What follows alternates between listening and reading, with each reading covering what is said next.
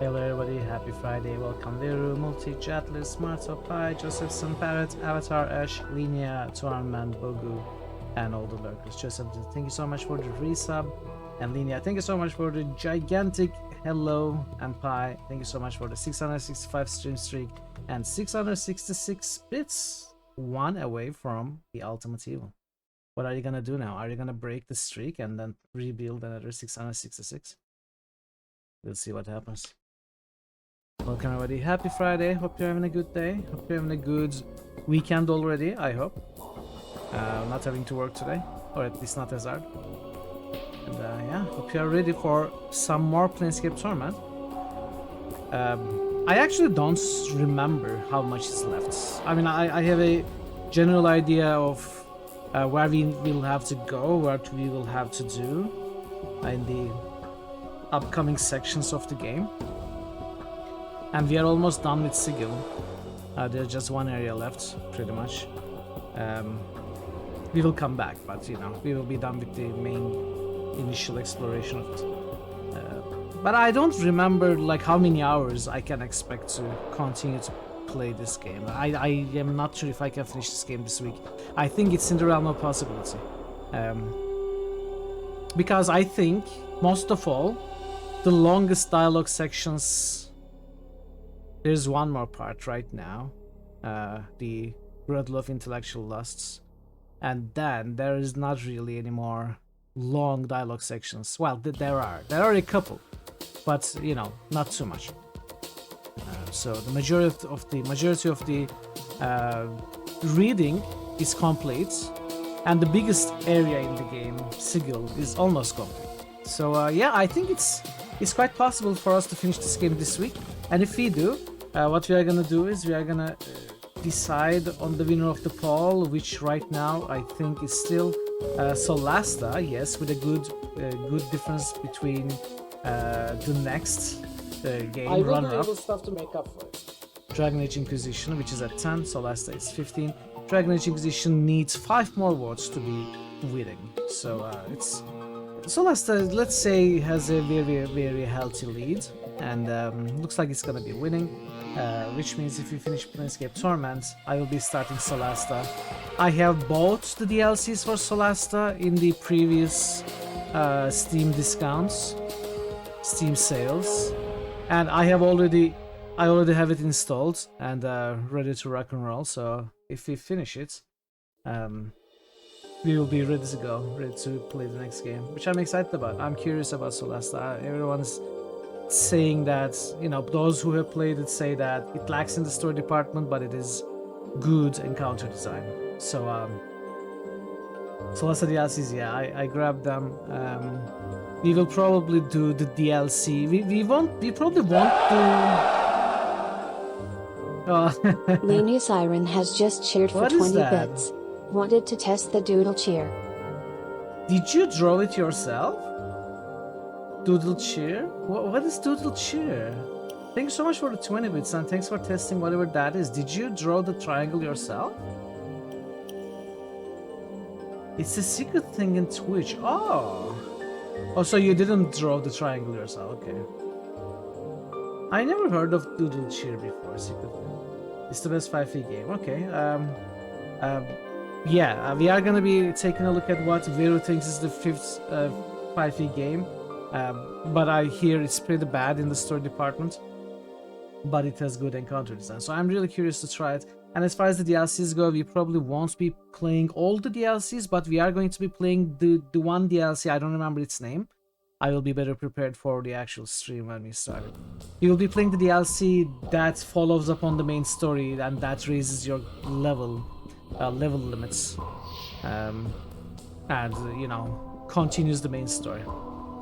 Lost Valley DLC is a standalone adventure. House of Ice is continuing. Yes, yes, exactly. We won't be playing Lost Valley.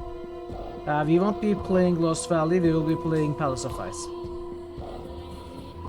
And yeah. So, but of course today we are going to be continuing Planescape Torment. And yeah, I'm excited. There is some more reading. Honestly, I'm not gonna lie. Sometimes I get tired of reading, and I'm happy that there isn't too much left. But then also, I also love. Don't get me wrong, I don't get tired of reading or reading this game especially, but I get tired of reading out loud, which, and I mean physically tired, not fed up. Yeah, just leave him to himself, Joseph. It's gonna pass.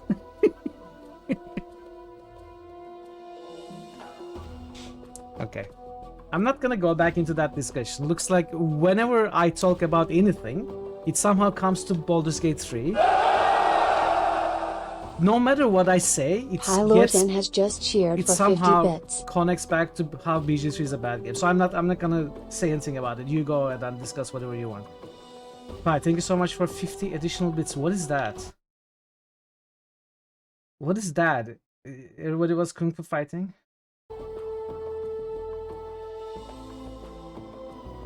Not always. Someone's got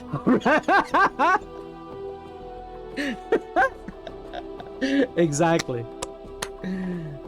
Beatbox has a hidden one. I didn't know any of the hidden ones. But I don't really buy or use shares.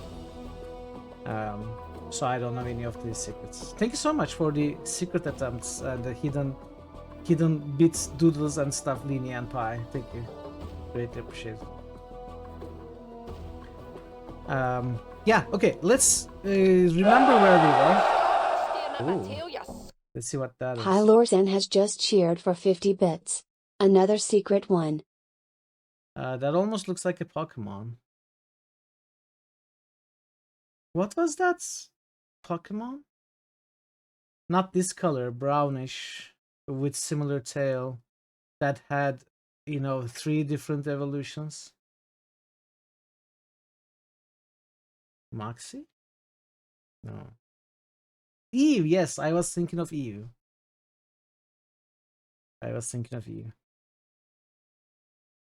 Anyway. Yeah, so we left off here, but not exactly in this state. I went back into the game. There's also Vulpix, okay. I went back into the game to see if there was any inventory maintenance or anything to do. And there wasn't really. There were just a couple of spells here, which I read with Ignis. And then, for good measure, I killed some Black Abishais, which leveled up. I think Ignis leveled up once, and I leveled up in both Fighter and Thief classes. So, just to spend some time, doing something since I booted up the game. But there was really nothing to do. We are in a good spot inventory-wise. We've got lots of quest items that we are gonna use, I think today, at least some of those. And what we need to do is we are trying to decipher the secrets of the dodecahedron. And to do that, we need to translate a lost language that no one speaks today. No one but a linguist's father used to speak, who is now dead. So we need to find the notes, his notes. And his notes were in the diary of the linguist, the son, the living heir.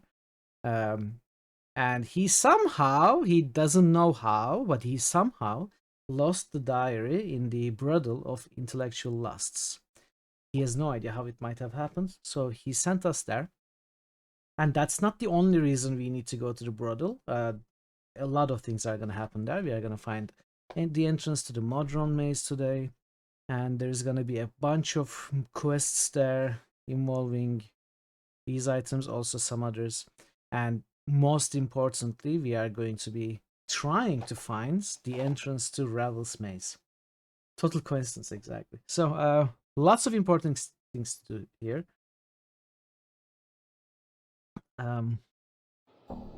At the brothel of intellectual lust, and that is the only place. Others may be able to relax on this holiday, but not you or I, not the defenders of this city. That is the only place we have never been to, and I think we have done pretty much everything else that can be done in Sigil, unless I missed something. I may have missed something, but I don't think so. I think in every part, in every distinct district of Sigil, we have done everything that can be done. At least that I can think of, and that I knew about. Is that a lurker? Yes. Good luck, Parrot, with your work. So, it's the brothel of slating intellectual lusts. and then it's gonna be new areas, which I'm very excited about. So I hope you all enjoy it. I hope you all enjoy the stream and the game, and let's say almost conclusion of Sigil, with some of the best content in Sigil, including my favorite NPC, Fall from Grace. All right. Slaking. Before you is a stunning golden-haired woman, dressed in an azure and violet dress, with two long elegant wings draped over her shoulders. She's surveying the room with a slight smile. She is easily the most beautiful woman you have ever seen. Well met, traveler. How may I help you? Who are you? Updated my journal. I'm called Fall from Grace. She studies you for a moment. You are new to Sigil, are you not? No, I suspect I have been here for quite some time, actually. Fall from Grace raises an eyebrow. Indeed? Yes, but that's a long tale, perhaps longer than I know. I'm more interested in what this place is. This is the brothel of slating intellectual lusts. She studies you for a moment. I will take it by your question that you did not intend to partake of this establishment. Brothel of slating intellectual lusts? What kind of brothel is this? I established this brothel to give those lustful fevers that strike the mind more avenues of expression rather than the simply carnal. Much pleasures can be had in conversation and engaging in the verbal arts with others. Sounds dull. I assure you it's not. Tour the brothel. See for yourselves. So this is a brothel. Why? Where there is no intercourse? Only of a psychological nature. Rest assured it's still quite stimulating. I have to ask, why did you establish such a place? Fall from Grace raises an eyebrow. That is an odd question, she frowns. I don't think anyone has ever asked me that, at least directly. So, why did you? Part of the answer to your question requires that you know that I'm a member of the Society of Sensations, so she's a sensate. Our faction believes that one should experience as much as the multiverse as possible. And that is why you established this place? This brothel is intended to slake the lusts of even the hardened intellectuals. It's designed to stimulate the minds, to heighten one's awareness of themselves and others, to create new ways of experiencing another person. It's for those who seek something more than the shallow physical pleasures that fill the higher and the lower worlds. Well, I wouldn't call them shallow. I mean, I can understand that. The women here must be special indeed. The women here are aspiring sensates. They have come to me in search of instruction, to prepare themselves to enter the faction. Also, many of them have a natural grasp on language that can shatter the crust of the most hardened individuals. I see, so the ladies here are ladies in training, so to speak. Yes, I hope that by learning the art of language and its subtleties, that the patrons and the students here may learn more about themselves. One is only as limited as their command of the language. To be able to employ language to evoke emotions in others is a tremendous skill. I see, can I ask some more questions? Yes? Why isn't there a ruder way of asking about the wings? I'm gonna change this question on the fly. We are gonna assume that... so the actual line is, if I may ask, Lady Grace, the wings on your back. You are not human, I take it. But we are actually asking in this way. So what's up with the wings, lady? What's up with that? What are you? She's one of the fiends, one of the succubi she is. She'll take your measure, and she'll take your cell to the lower place, so she's will. So is she will, sir. Your companion is correct. I'm a lesser Tanari, more specifically a succubus. She gives a soft sigh. I'm afraid we are a little too common in the lower place and elsewhere for our own good. Most of my race spend their time seducing mortals with various pleasures of the flesh. And you? Updated my journal. I'd like to think that I have distanced myself from that. It's ultimately a trivial and non-productive way for one to spend one's time here in the multiverse. There's much more to life, wouldn't you agree? Perhaps so.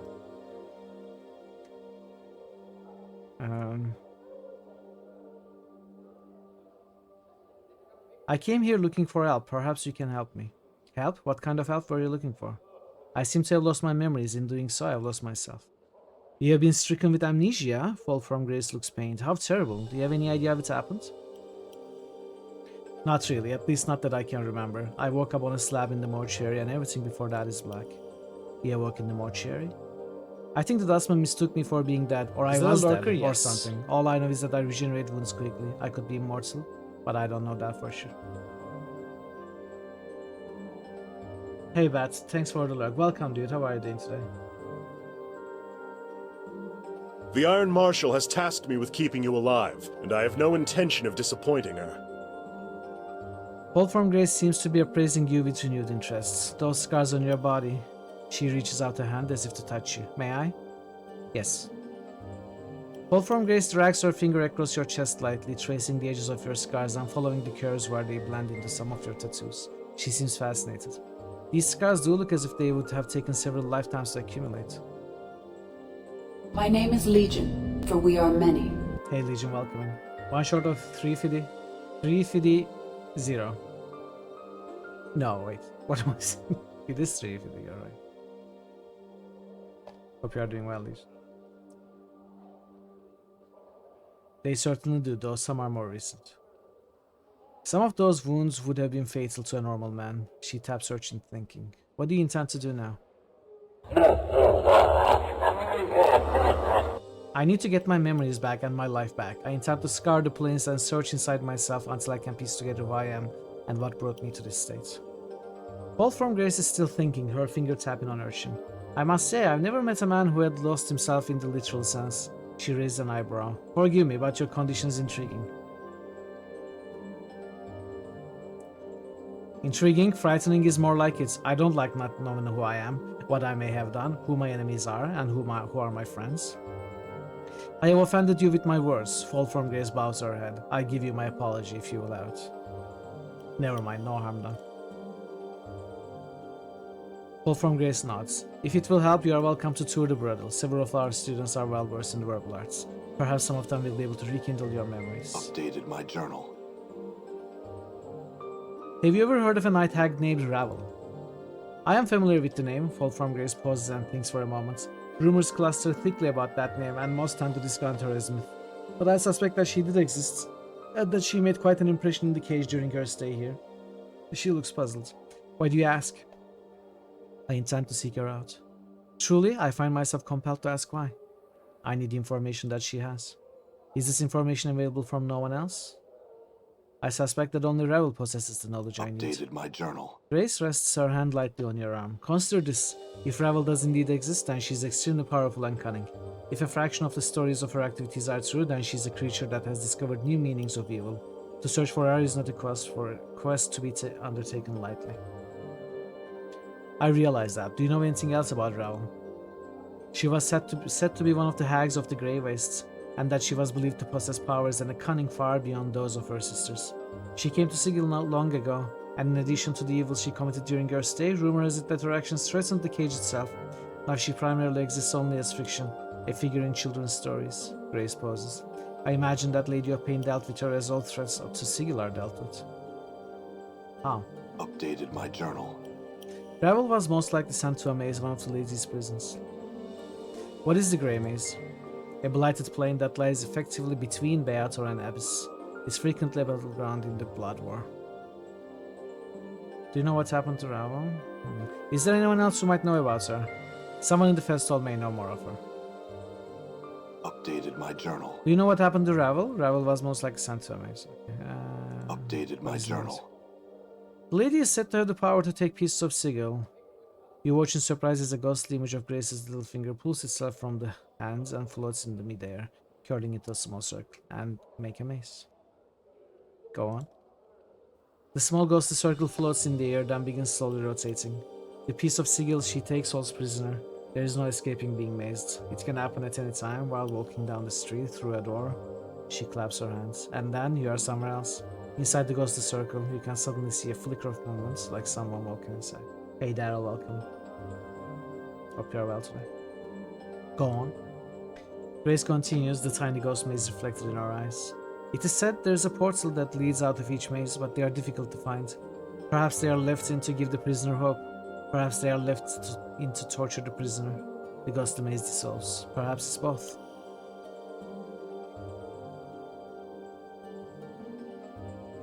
Would you like to join me on my travels? Anna stiffens, then starts muttering under her breath. Who is to say she'll be coming with us? We didn't need the likes of her, so is we don't. Bar that fiendling, Mort clicks his teeth together. I'm all for the succubus coming with us. The powers know you're about as much as fun as passing a caltrop through your bowels. You'd best latch your bone back, Skull, or I'll rattle you so hard they'll be picking your teeth off the spire. Travel with you? Paul from Grace smiles slightly. She seems to be ignoring her companions. That's rather forward of you.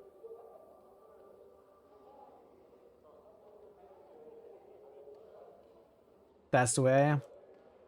I appreciate your candor. I shall counter with some of my own. Why should I travel with you? You're a sensate. Surely there must be a limit to how much you can learn here. I think you'd be surprised. If you want me to accompany you on your travels, I need a far more compelling reason than that. You mean you wouldn't be interested in traveling with an immortal amnesiac who is searching the plains for himself? Oh, I would be extremely interested. She smiles slightly. Such a suggestion is intriguing, make no mistake about that. Then you would like to travel with me then? If you wish me to, then there is something you must do for me. There are 10 students in this establishment. I would like you to speak to all of them, then return to me with your thoughts. Then we shall see if we shall travel together or not. I will go speak to them then. I will return when I have spoken to all of them. Updated my journal. Okay. Alright, so yeah, let's go to the middle one. Middle room. Dolora. Not room. What do you call this? Antechamber? No, this is not called an ante. What is this called, chat? Is there a special name for something like this? You know, a circular building, there are lots of rooms, and there is a round, middle, common grounds. Does this have a name? Hub? I don't know. Is this what you would call a hub? Maybe. This dark-haired, pale-skinned woman has a cultured, refined look about her. As she turns to you, you note that her eyes, which you had previously thought to be grey, are the color of brushed steel. Greetings. The woman's voice is soft, calm, and without inflection. It has a certain faraway quality, as if somehow not attached to her. Greetings, I'm called Dolora. May I serve you somehow? In what ways can you serve me, Dolora? She blinks her eyes, then touches her hand to her heart, bowing her head slightly. I'm able to debate any scholarly or academic matter quite proficiently. If that is your wish, I'm also well versed in various games of strategy should you wish to play something, though I have the materials for a few such games here. Debate, you say? Dolora nods. That is correct. I'm neither a tome nor a tutor. I have no desire to educate my patrons. Should you have a matter to discuss, however, the 15 factions and their effect on Sigillian politics, the most effective battle stratagems for warring in Acheron, the meaning of existence itself, I would be most pleased to choose a counterpoint and engage you in debate. Bit of more fun place in the game. Good. Yeah, exactly. Exactly. If the area were revealed, this would be the hub, so the center of activity in the building. This is not really the center of activity though. This is more like a resting area. The activity points are at the outer. There is little activity here. That is why I thought hub may not fit. But yes, as a wheel, if you consider it as a wheel, you're absolutely right. I guess that could be activity here, like there is activity with Dolora, but usually the activity is in the rooms. Choose a topic, see if you can best her. You choose a topic and begin. The debate lasts a long time as the two of you exchange points and counterpoints, each attempting to methodically undermine the other's position. As you speak, a strange feeling begins to come over you, a memory trying to surface. Allow it. Memories of a great hall begin to form in your mind, a vast place full of well-dressed elites. Formal ball was taking place. Before you was a small, impeccably dressed fellow who wore a golden medallion. It was emblazoned with a symbol you dimly recall as the sign of one. The two of you stood in a circle of onlookers who gathered to listen to your debate. But that's impossible, the man was saying, looking perplexed. Oh, but it is, you recall yourself replying. I've made several inarguable points and given you a number of examples. You simply don't exist. But you can't. Were I to accept that, I'd... Yes, you'd cease to exist. And without a flash of light or puff of smoke, with no fanfare of any sort, the man was simply gone. Rotunda. Rotunda might work, actually. The onlookers oohed and awed. Some clapped, you remember giving a flourishing bow and walking away, a small satisfied smile upon your lips. You suddenly realize Delora is watching you closely. Are you feeling well? We might finish our discussion at another time, should you like. No, let's continue. Though Delora is extremely hard-pressed to beat you, she eventually prevails. Her infallible sense of logic at least wins out over even your most brilliant arguments. She seems to take no joy in her victory, however, merely nodding in approval. You are a most skilled debater. This there is no denying. I feel that, had you time to perform some research, I might not have bested you. I don't know, you are quite an opponent. If you would like, we can debate once more upon the same topic. I could argue your position this time, should you desire it. Wait, are you always so ruthless in the debates? Mistress Grace instructed me to show no mercy, for another of her students always allows a patron to win after a lengthy debate. It was Mistress Grace's desire that I provide a different sort of experience for the clientele. Could we play a game now? Of course, is there anything in particular you wish to play? No, I don't remember any games. Here then, allow me to show you one. Dolora brings you a thin lacquered box, which unfolds into a small board marked with a grid. The contents of the box prove to be a number of polished stone chips, half of them black, half of them white.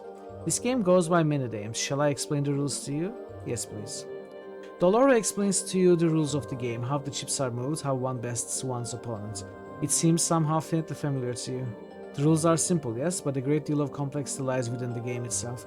It takes a great deal of time to master. Shall we play? Yes, let's. As you play, you come to realize that you've done so before. You recall various ploys and strategies that have won you previous games, trying every trick you know to beat her. Suddenly, a strange feeling comes over you, a memory trying to surface. Master debater, yes. Didn't work 100%, but you know it worked enough for all of us to understand what your goal was. Memories of a smoke-filled field of battle begin to fill your mind. Atop a great hill overlooking the fighting you sat, mounted upon a massive four-legged beast. The braying of horns carried your orders to the troops below. Even as you watched, your forces divided, fleeing left and right as the foreign army fought its way up to the hill to slay the enemy lord. You. The fools you had thought. Lips curling into a wicked smile. My nuts shall charge down the hillside and stop their advance in an instant. And at that very moment, my retreating footmen will fall in to crush their flanks. Ah, yet another victory soon to be mine. You suddenly realize Dolora is watching you intently. Are you feeling well? Let's continue. Throughout the game, Dolora seems to contract all but your most crafty moves one after another.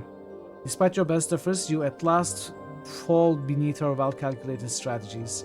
She does not smile or gloat, however, but quietly begins to put the game away. You are a fine player. In time, I am certain you could become a master of the game. Do you always play so mercilessly? Okay. Yeah, same thing. I'm willing to serve you as a... Wait, I had some questions. I'm willing to serve you as a patron, but I have no wish to answer other questions at this time. My apologies. But I fear you shall simply have to bear with that for the time being. What's wrong? Anything I can help you with? My journal. She looks up from the floor into your eyes. Once more you are struck by the pale smoothness of her skin, the cold depths of her silvery eyes. No, I fear not. My troubles are a matter of the heart. In time, I think all things shall be resolved. Are you certain there is nothing I can do? Certain? No, I'm not. My first love, Merriman, possesses still the keys to my heart. Merriman, we saw that name. So long as he has them, I shan't be free to love another. That is the cause of my melancholy. You are in luck. I can find Merriman for a price. My journal. I possess little save for a few pieces of jewelry I once received as gifts. Should those suffice, I would be willing to reward you with them. Merriman is a member of the Society of Sensation, so you may wish to ask him at this week festival. He'd love to do. Okay, let's do this. Let's do it one at a time instead of talking to everybody and then picking up a bunch of quests and then doing them all at once. Let's do this one by one, so that we are not overwhelmed, because there is a lot of things there. This was just the first of the 10 characters.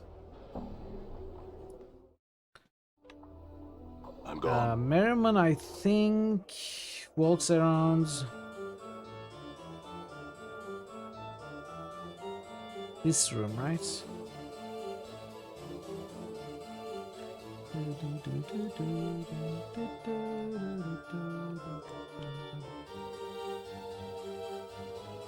Wait, Delora wanted me to speak with you. That's so. About what, eh? Well, she says that you're her first love and that so long as you hold the keys to her heart, she'll never be free to love another. She told you that, eh? I'm surprised. Perhaps leaving her under Mistress Grace's tutelage did what I couldn't, start to develop her feelings. In any case, he pats the pocket on his tunic. I won't just give the keys to you. Then perhaps I'll just take them from you. The only way you'll be taking my keys, young one, is by prying them from my cold dead fingers, and I'm uncertain of the wisdom in starting a row in the civic festival. Alright, what did you want for them, Merriman? I want to forget. I lived almost 150 years now, and I've seen every sensory stone I've cared to in this grand hall. I have little time left to live, and I'm too weak to go out in search of wholly new experiences. So I need to find a way to forget them all. That way I can start again in my final days. So do I just wallop you in the back of the head or what? Updated my journal. No, you bloodthirsty lummox. I need something, some item, some concoction that will allow me to forget. Like a draught of the river Styx or something like that. Right, I'll return.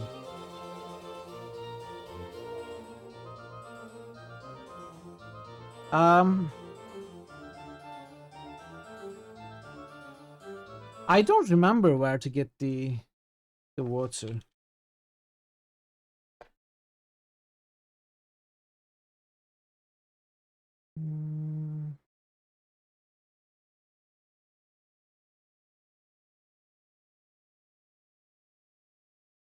What? But I have what? Isn't this what's needed?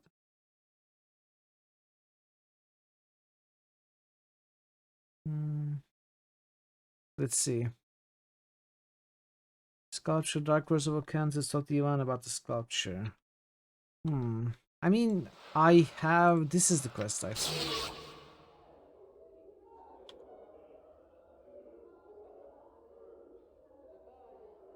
That is the quest item, but for some reason it's not working. Maybe I haven't talked to the curator about it. Maybe I don't know what it is.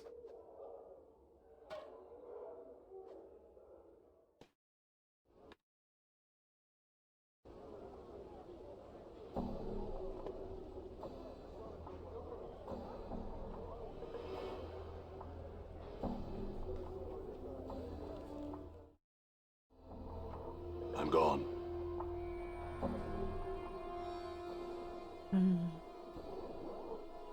Let's talk about all of it. I may have skipped this dialogue, Updated actually. my journal. All of them are chipped from the great magical sheet of black infinite ice that rests in the black blue of the plain of Ocantus. It's said this sheet of ice is the final destination of the river Styx. That the recollections of all that are plunged into the river Styx memory destroying water still lie frozen within the ice. If the waters of the Styx destroy one's memories, would this ice from Ocantus do the same? I could only assume so, yes.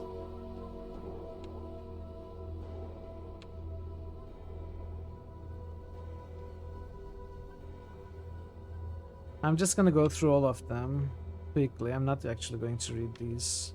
They are interesting though. If you play the game yourself, you should absolutely read them.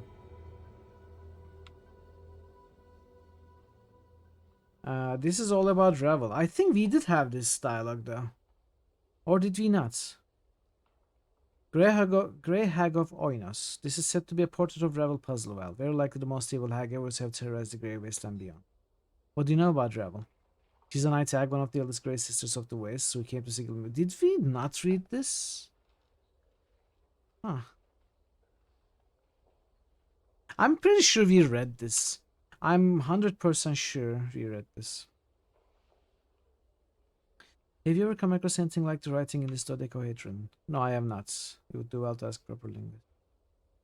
Huh. So I guess I asked about the paintings, but I did not ask about the non-painting items. So I didn't know about the ice, the dark birds.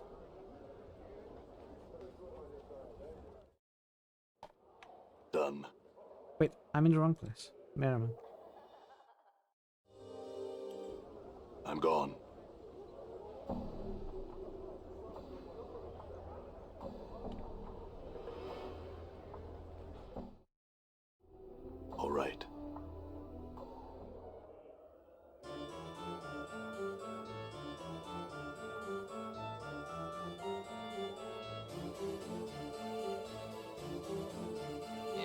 Sure, why not?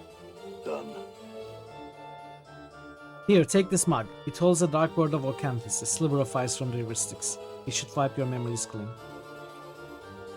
Merriman takes the mug and removes a piece of paper from his pockets. He tilts the mug back and takes the ice into his mouth. It melts instantly, leaving him with a somewhat startled expression. Merriman? Updated my journal. Merriman looks at you confused and at the paper in his hands. He reads aloud. Congratulations, Merriman, you've begun again. Thank the man in front of you and give him the key in your pockets. Speak to Splinter, the man at the door to this building, for more information. He looks to you again. Well, it would seem I owe you my thanks, good sir. Here, take this key. I'd best find this Splinter fellow and find out what's going on. Thanks, Merriman. That's actually pretty cool. It was smart of him to prepare a paper about, notes about what to do next. It reminds me of Memento. And, that's a really good movie, by the way.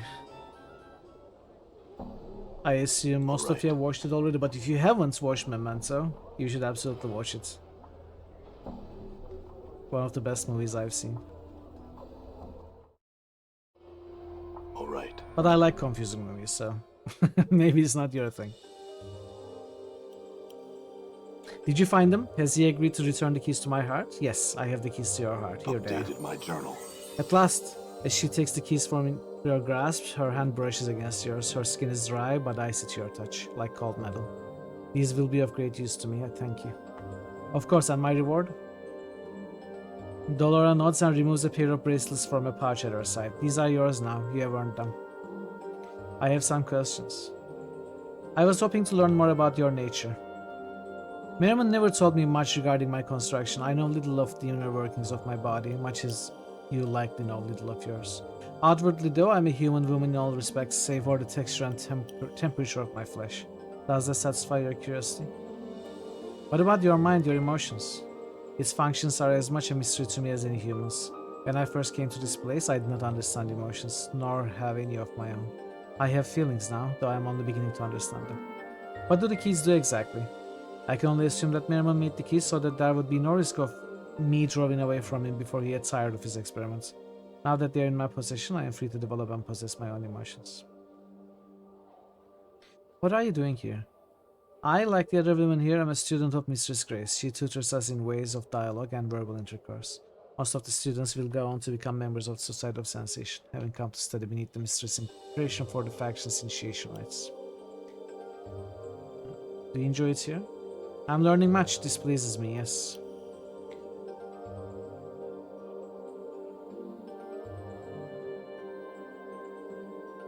This is the brothel of slating intellectual lusts. It's a school. Its prostitutes are tutored in the ways of dialogue and verbal intercourse. I would recommend you speak with the establishment's proprietor, Mistress Grace. Do you know anything about Ravel Puzzlewell? Updated my journal. I know that she was, or is, should she still be numbered among the living, a night hag of great power and inestimable evil. The Lady of Pain banished her to an extra-dimensional prison for crimes against the city of Sigil. You would do well to speak with Yves of her. She knows a great many tales. Can likely tell you Ravels. Okay. Okay. Stop to the moderns. This strange cubic creature seems to be as much machine as it's organic. As you approach the thing, it silently stares at you with wide, unblinking eyes. Its face hasn't the slightest trace of emotion on it. Come on, Chief, you're in a building full of some of the sexiest chits this side of the multiverse and you're stopping to talk to moderns? Ignore Mort, greet the modern. Its voice has a metallic, reverberating quality to it, as if it were more a sound played out on some warped musical instrument than through speech. Your greeting is returned. There's a soft click as the creature blinks. An awkward silence hangs in the air between the two of you. I had some questions. Identify yourself to us. I'm Adam. We would identify ourselves as moderns. Quadron type, winged variant. To the subject, Adam. What do you know anything about Ravel Puzzlewell? We know nothing of any being or object possessing such an appellation. What can you tell me about this place? A building located in the section of Sigil commonly known as Clerk's Ward. We cannot give exact coordinates as to the surface of Sigil. As the surface of Sigil changes at intervals, we have not determined as of the present. The building itself is known as the Brothel of Slating Intellectual Lusts. It serves as what may broadly be defined as a language school. The students of the school are primarily females who intend to, at some point, we have not determined and which varies from student to student, become a factotum of the Society of Sensation.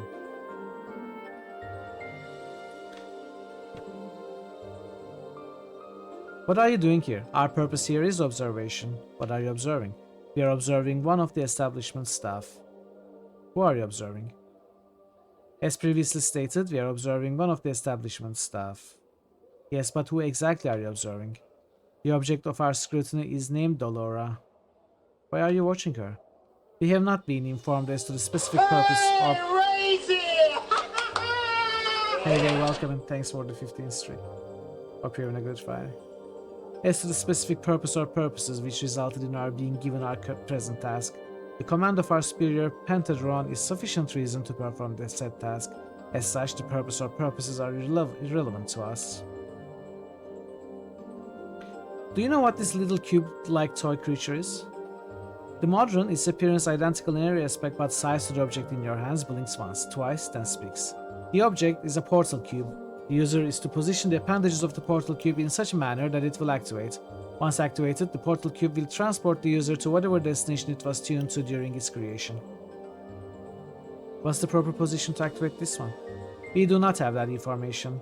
Over 97% of all portal cubes function in a slightly different manner.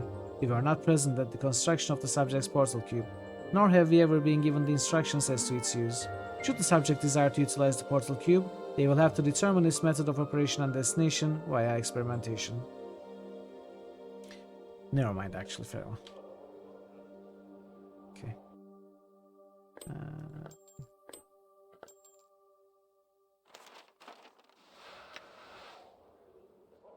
Manipulate the toy and look for some sort of effects.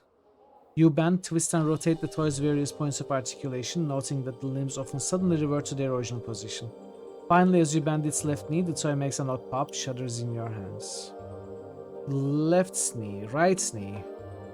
Okay. Left knee. So...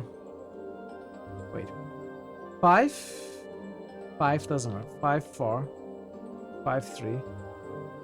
5, 3, 4. 5, 3, 3. 3. 5, 3, 3, 2. There is a whir, a click, then a blinking white light suddenly explodes in your hands. What? Modron foyer. Done. So can we leave? I think we can leave and we can... Oh! This isn't how we leave. Greetings. Grrr. Am I supposed to be frightened by that? Grrr. It makes a feeble threatening gesture towards you. I ask you if I'm supposed to be frightened by that. Yes, grrr is a sound indicative of a threat. I've included an appropriate gesture to add weight to the threat. Fear is the anticipated response which will give me the advantage in the fight that follows. It leads to the attack. I thought I was exiting the place. Instead I started fighting. Done.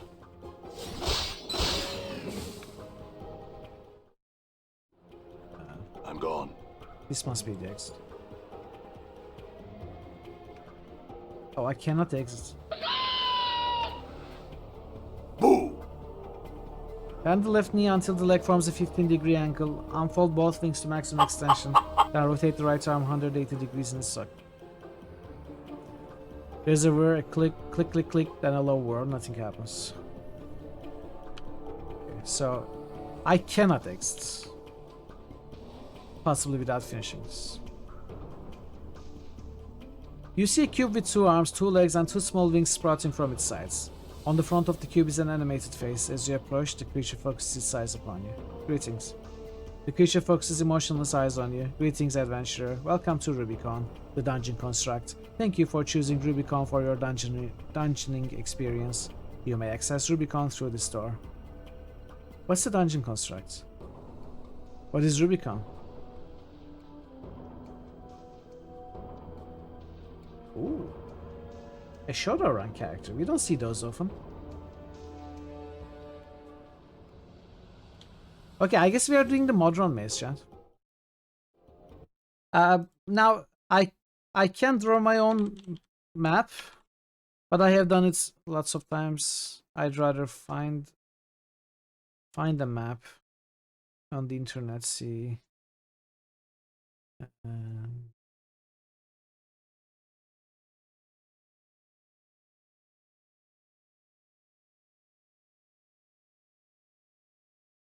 Modron Maze map. Oh, are these random? Is the maze random? Maybe it is random actually. Maybe it's not fixed. I guess I'm gonna have to draw my own map.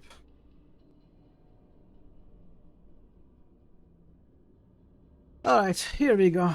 Mapping time. Entrance.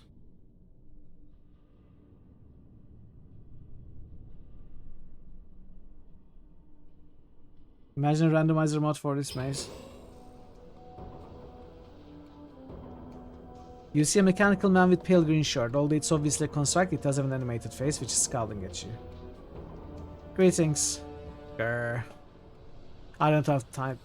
Am I supposed to frighten by this? Okay. Again this thing.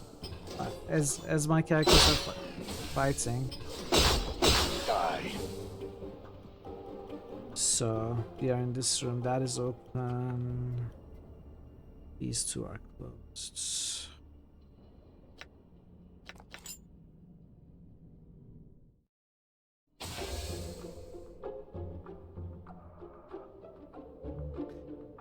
It's always the same dialogue.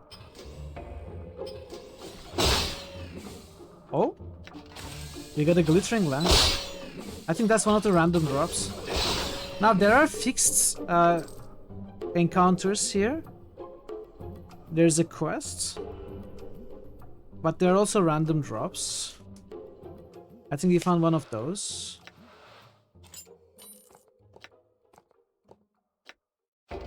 I don't think any of my characters can identify the spawn now, but we should be able to do it later with the help of a Charm of Infinite Recall. For now, I'm gonna collect everything.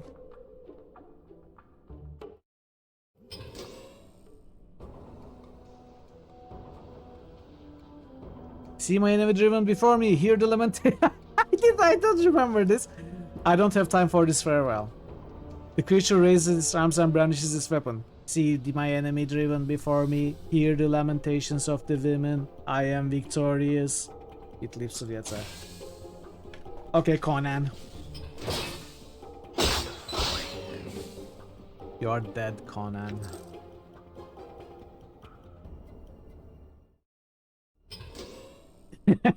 And if you won't help me, then I'll with you. You see a mechanical man with pale green skin. Die in the name of the evil wizard. What evil wizard are you talking about? The one that doesn't exist until you set the Rubicon dungeon construct to the hard difficulty level. Boy, will you be in trouble then. Meanwhile, die in the name of the evil wizard. Defend yourself.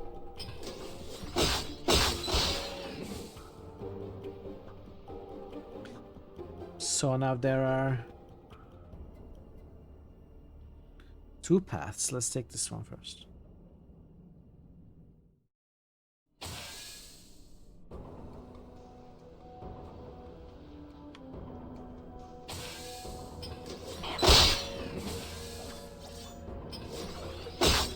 Oh!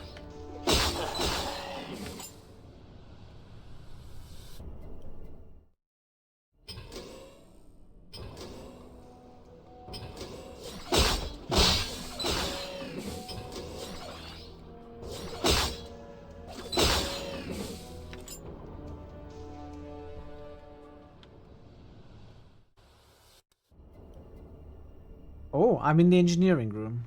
Okay.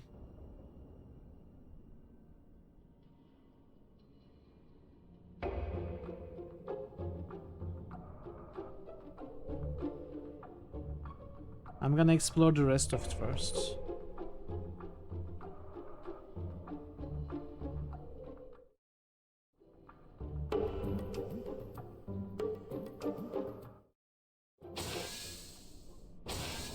And this was the only thing, okay. Okay, this was the easy dungeon. All right. We need to set it to hard to get the boss fight and everything, which we will.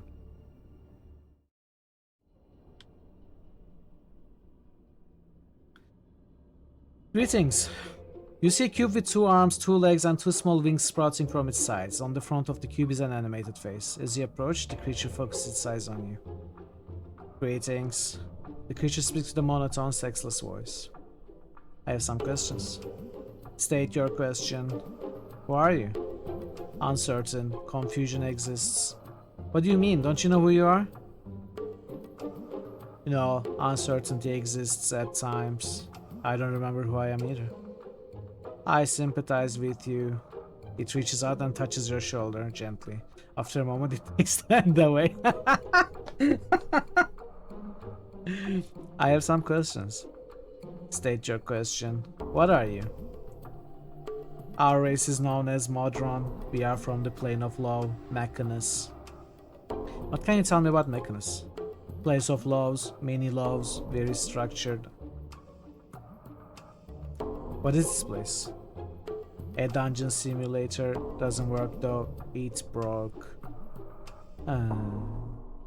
What happened? Uncertain. It stopped working. What's a dungeon simulator? It simulates dungeons. What do you think a dungeon simulator would do? Why so sassy, dude? How did it break? Hey, Approach Prince, me welcome. if you dare. How are you, Prince? Uncertain. It stopped working. What is this place? What are you doing here? Contemplating, thinking, answering your queries. It frowns at you. What are you thinking about? Life's many mysteries. Yeah. All right.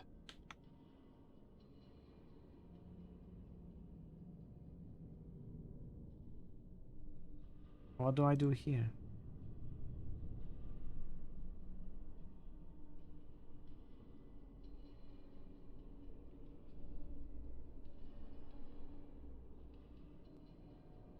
I don't think I can do anything here.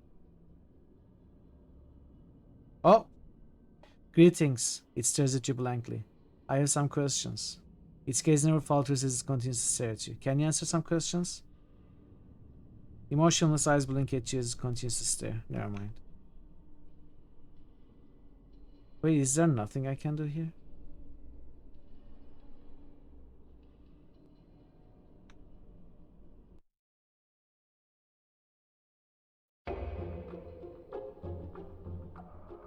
Okay, let's go back to the entrance.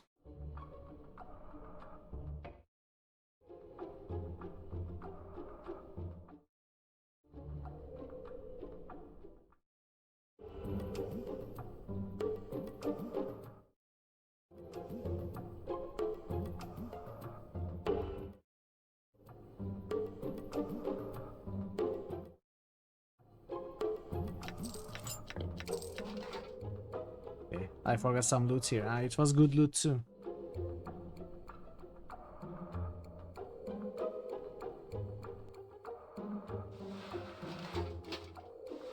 A goodie. Looks like small stone rod of some sort.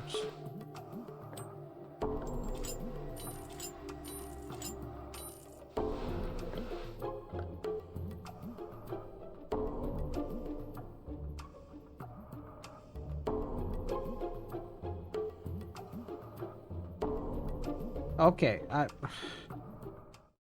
maybe I needed the goodie to be able to do something at the engineer. I'm sure I need to do something at the engineering. I'm not sure what I'm missing right now.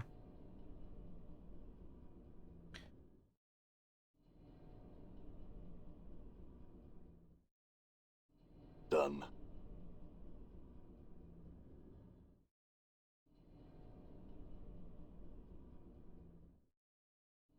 Done. Done.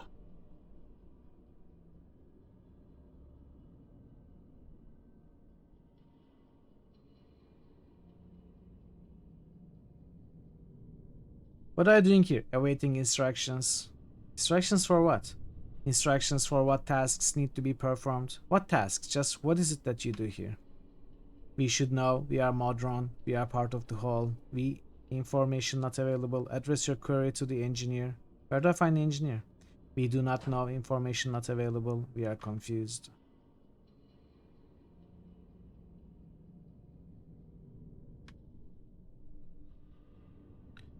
Okay, I'm gonna talk to all of them.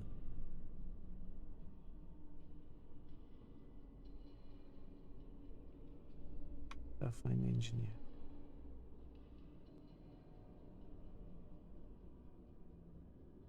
How do I get out of here? Exit unavailable. Project halted. What project? What are you talking about? This is Rubicon Dungeon Construct project. What exactly is that? Rubicon. Project goal is to determine the dynamics, both social and asocial, surrounding the environment commonly construed as a dungeon, and to attempt to explain the aberrations that tend to occur in such environments. What aberrations are you talking about? Queries to be answered. What attracts people to dungeons? Why do people often seek to enter them if they are places of such danger? Why are dungeons there in the first place? What are the dynamics of a workable dungeon? We do not understand. I do not. You start to say I instead of we. You are in error. We are modern. We are the whole. We will not discuss this. I know what I heard. You start to say I and... The Modron frowns at you. You hear a hint of anger in its voice as it answers you. No, we are Modron. We are a part of the whole. We will not discuss this further. Alright. I'd like to try one of these dungeons. Request denied. Project halted due to accident. What accident? Dungeon construct became unstable, cause uncertain. Failsafes. Activated during dungeons to collapse. Cause uncertain. Portal lens malfunctioned, causing contact with home plane of Mechanus to be severed. Cause uncertain. Reset of dungeon necessary. Then why don't you reset it? Reset can only be initialized by project director. Project director disintegrated. Portal lens has malfunctioned and contact with Mechanus severed. Cannot acquire a replacement director from Mechanus. Let me get this straight. You can't reset without a director and you can't get a director without resetting. Assessments correct. Project halted. Look, I'm an adventurer and I've been through some dungeons in my day. Why not let me be your director? Assistance, welcome. You are now project director. Wow, that's the easiest job I've gotten. Advise on next task. Reset the dungeon. Initializing reset. The room is filled with a low thrumming sound that can be felt rather than heard. Collapsing existing dungeon. The sound rises in power until the floor begins to vibrate. Initializing new dungeon. The sound rises in volume until you think your head is about to explode. Suddenly the room goes quiet. Reset complete. Dungeon construct status easy. Awaiting further instructions, director. I want to create a dungeon to explore. Hard. Collapsing current dungeon. Initializing new dungeon. Dungeon created. Okay, so we got a hard setting. Are there any dangers associated with Rubicon that I should be aware of? Yes, director. Do not become separated from any companions while in the maze. If the maze were to be reset or any difficulty setting chosen, anyone left in the maze would be killed. Ooh! Should we kill Ignis that way? I see. I will not reform my party while in the maze. Updated my journal. Yes, director. Do not drop any items or equipment in the maze. If the maze were to be reset or any difficulty setting chosen, any items left in the maze would be destroyed. Updated my journal. What exactly is Rubicon capable of? Rubicon is capable of forming a series of rooms linked in such a fashion as to form what is commonly referred to as a dungeon. Each dungeon can have one of three difficulty settings: easy, normal, or hard. The dungeon is then populated with monsters, traps, and treasure according to the difficulty level chosen. After creation, the dungeon can be fully explored. The Modron pauses. Alternate capabilities are available via the portal lens.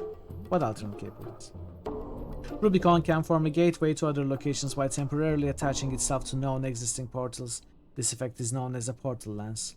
This allows use of the portal from within Rubicon without traveling to portal location. So if I know of a portal, I can go to its destination from here. Correct, director. Okay, alright. Let's start a new dungeon. Engineering.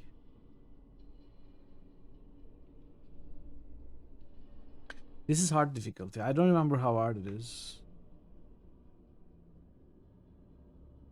Probably not very hard. Done.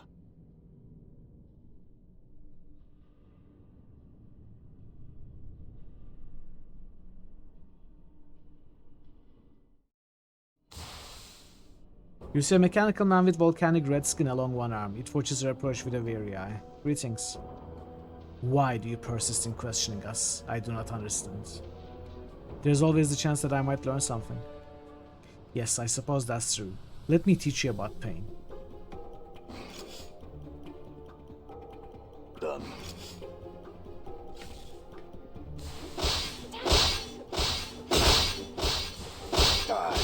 Okay, they are not extremely easy, but not a problem.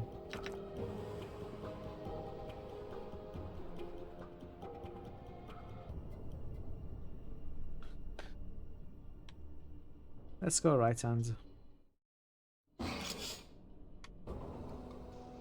Your tenacity is impressive, intruder, but foolish nonetheless. Why do we have to fight? It seems so pointless. It only seems pointless, intruder. There's meaning behind our madness.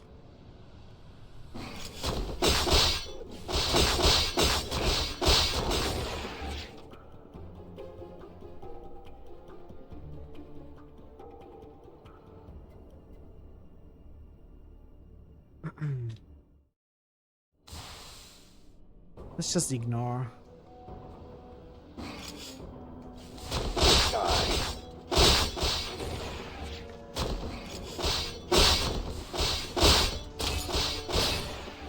Damn it. Marta's taken some damage. Okay. So, I'm gone. dead end. This side is dead end. Can I rest here? I'm gone. I have a gazillion gone. healing items though, so should be fine.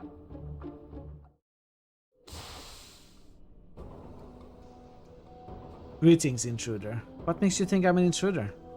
Because you are not one of us, therefore you are an intruder. As an intruder, you must die.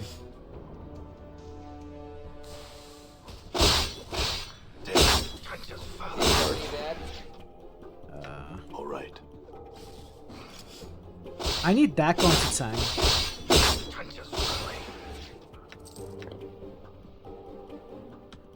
Dakon has -8 AC.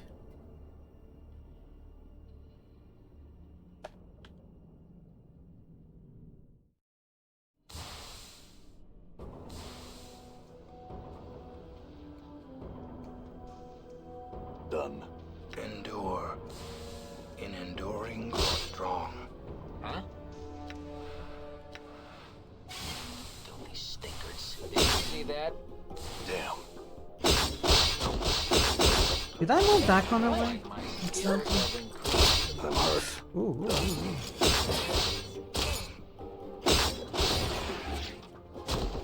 See that? My jaw is hanging on by a thread. Would you give me a hand here? Yeah, okay, Mark, you're okay, don't worry about it. There's a Mort level up.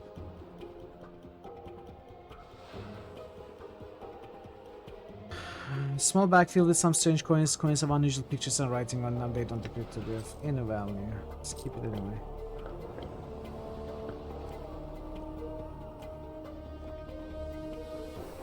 I'm gone.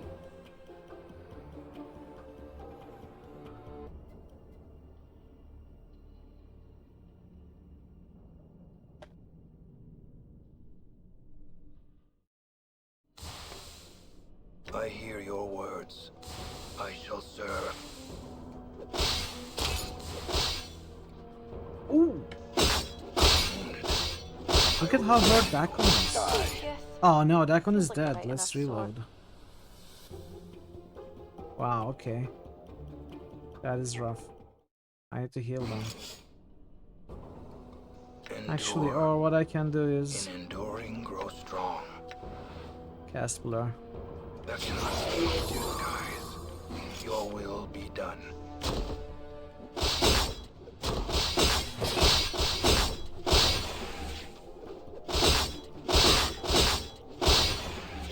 feel stronger. Cube-shaped bolts. Oh, nameless one level up. Okay. Ah, dexterity.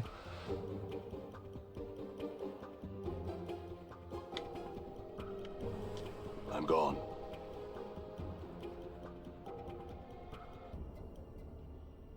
Another dead end. I'm gone.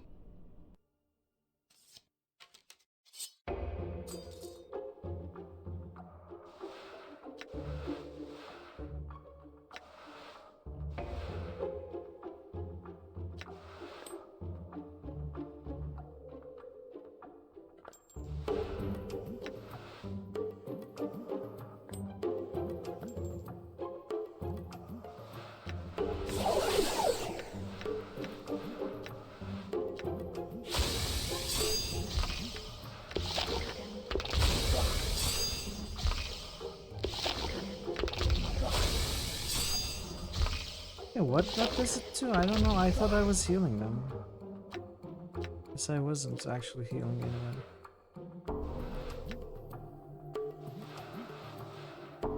Embalming Miner. I thought Embalming Miner was healing. Moo, moo, moo. Moo, moo, moo, moo. Welcome, Centrip.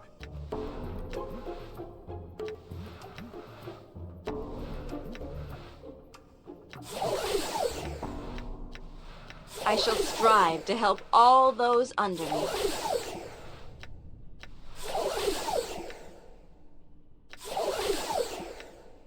I feel like I'm in a cuckoo clock. A cuckoo clock.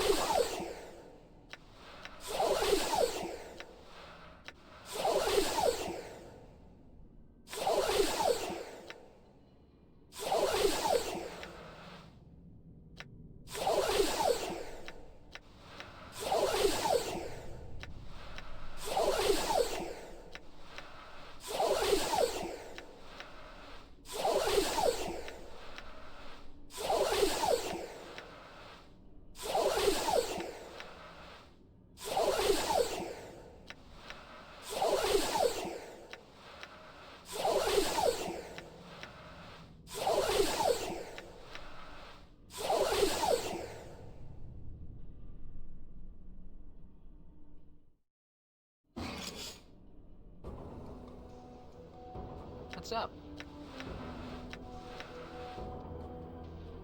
I hear your words. Even 50 swigs of brandy wouldn't make you look good. Damn it.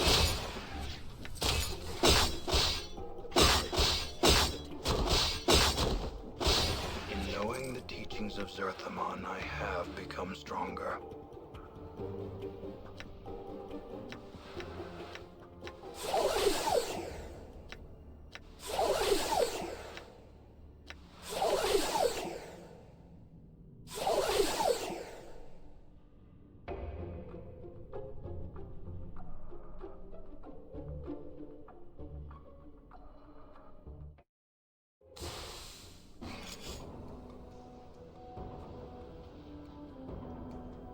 Yeah?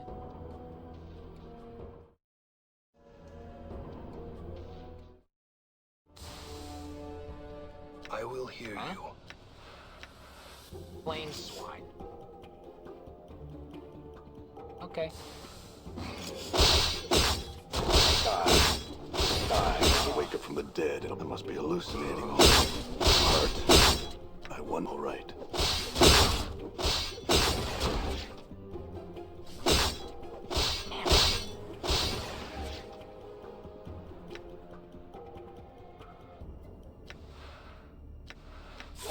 Balance in all things. It is I.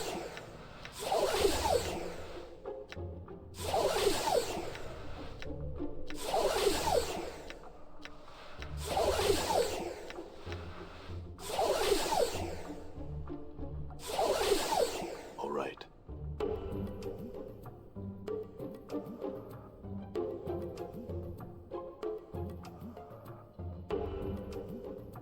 What? Oh.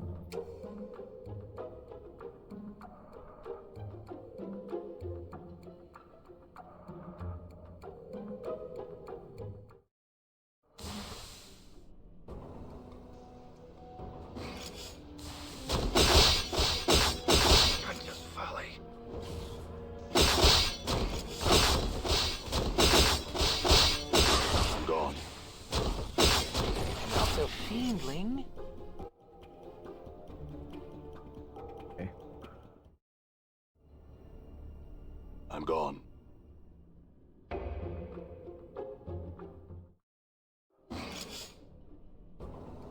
Done.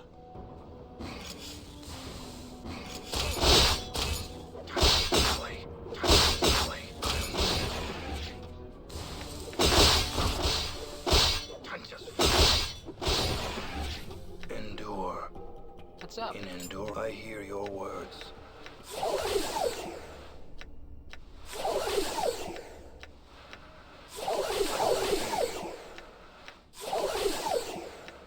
Balance in all things.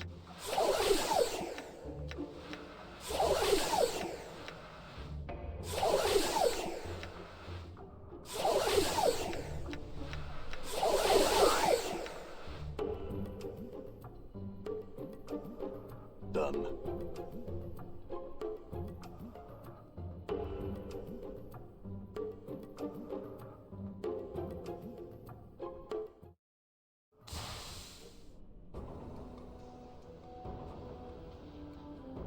Yeah. Slattern.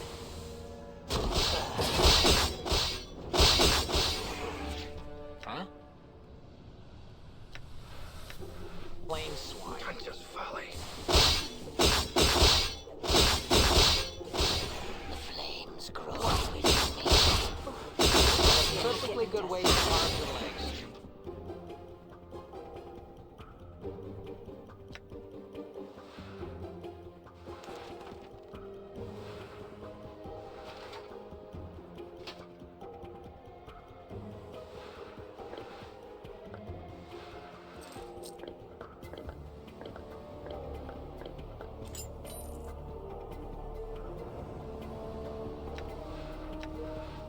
Endure.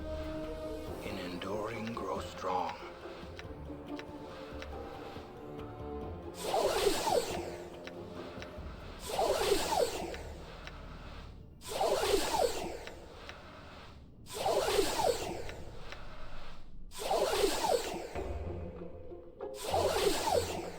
All right. Wait, I'm gone. what's happening?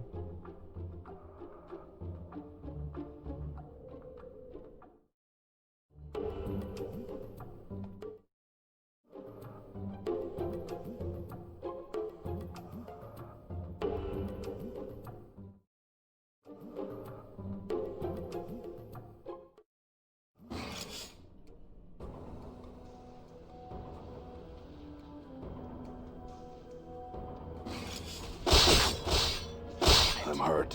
All right. Done. Damn. Just folly.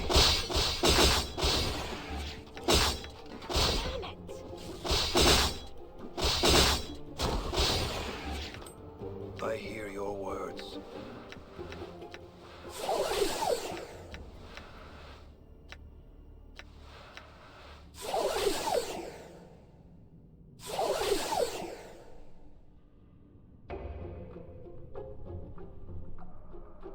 I'm gone.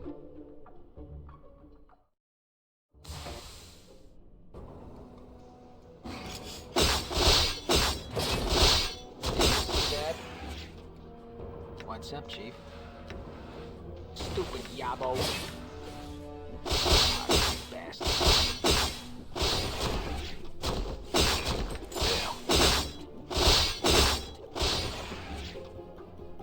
I will hear you.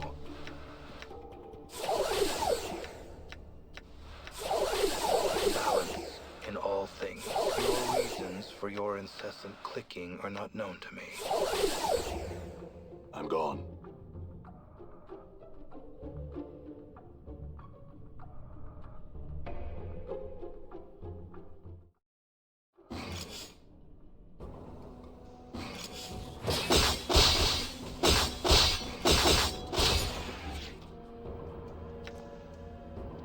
All right. What's the word, Chief? Flies wouldn't even look at your car.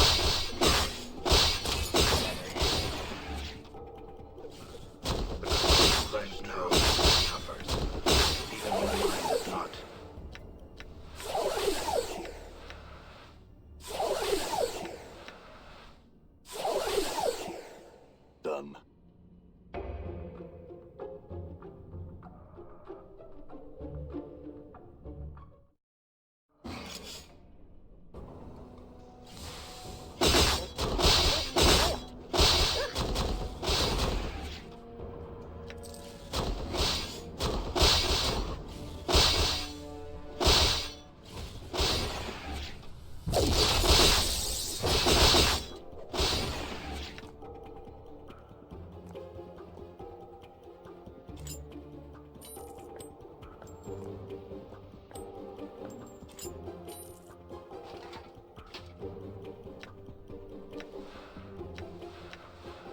Oh, sensory touch. What is this?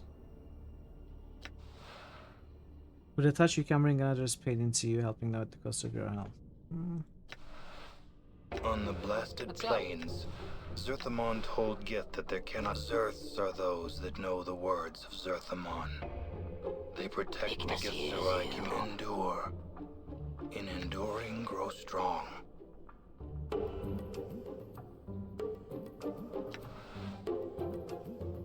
That's I hear your words. That's the armor spell, right? I should have cast these earlier. These don't last long, but... In Zerthamon's name.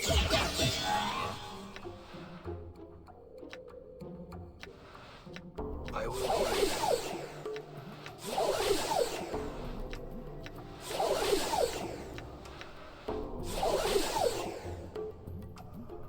Excellent.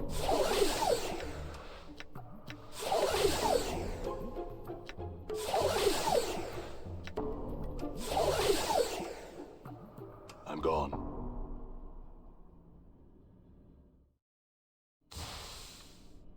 This place is really boring. I'm hurt. All right. Must be done once though. Did you see that? Damn it. You claimed it. Bow your past mine.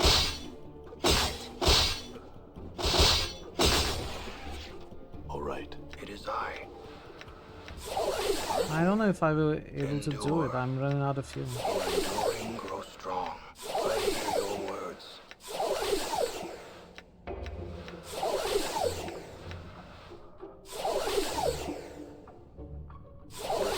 Limbo, yet it rings of Mechanus.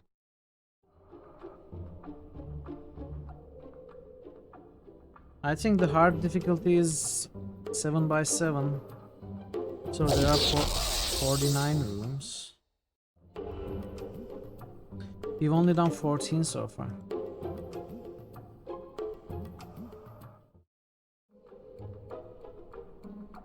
All right.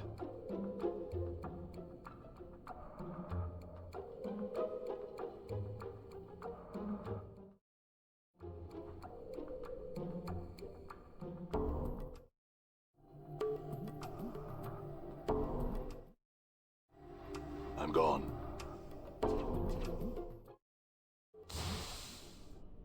I'm gone. It's the one encounter. Either 1 or 2 or 3 of the same enemy.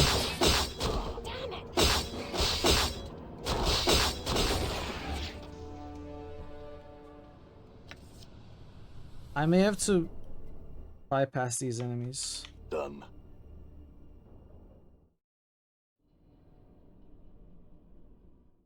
Look for the interesting rooms. Done. I mean, I don't mind the experience and level ups, but this is just, you know, probably the most boring part of this game.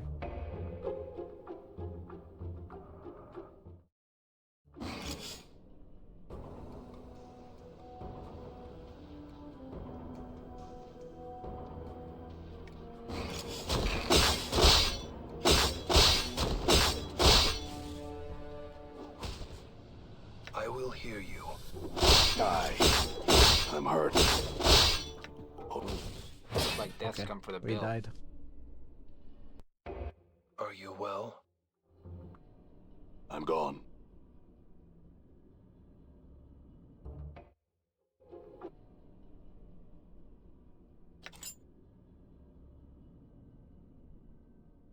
Where am I? This is Limbo, yet it rings of Mechanus. All right. Let's just go.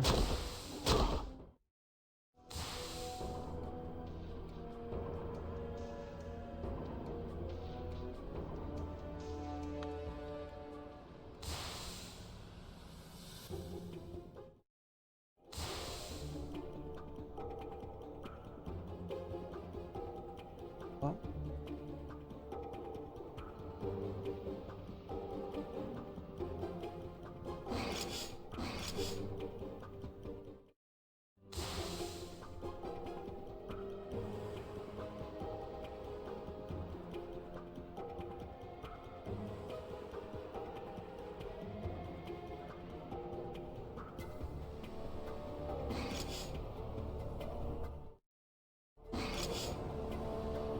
Is my map wrong, or did we go 8 rooms? Is it 8 by 8?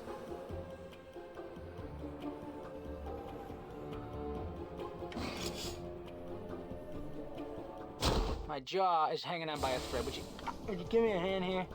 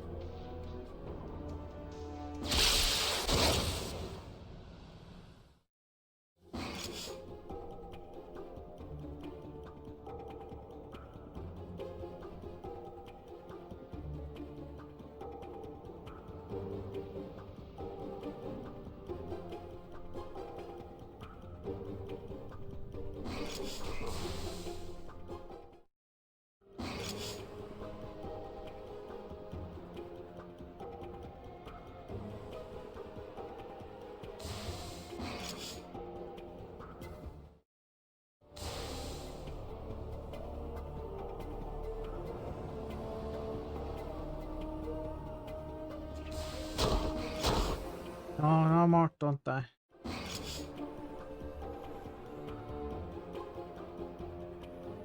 I need to stop in one of these rooms to save and heal up. All right. Oh no. I was hoping to find a room with a single enemy.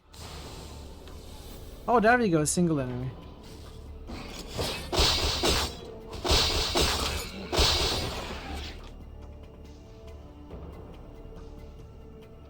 Oh man. We came all this way for nothing, it's a dead end. Endure.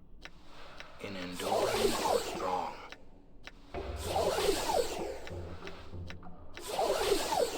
I hear your words. What's up?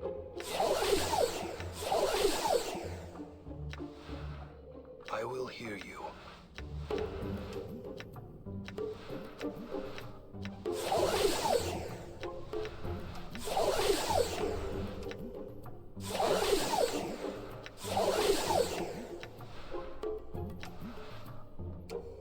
Balance in all things. Done. So we need to go 1, 2, 3, 4 up. 1 left and down.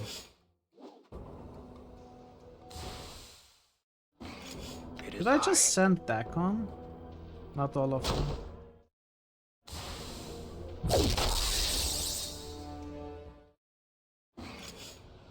I'm hurt. Ooh. Ooh. Done.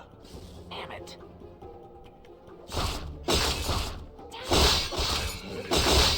Why not?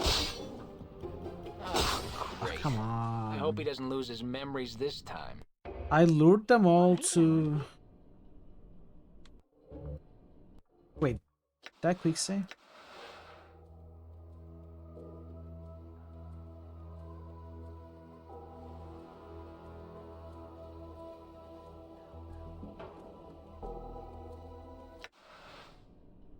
Okay. All right. Some of them are waiting right at the exits. Done.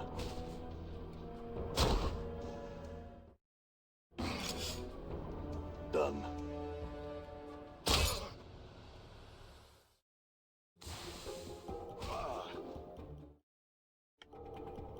Like this one. One needs to die. We need to clear this one. See that? And I shall serve. I'm gone. Okay, at least we found some important items here. Portal lens, mirror quality. I don't know what this is actually.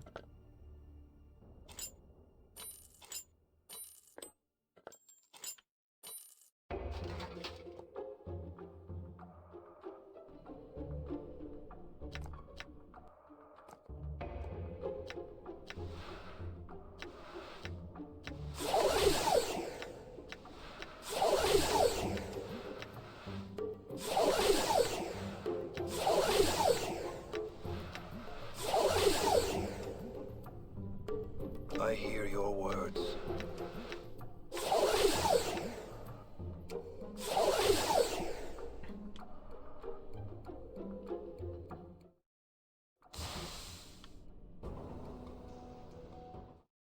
I feel like I'm in a cuckoo clock. All right.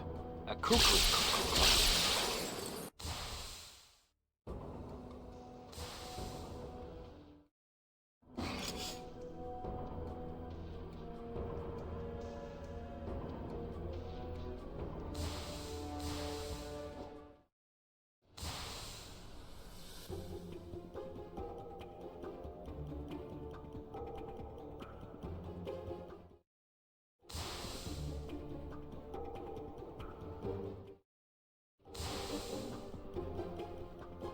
Single one. What's up? Even 50 swigs of brandy would make you look good.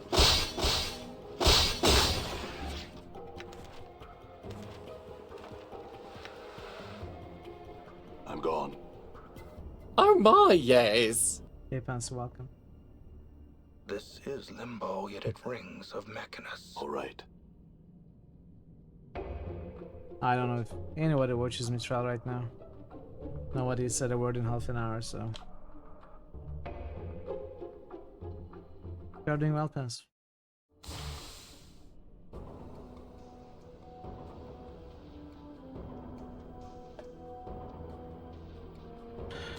Where am I going?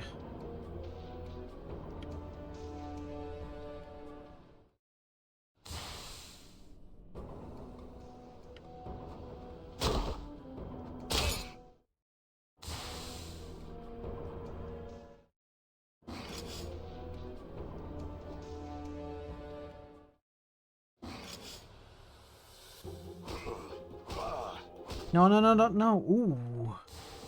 He got beat up bad.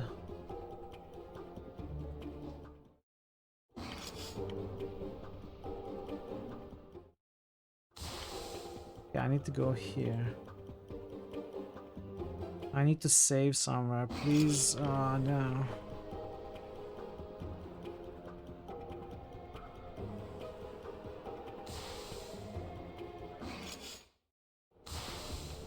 Okay, single one.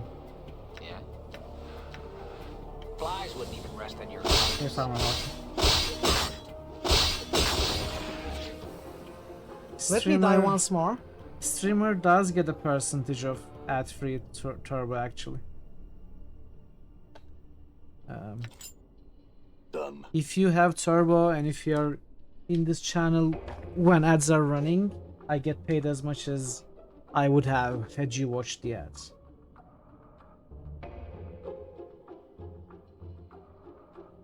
Yeah, subs are way better than turbo for the channel. Huh? For sure. But you do you, of course. How are you, Farmer Bob?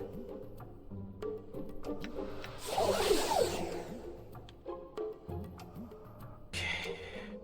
Now where did I go? I went here.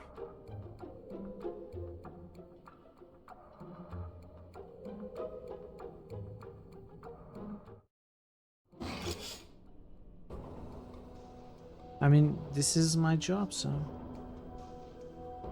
Yes, I am. Not enough, but yes. No, I don't get turbo revenue if the person is sub. Then I get paid for the sub, but not for the ads, as they would not have seen any ads to begin with.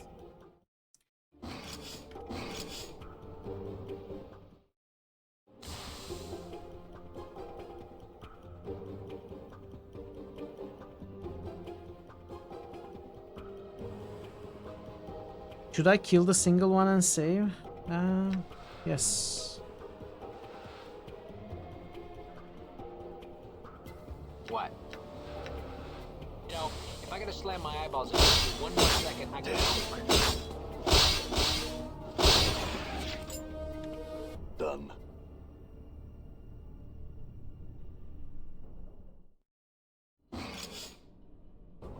Okay,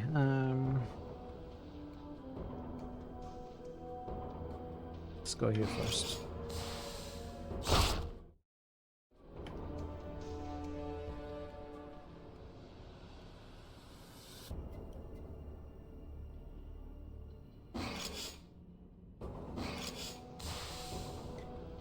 I shouldn't have tried to kill all of them from the start.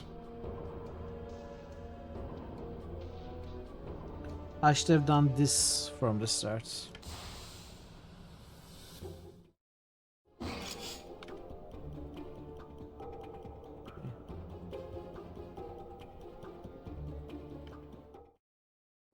So what is the sub percentage? That's almost the same.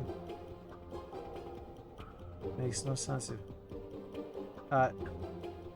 I don't understand what you mean, Legion. Turbo isn't a sub percentage? What does that mean? The ads are marked the same. So, from my point of view, if you have Turbo, if you have Twitch Turbo, and if you are not seeing any ads because you have Twitch Turbo, and not because you are not a sub, then I get paid as if you saw the ads.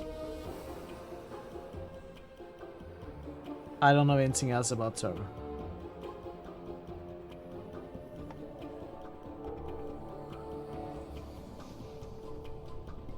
Okay, I'm going here. Turbo is a sub to Twitch, but you stream get a personal viewership based on that share. Yes, that's true. I have seen the side ads, yeah. It doesn't make a difference except for the viewer. Well, for the viewer, rather than not subbing to multiple channels to avoid ads, you can sub to Twitch to avoid every single ad. But you are not sub to any channel, so you don't get any emotes or anything else. You just avoid the ads.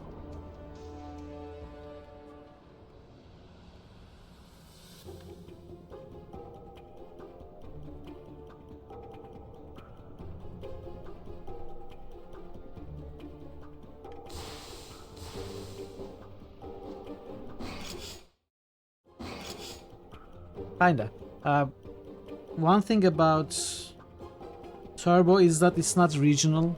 There is no regional pricing for Turbo as far as I know. It's one fixed price. So for me, for example, subs, since I don't sub to too many channels, subbing to multiple channels is cheaper than paying for Turbo, for example. You're a sub and a Turbo, you don't miss. No, I only get your sub contribution, not Turbo. That percentage is calculated based on being affiliate versus being partner, level of partner, how many viewers, it's complicated. I don't know about partner stuff, but ad percentage is also dependent on if you are running a particular amount of ads per hour or not. In my case, as an affiliate, if I run at least 3 minutes of ads per hour, I get a higher percentage. That's the best deal I can get. Which is still not much. But I do that anyway. Not for the raised percentage, but for getting rid of pre-rolls.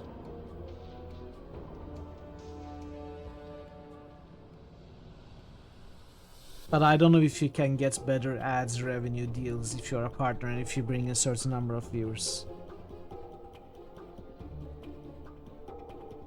Okay, we are in this room.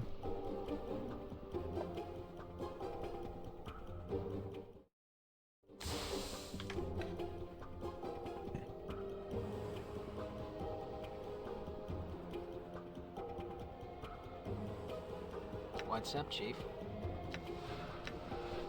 Plain swine.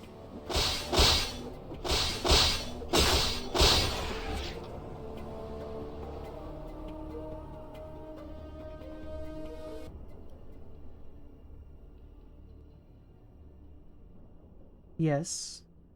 What? Yes. What are you saying? Why did you copy that? That's exactly what it does. Still earn ad revenue from Turbo subscribers who watch their channel. That's true.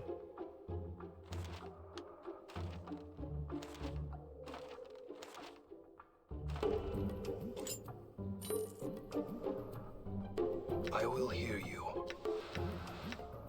That's exactly what I'm saying.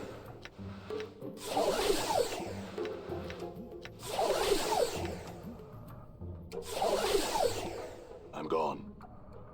Are you saying if I'm a sub and a Turbo, the channel should benefit from both my sub both from the sub revenue and the ad revenue. Rachel was asking if you get anything versus sub. Answer is yes. But for ad revenue only. Yeah, that's what I said anyway. Yeah, we are saying the same thing, Lich. If you are not a sub, but you have turbo, I get paid as much as I would have if you were in my channel and watched ads. If you're a sub, I get paid half of what you paid for the sub. But you don't see ads, so I don't get paid for ad revenue from you having watched my channel. Because as a sub you don't get any ads. If you're turbo and a sub, since you wouldn't have gotten any ads on my channel, I don't get any ad revenue. If you're not a sub, but if you have turbo, since you would have normally seen ads on my channel, I get ad revenue. But you don't see the ads. So yeah, that's how it works. It's like a normal viewer. The way I get paid is as if you were a normal viewer watching ads. The flames hunger.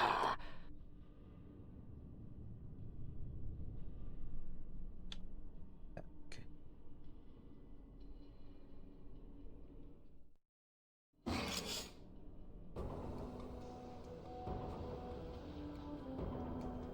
Take it is welcome.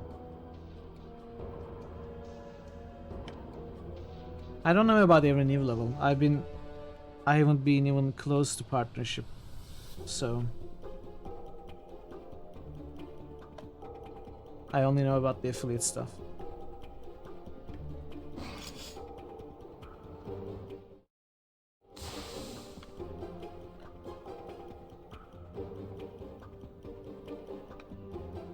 So there are 2 rooms here.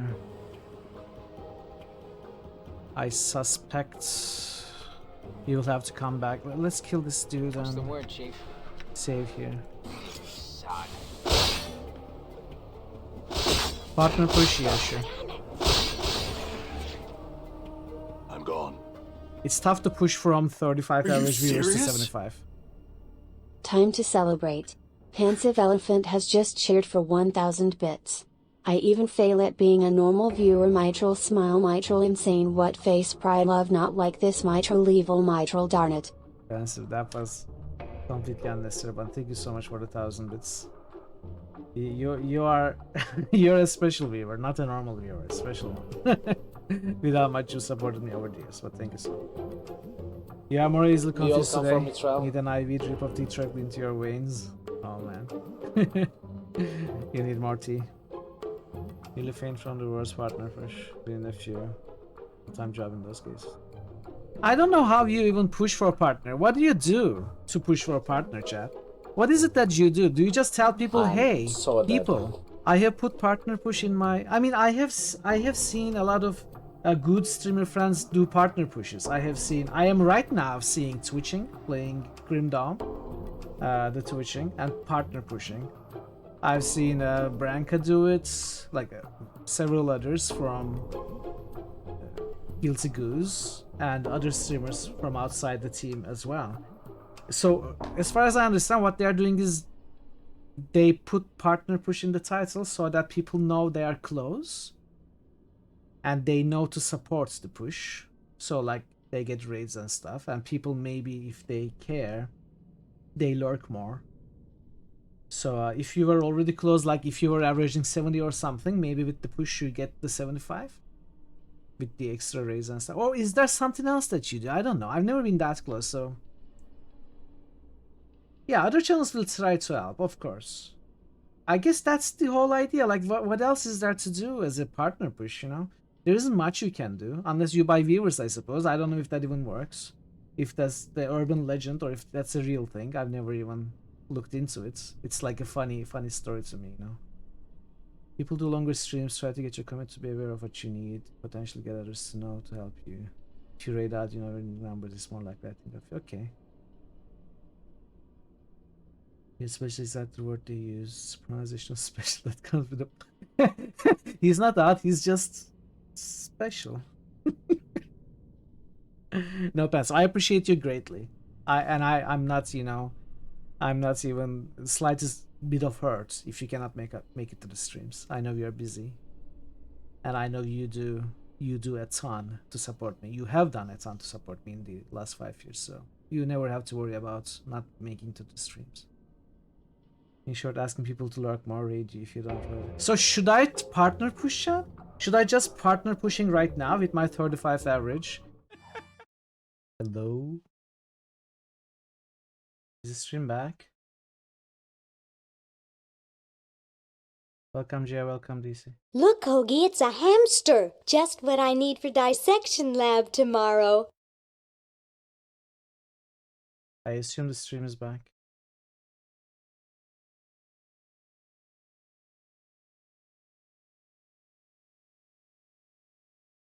Shall I confront, subdue, and pummel the suspected perpetrator, Sam?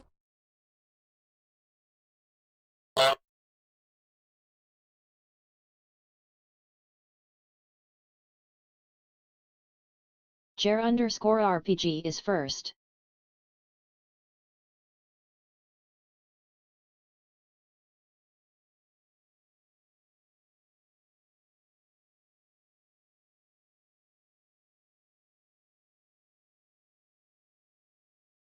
I think it's fine.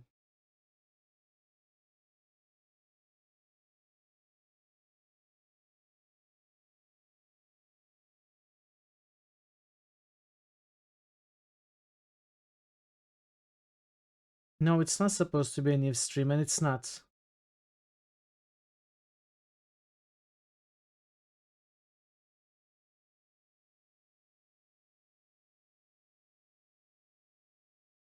It's just the first channel point redemption that reset.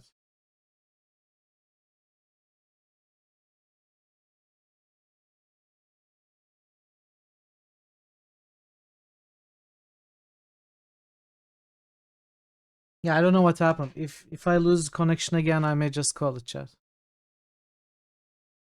It looked bad.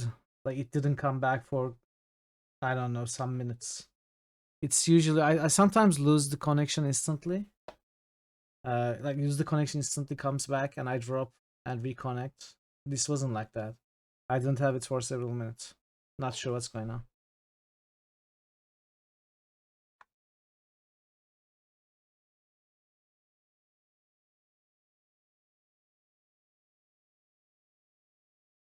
Netscape Torment, yeah.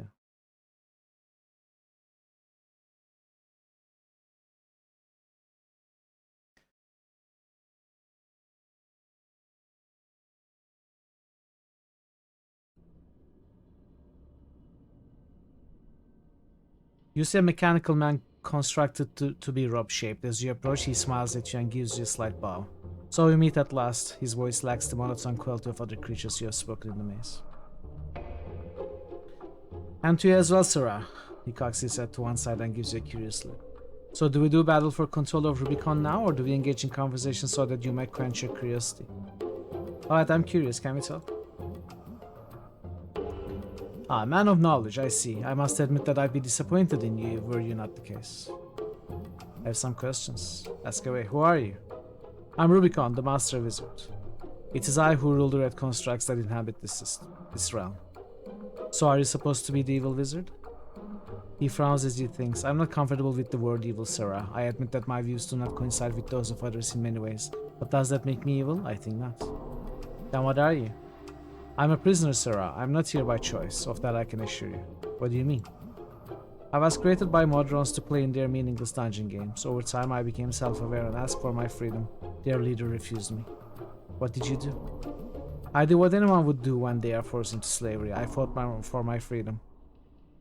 I disintegrated their leader and made it look like an accident. I then attempted to flee the CDS existence via the nearest exit. What happened? Unfortunately, there was a failsafe mechanism that I was not aware of. My attempt at freedom was judged by an error and the dungeon collapsed upon itself, trapping me in stasis. I have been in stasis for centuries, Sarah. I would still be here if you hadn't reset the cube and set it for hard difficulty. So what are your plans now?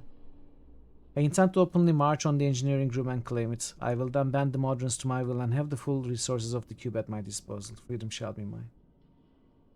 Jer, are you still here? I have a question for you if you're here. Let's say you do get out, what then?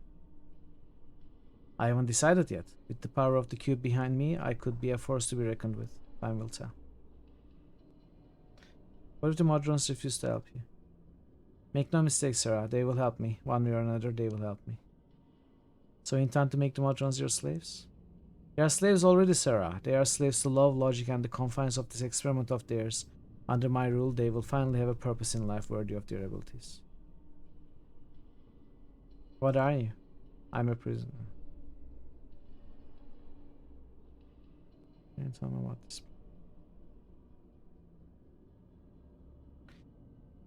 It exists on the plane of limbo where thoughts can actually become reality. That way they can simply will this tangent into being, then populate it with constructs. Hey, Maze.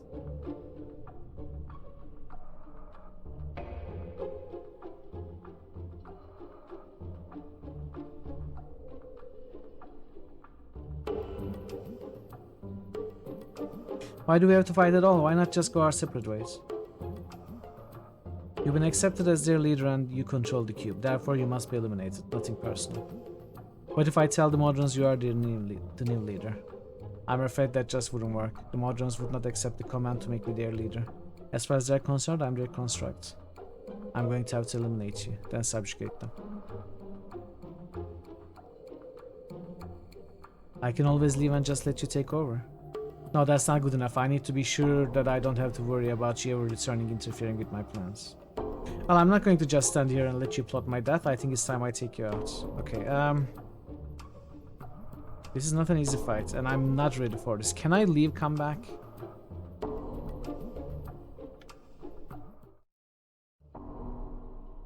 All right. Balance in all things.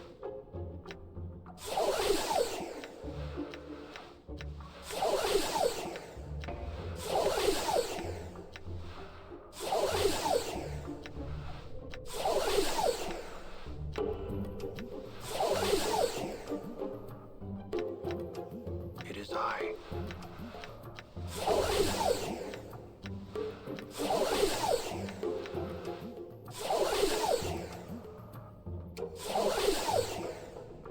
Endure. In enduring, grow strong. There cannot be two skies. There cannot be two skies. There cannot be two skies. In the Mon's name. Ignis hears you. There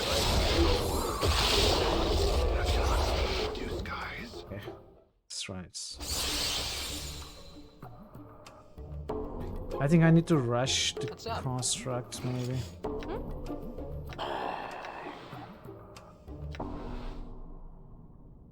Yeah? I will hear you.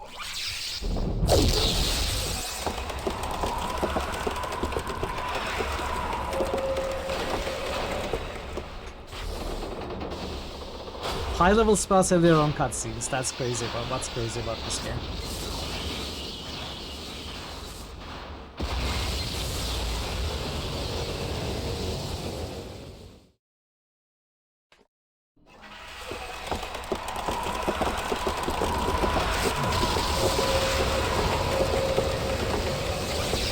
Dealt 36 damage.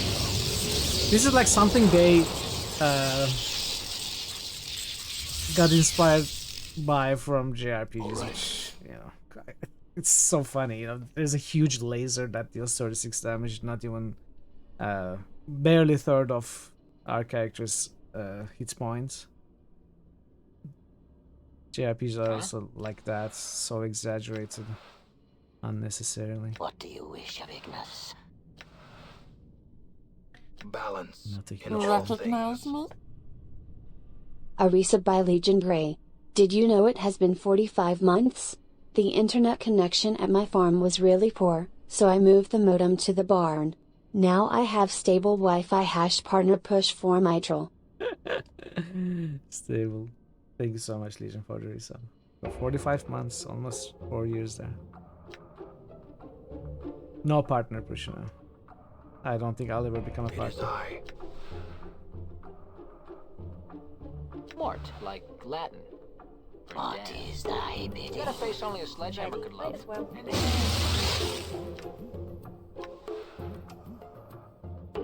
Your reasons for your incessant clicking are Yeah, exactly.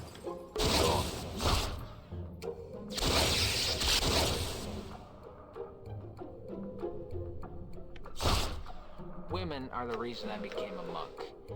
And, the reason I switched back. I'm here. Ignis, it shall be done. Get him, guys. Flames await.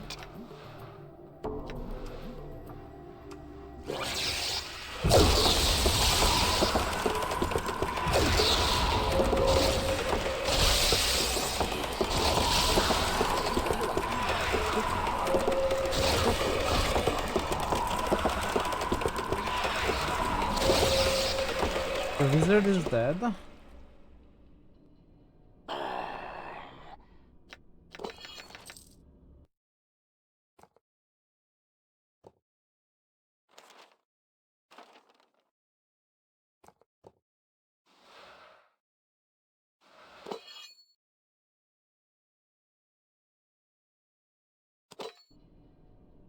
Do the monkey dance. Hey, Tazen, welcome. Jer, I have a If could question click for you. You wouldn't know a moment's peace. If you are here. How are you doing, Taze? The flesh knows that What it do you suffers, wish of Ignis? even when the mind does not.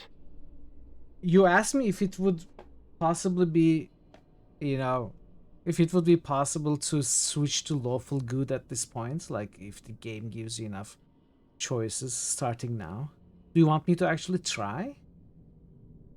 Or, you know, was it just a random do it? I cannot decide on doing that myself. People voted on this. Chad, Jer was curious if it would be possible to actually switch to lawful good at this point in the game. Starting now, doing all we can. Do you think we should do it, or should we stay true to our evil path? I mean, we have played a lot of the game evil. I honestly think we should continue evil. But accept chaotic good at this point. Have you ever been true to... What do you mean? What do you want me to do to be true to the evil path? Of course we have. Wow, you guys really don't appreciate my efforts here. You cannot murder anyone. You get killed by Lady of Pain and it's over. Tazen, thank you so much for 155 streams straight.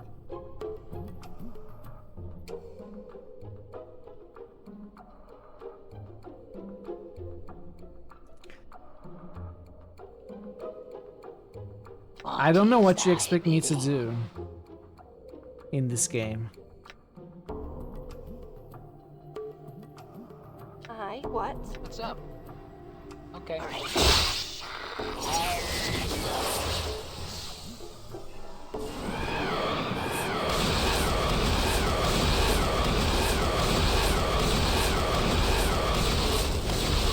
It didn't deal any damage. Jer, I think I'd rather continue the evil path, because I've never played evil, and there are some interesting evil options actually coming up soon in the game. And we have played like over 60% of the game at this point as evil. Yeah. In the wake of his words came war. Ignis wishes to burn. So that doesn't do anything. Will this do anything? Huh?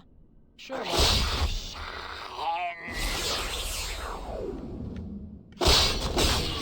Had to wake up from the dead in a place like this. What? Okay. What's up? Who is being ganged up here? March. Righteousness shall prevail! What's the... Okay. Yeah, Mort, get out of there. What's up? Okay. Yeah. Dude, get out of there. Get out. What are you doing? I must be hallucinating all this. Good as done. Ignis here. What? Good as done. Die. You know, if I gotta slam my eyeballs against you one more second, I'm gonna puke. One foot in the grave, the other in hell. Shall be done. What's up, Chief? What it was I said that made death reject me.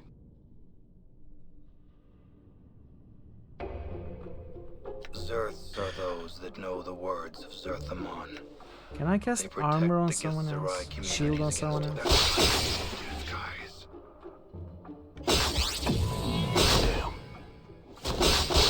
What's up? Good as done. Whoa, this one is fast. Yeah, good as done. Okay. Huh? Good as done. Damn.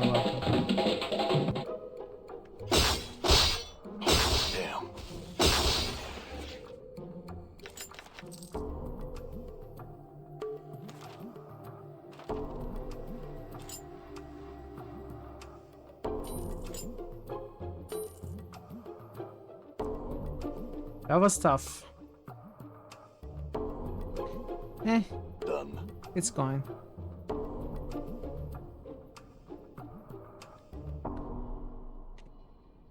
We killed the big boss.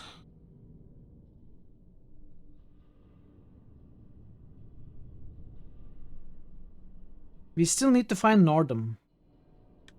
All right. I really don't want to heal up at this point. In enduring, grow strong. Gotta go. Oh, this place stinks of oil. Ugh.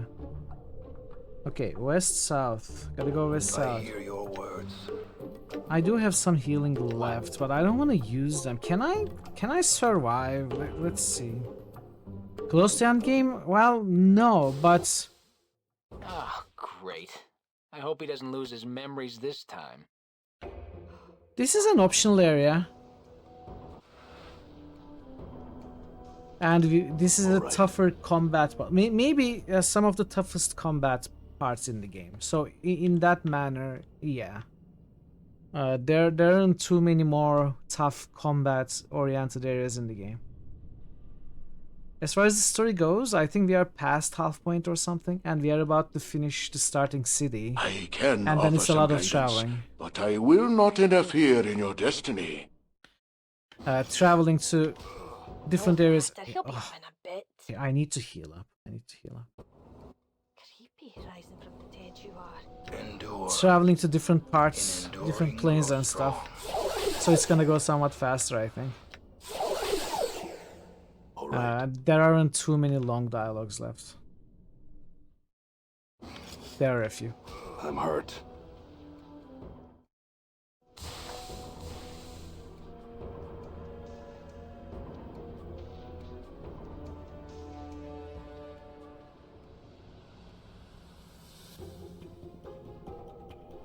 I don't know what's wrong with... Is my map wrong, chat?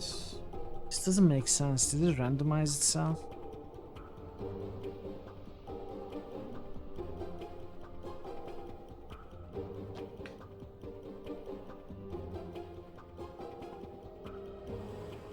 Where is this room that can go all four directions? Oh, wait. No, it's fine, it's fine. Gonna go around the crime scene. Gonna go look around the crime scene. I'm gone.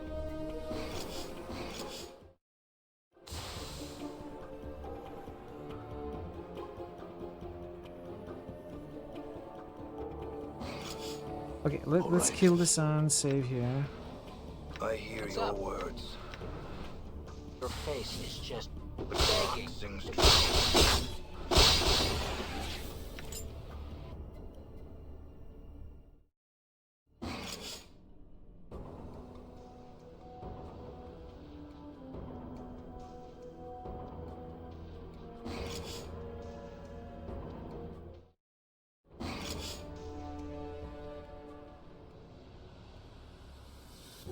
Get back.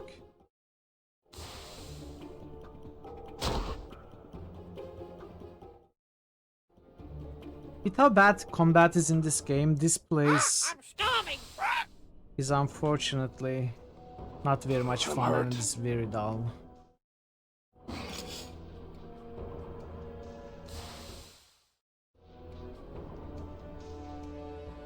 Enjoy your food, face.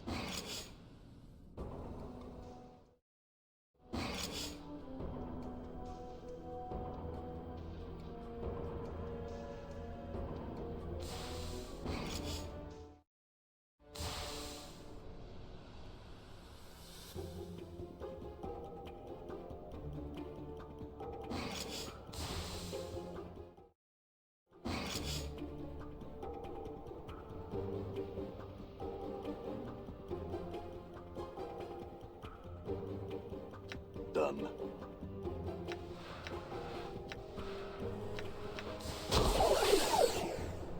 Oh, this is what I get for getting into a scrape.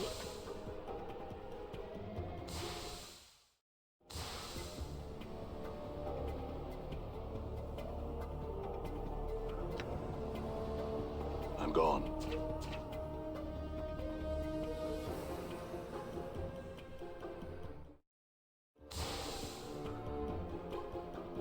Okay, not many rooms left now.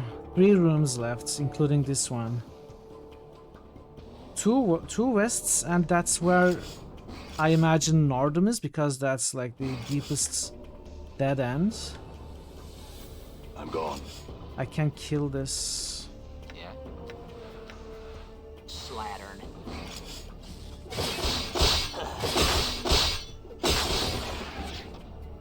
All right.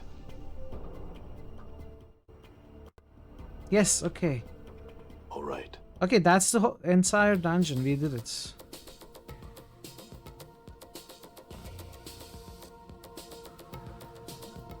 You see a cube with 4 arms and 2 legs. Despite its mechanical appearance, the front of the cube is a strange organic green face with 2 wide elliptical eyes. The cube doesn't seem to notice you. It's staring intently at those 2 crossbows cradled in its hands.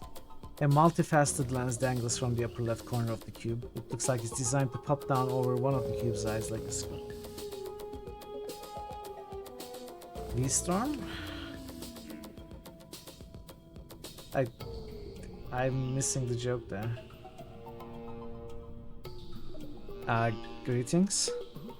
The cube chirps, and then there's click click click as its eyes blink wildly. The cube whirls to face you, its eyes wide, then flings its 2 free hands up in the air as if in surrender. The other 2 crossbows have turned in his hands and are now trained on you. In a strange detached way, you can't help but notice that every joint on this creature seems to be a series of whirring ears and cocked. He wasn't north, he was west. Oh. Nordum, Westum? Okay. You're right. Chief, we are looking at trouble here. This Modron's gone rogue. Rogue? Yeah, you see, sometimes Modrons get a little chaos in them, and when that happens, well, I guess the best explanation is that rogue Modrons are kind of like backwards Modrons. So this is a backwards Modron? Backwards Modron Nordum? The cube's voice has metallic, warbling quality to it, as if every word it speaks is jumping off a spring and landing, well, somewhere else. His mouth forms a bizarre sideways semicircle, which you take to be a smile. Gratitudes, gratefuls. I'm sorry. Updated my journal. Not sorries, null sorries, gratitudes, identification of self-compromise by doubtings, plus mullings, plus analysis. The cube shrubs again, and one of its eyes blinks with a click. Then after a moment, the other eye clicks, as if it doesn't want to be left out. You are grateful that I identified you, aren't you a Modron? The cube's features steady themselves as its mouth forms a flat line. Indemnification of this unit was compromised. Subject, addressee, indemnified unit as Nordum. Gratitude is tendered for providing Nordum indemnifications. It was nothing, really. Nordum's eyes blink once, twice, 3 times. Each time the black spots in the center of his eyes dilate. By the 3rd blink, they are the size of dots. Realization reached. Nordum, null known name of addressee. Indemnify yourself. You mean identify, right? Affirmatory. Identify required. Request. Identify identity to Nordum. I really don't have a name, Nordum. Nordum's eyes widen, the diameter of his pupils growing back to normal size. He blinks again, but the metal shutters that fall across his eyes don't rise. After a moment, they begin rattling as if stuck. Ah, Nordum, you can open your eyes now. There's another click and Nordum's eyes open, not closing eyes. Engaged, good, engaged, how do I read this? Engaged, aged in action clarification for subject, unidentified, nameless. Formulating, submitting query. Are you lost? Lost? What do you mean? As Nordum's warbling query ends with the word lost, the curious crawling sensation worms through the back of your skull. With it comes 2 certainties, hand in hand. This is not the first time you've heard this, and that's what Nordum is about to say to your next question. And what Nordum is about to say to your next question is important. Hey, Thor, welcome. You ran out of space in your journal. It angered you enough to decide to change it into a manifesto to inspire a revolutionary revolt. It's hard writing over the old entries, but you think it will succeed. You will call it Same Space Formant. Same Space Formant. Okay, I mean, I really like the story, and I like the phrase you came up with. But Samescape Torment, Planescape Torment, it's a bit of a push, isn't it? I'm gonna give it an 8. I'm gonna give it an 8 there. Well done. Hope you're well today.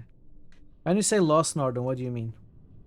Absence of name equals absence of identity equals absence of purpose equals absence of place in multiverse equals null states equals loss. Nordum existed in state null until subject unidentified nameless attach identity to Nordum.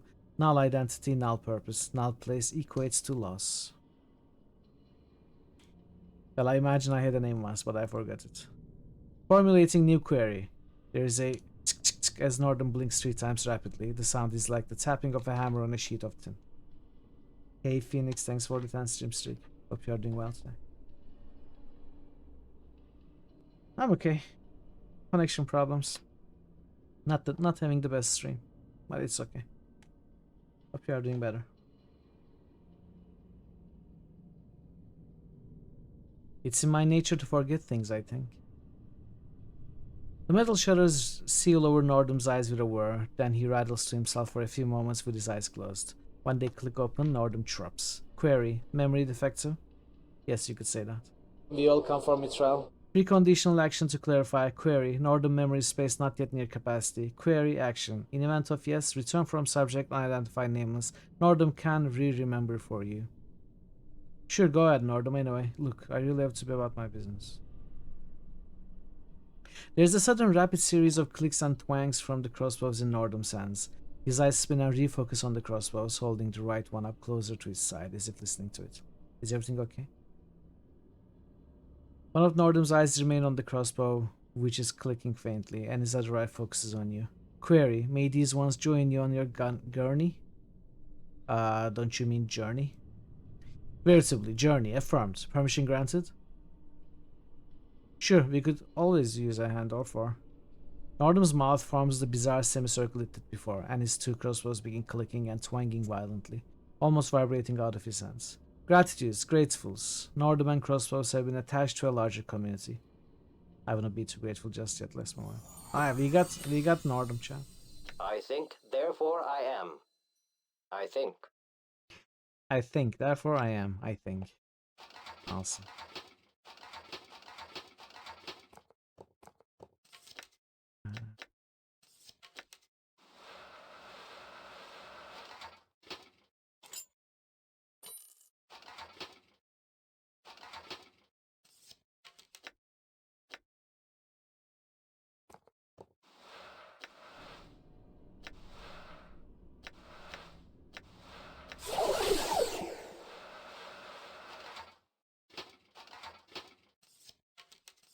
Permission to part with that item. Permission to part with that item is denied. We saw your review about a few hours of Mermaid Mass is good so far. I didn't see the review, no. I will look at it, Thor. I will check it out. Taking it slow as usual, right through new point and click. If you wanna tell us what your review said, feel free.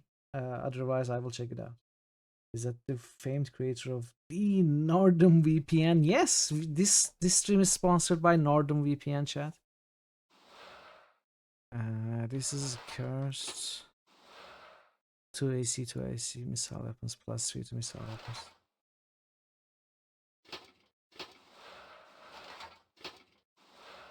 Two damage to missile weapons. 1 damage to missile weapons. 1 missile weapons. 2 damage to missile weapons. This is 2 AC.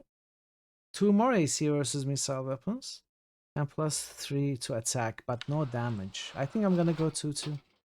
And sell all of this.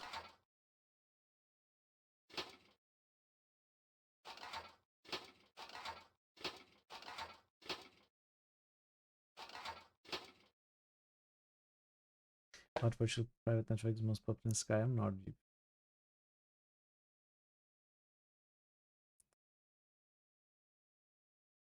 Okay.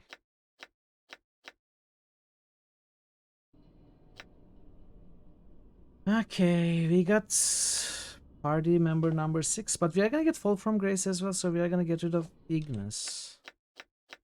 I don't think I need 2 portal lances, by the way. No worries, Daisy. You'll be here when you're back in your back to your PC. So I have to get out of here. Can I get out of here easily, or is it gonna be painful?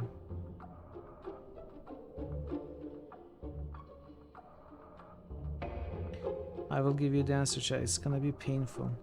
Unless I can somehow teleport. I can die and get out. Done. I think that's the most acceptable way. Done. I'm hurt.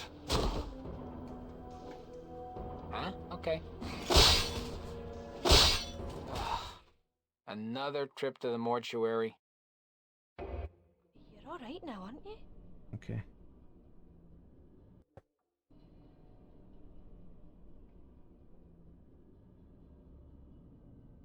Okay, so we killed the evil mage.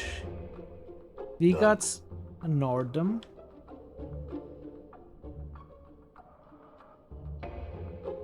I want to use the we found the portal lens. I want to use the portal lens to travel somewhere. So using the portal lens, we will be able to teleport to important places in the entire game.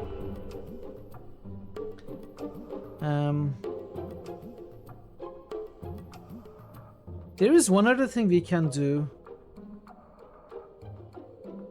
Not in the Modron maze, but with the portal key. But I think that's... I want to do it because it's an evil action, but I think it will make us lose access to more Modron maze and lose access to our portaling.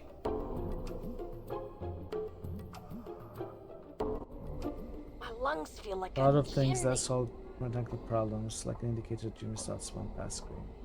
Oh, really? They tell you missed the hotspot in the previous screen? Wow, okay. Done. Double soul darts to characters and puzzles that are self-contained, so you always know you're just missing mystery info. Those are good things. I'm not sure about game telling me I missed something though. Done.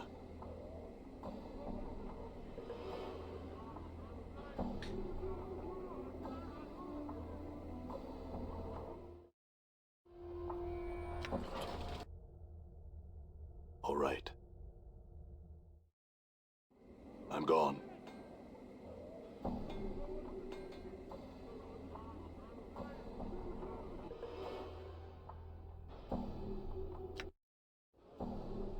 All right.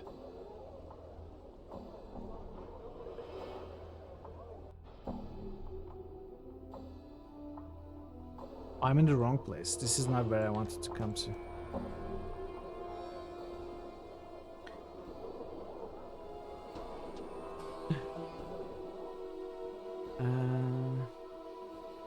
You know what? Let's visit the marketplace first anyway.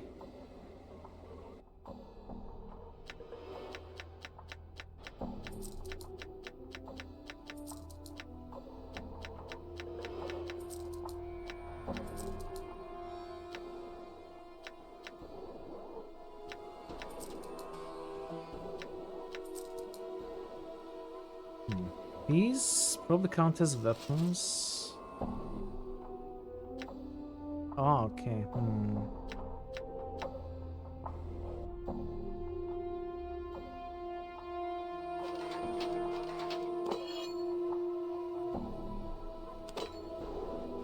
Who uses this?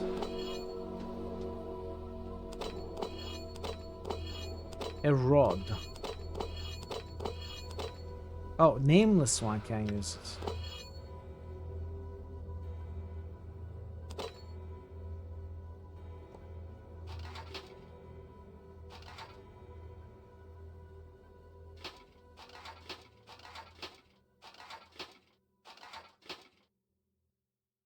Okay. This mirror.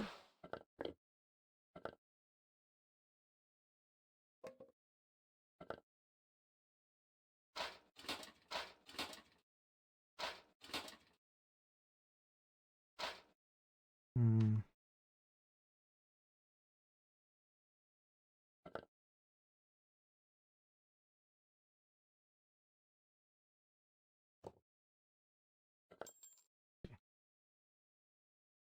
Alright. This is acceptable. Done. It showed you when a passcode had changed and had a new hotspot. I see, okay. Got it. That is nice. That is nice. It's nice that they bring attention to something that's changed. I like all of those that you mentioned. I'm gone. Okay. Let's see this, but I don't know if I will commit to it. I may want to keep my portal for practical purposes. Portal detected.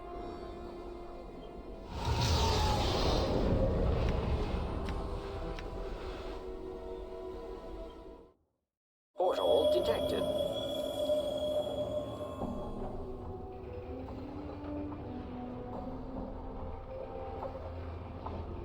Um...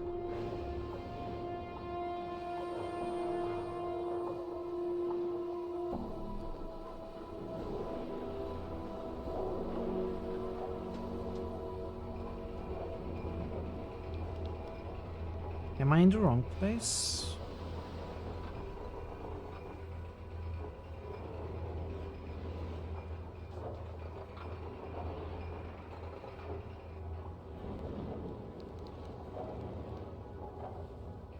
We had this dialogue. Okay, maybe I'm in the wrong place. Let me search the wiki for the modern cube. Let's see what it is that I'm doing wrong or forgetting.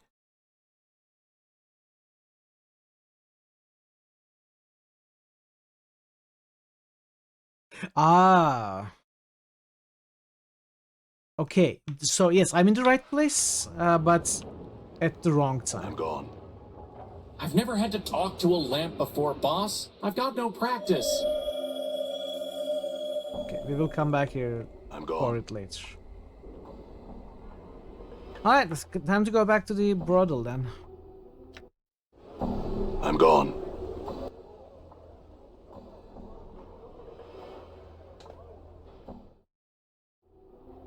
I'm gone. Now we can actually go into the rooms. We took a huge detour with the modern maze, but I'm glad it's done. Honestly, I wasn't very much looking forward to that place.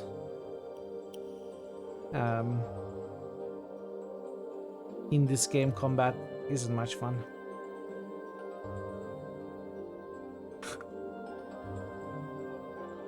But I'm glad we are done with it. This fetching young woman has a faraway look in her soft sea green eyes. Greetings. Greetings, I'm Yves, the tail chaser. What a coincidence, I too chase tails.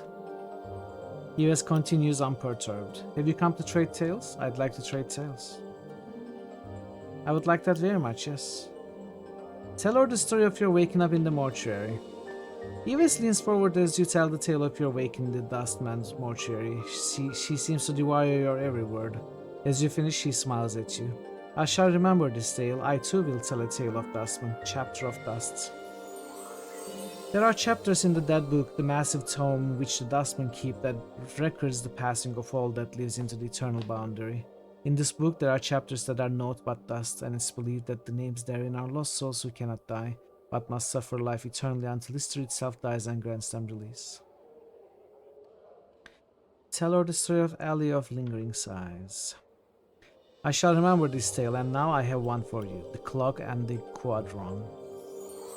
Once upon a time there existed a Modron. It was newly created, its logic fresh and untested, and it had come to Sigil, following the commands of his Modron superiors.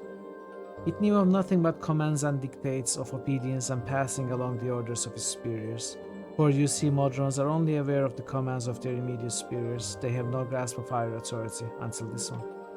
One day it came upon a small shop within which there was a small clock that could no longer tell time. It was cracked along the edges and the wheels of its hands broken. The Modron immediately set itself to work at getting the parts to fix the broken clock. It made a new wooden housing for the clock's parts, replaced the bent springs, carefully filed and oiled the clockwork machinery, and carved new hands from the sparse metal available to it.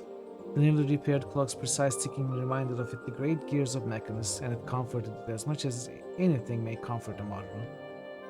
And what the Modron never came to understand was that it truly loved this clock that it had worked on, and for reasons it could not explain, elected to remain a sigil and be with the clock for the rest of its years.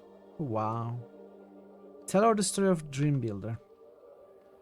I shall remember this tale, and now I have one for you. Beekeeper's Tale.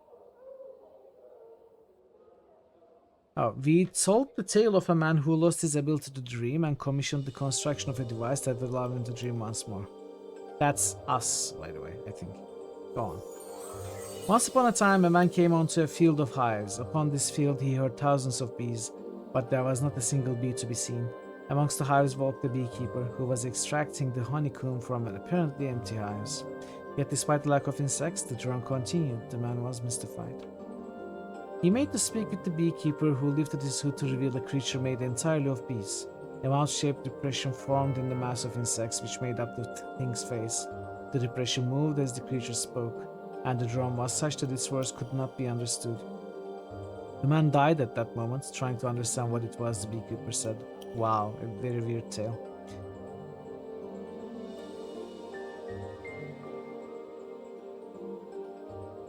Tell her the story of Ricklin's curse.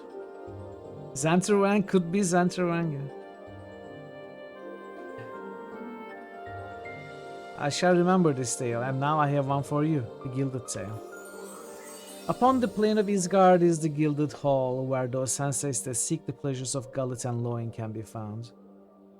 They indulge these passions in earnest, never realizing that the doors of the hall never open, and there is no clear path back to the civic festival.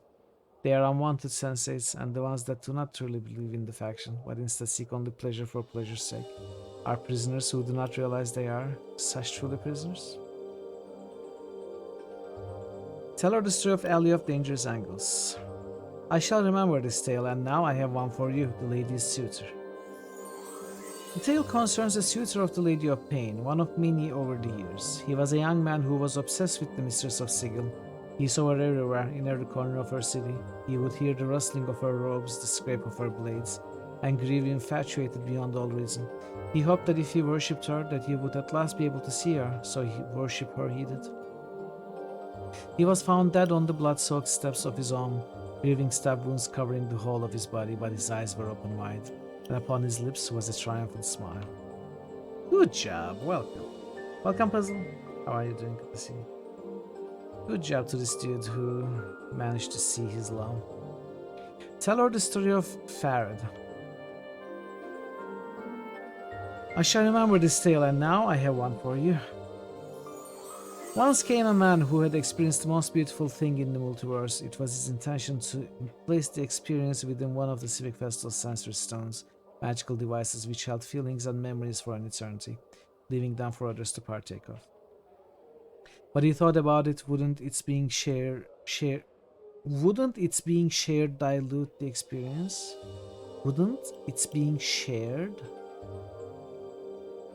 Oh, wouldn't its being shared, wouldn't it being shared dilute the experience? So he held it to himself, precious thing that it was, and aged with the memory. But as he aged, the memory became tarnished and beaten, and he could no longer recall the glory of the experience. Yeah, I know this kind of use exists. It's not very common. I have more often seen wouldn't it being shared rather than wouldn't it's being shared. But it wasn't the first, at first I couldn't understand what it meant, but then I understand. It's that use. I have another tale to share with you. Tell her the story of Ignis. I shall remember this tale, and now I have one for you, the execution. Once a murderer roamed Sigil streets, a black-hearted man by the name of Cossacks. He had been blessed with his abyssal mother so that no one could strike him with an intent to harm, or they themselves would die. He reveled in his blessing, using it to start fights and murder anyone who crossed his path. During one of its murderous rages, he was captured by the Harmonium with nets and brought before the governors. The trial was short, final, yet Cossack laughed at the proceedings, knowing that no one among them could harm him without dying horribly. At the final day of his trial, he was proclaimed guilty and sentenced to death. Cossack's sentence proclaimed by governors was this: confinement for thrice 30 days, during which time you shall give up your life, be declared dead, and your body removed when all signs of life cease. Cossacks laughed and dared any of them to try and harm him, yet the court was silent. The mercy killers led Cossacks to their prison and locked him in a dark, empty cell. There was no cot, no lights, and the only door was a steel grate in the ceiling. As they lowered him into the cell, the mercy killer told them, in the corner of your cell will you find the chalice. It holds poison. Your death will be swift. Aren't you going to execute me? Cossacks snarled at the guard. No one in Sigil shall lay a hand on you with intent to harm, came the mercy killer's reply. Then I spit on your cowardice, Cossacks laughed, feeling for the chalice in the darkness, then hurling it at the wall and shattering it. Its poison dripped from the walls and dried, until it was no more. Come then, you will have to try and kill me now. But there was no response from the grate in the ceiling. It was then that Cossacks noticed the cell had no cot, no lights, and no food and water. All that remained was the shattered chalice, the poison gone, and for the first time Cossacks knew the icy touch of death's approach. In twice 30 days the grate opened, and Cossack's body, now cold, was taken from the cell. It had given up its life, and the execution had been carried out. Wow. Ask one of your companions if they have a story to tell. Mort, do you have a story to tell? Me? Why do I have to tell a story? Just tell a story, Mort. Fine, fine. An elderly man was sitting alone on a dark path, right? He wasn't certain of which direction to go, and he'd forgotten both where he was traveling to and who he was. He sat down for a moment to rest his weary legs, and suddenly looked up to see an elderly woman before him. She grinned toothlessly and with a cackle spoke. Now your third wish, what will it be? Third wish? The man was baffled. How can it be a third wish if I haven't had a first and second wish? You had two wishes already, the hag said, but your second wish was for me to return everything to the way it was before you had made your first wish. That's why you remember nothing, because everything is the way it was before you made any wishes. So it is that you have one wish left. Go on, Mark. Alright, said the man, I don't believe this, but there's no harm in wishing. I wish to know who I am. Funny, said the old woman as she granted his wish and disappeared forever. That was your first wish. This is what I remember earlier. Do you remember I mentioned there was a story that ends with that was your first wish? This was the story.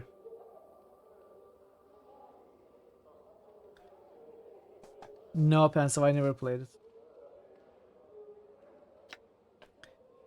Interesting tale, Mort. Now I'm one for you and your companion, the Fiend's game. A fiend sometimes wandered the wilderness of a certain prime world in the guise of a friendly old man. One day he came upon some hunters in the wood. What are you doing? The fiend asked. The hunters told him, and the fiend nodded. I have never been on a hunt before. The hunters invited the old man to come along, and the group eventually came upon a glade where several deer were grazing. The hunters carried crossbows but did not fire, and the fiend asked them why. They are unarmed, the hunters chuckled, patting their crossbows. We hunt nothing that does not have the ability to defend itself. After all, where is the sport in that? The fiend nodded at this and promptly gated in 3 of his fellows. The hunters led them on a merry chase, but eventually they were caught and eaten.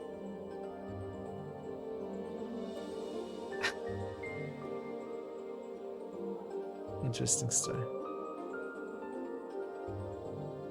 Anna, story. I'm a no good at telling such things. I'm not. She frowns and waves her hands as if trying to shoo away the idea. Then I'd be asking me for such nonsense now. But I would very much like to hear your story. Please share your story, Anna. Come on already, fiendling. You already have one tail that you won't part with.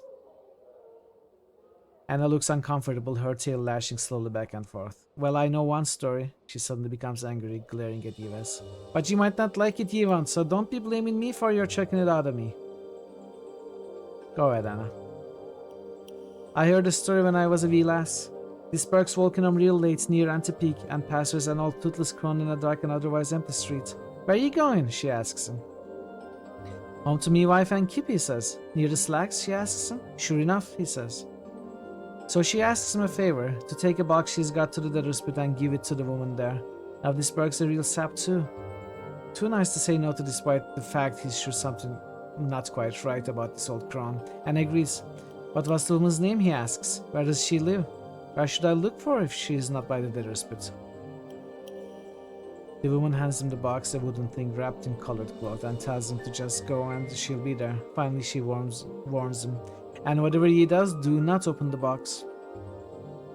So he takes it home with him and hides it in the rafters, thinking he'll bring it to the debtor's pit when it's light out.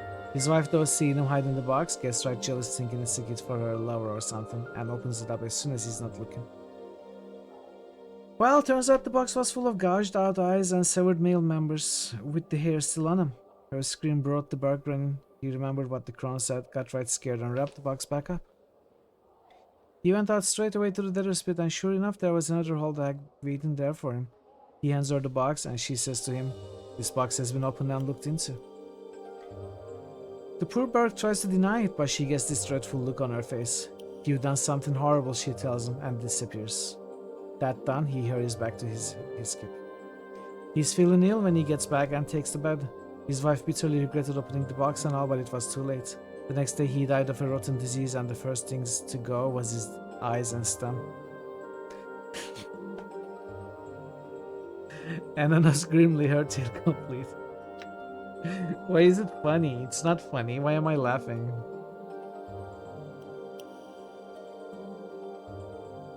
That was wonderful, tale, Anna. You should never hesitate to share it. Now, I have one for you and your companion. The Parched Land. Once a large village was struck by a terrible drought. My life for hire! Hey Gigi, how are you doing, bud? Good to see you. Welcome. A farmer journeyed to the worshipping stone and again implored it as to the cause of the drought. He asked the stone why it did nothing when the fields were parched and dying, why the animals and the people suffered while the stone did not a thing. Have you not given enough offerings? The farmer asked, begging almost upon his hands and knees. But the stone did not respond. It merely sat and cast its shadow. Dakon, a story. Dakon notes solemnly, I shall impart the tale of Akali drowning. Dakon tells the story of Akali, a foolish Gitzerai of myth who had become lost in the chaos of Limbo. Normally, a single Gitzerai may use their focus and mental discipline to form the chaos around them into a small habitable environment. Akali, however, asked so many useless and unfocused questions in her quest to return home that her isle of matter dissolved around her and she drowned. Fascinating, Dakon. Let me share with you and your companion another version of your tale that I have heard. Dakon looks attentive and perhaps a little surprised. US goes on to tell a different version of Dakon's tale, in which Akali was driven from the Gitzerai studio of Shaktra lore for her constant useless prattling. Shrugged lore, sorry. One day she encountered a Sladi on his way to the spawning stone. She hastily erected a wall of chaos matter, which even the ravenous Sladi found difficult to break down. Hungrily it waited and spoke to her through the wall. She asked it questions, and as she became more absorbed in her pointless queries and the Sladi's answers, her own wall decayed and collapsed upon her, and thus she drowned in the matter of Limbo.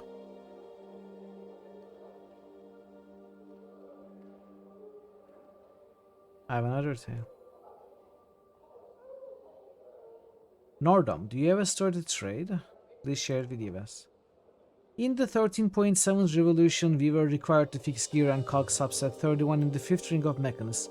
We removed the obstruction and the gear turned as per its normal speed. Upon completing our task, we were then returned to the source. What in the hell was that, you stupid polygon?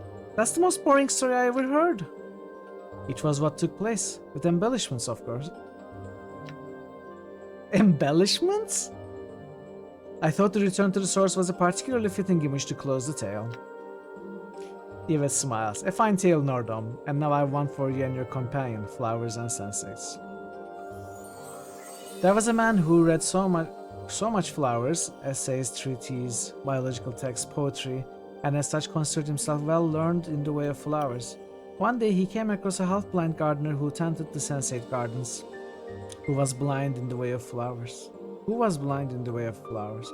One day he came across a half-blind gardener who tended the sunset gardens. Who was blind in the way of flowers?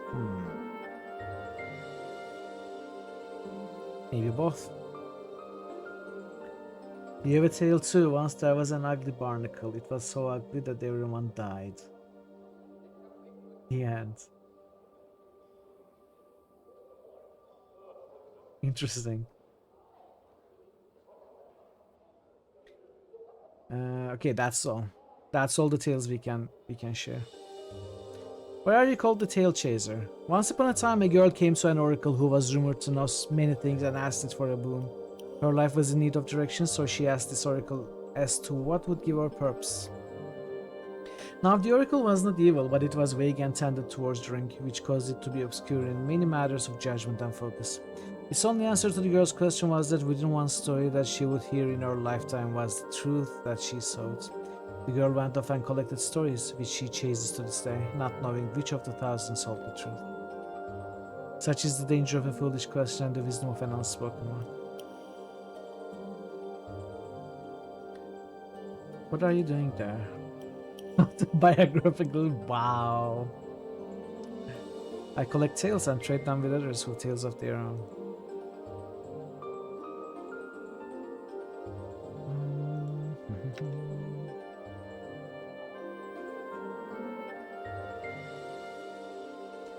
Yves, you look familiar. Is your mother named Ivana?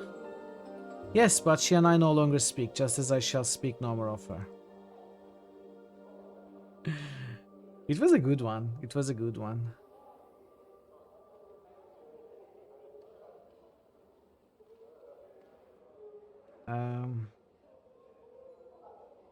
Do you know anything about Revel Puzzlewell? The tale of Revel Puzzlewell, frightener of children, begins and ends with a question. What can change the nature of a man? Many were the times she posed this riddle to those who approached her, those who sought to glean from her the strange magics that she alone seemed to possess. All attempted to answer her query, but to no avail. And they found the price of their wrong answer to be some horrible fate, always more terrible than the last victims. To recount their various torments would be to speak of things that nightmares are woven from.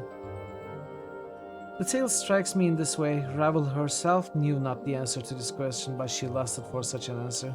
Only the why of the matter remained in the question. Why did the nature of a man matter to one of the Grey Sisters, especially to one such power as Ravel? To one of such power. It is said that she put the question to the Lady of Pain, not directly, but shouted it to Sigil itself, daring for the lady to answer. When no reply was forthcoming, she wove terrible magics that threatened to open the cage and let the fury of the plains roll in like a wave. She received no answer other than banishment. To this day, no one knows the answer to Ravel's question, and now there is no one to petition, for Ravel herself is gone, lost to the plains. Updated my journal. Wait, there's more. Though my tale ends with Ravel's demise, there are some that claim the hag still lives. There is a silent prostitute here who once talked of such things, but she speaks no longer. She will speak to you. If she will speak to you, she might tell you more of Ravel. What else can you tell me of the silent prostitute? My journal. Echo? Yves frowns, thinking. I once heard a tale of a girl who knew the word that, if spoken, would undo the multiverse. Perhaps this is Echo. Ask Dolora, though. I understand she sometimes meets with one who knew Echo before she stopped speaking. Okay, that's all. That's all. Forced. Forced door. Result. Success. Love letter, handkerchief.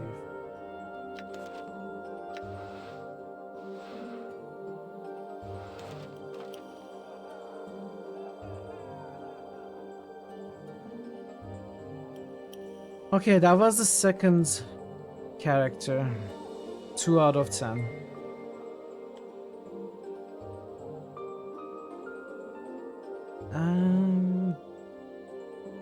What can you tell me about the silent prostitute? Updated my journal. Yes, her name is Echo. Her voice, and in fact her every means of communication, was stolen and destroyed. Echo's words once wooed away the paramour of the godling Paramisha. Paramisha, in a jealous rage, tore away Echo's voice, sealed it within a crystal vial, and hurled it into a Megogalamdraga's mouth. Megogalamdraga. Echo's voice is forever lost to her. Only another new voice could return to her the ability to communicate once more. I know this because I spoke to Paramisha's paramour myself once. We have something to give her back her voice. It's the fiend's tongue. This is a fiend's silver tongue floating in a jar of brine. It's said that once placed into the mouth of any living thing, it will give the ability of speech, even if there was none before.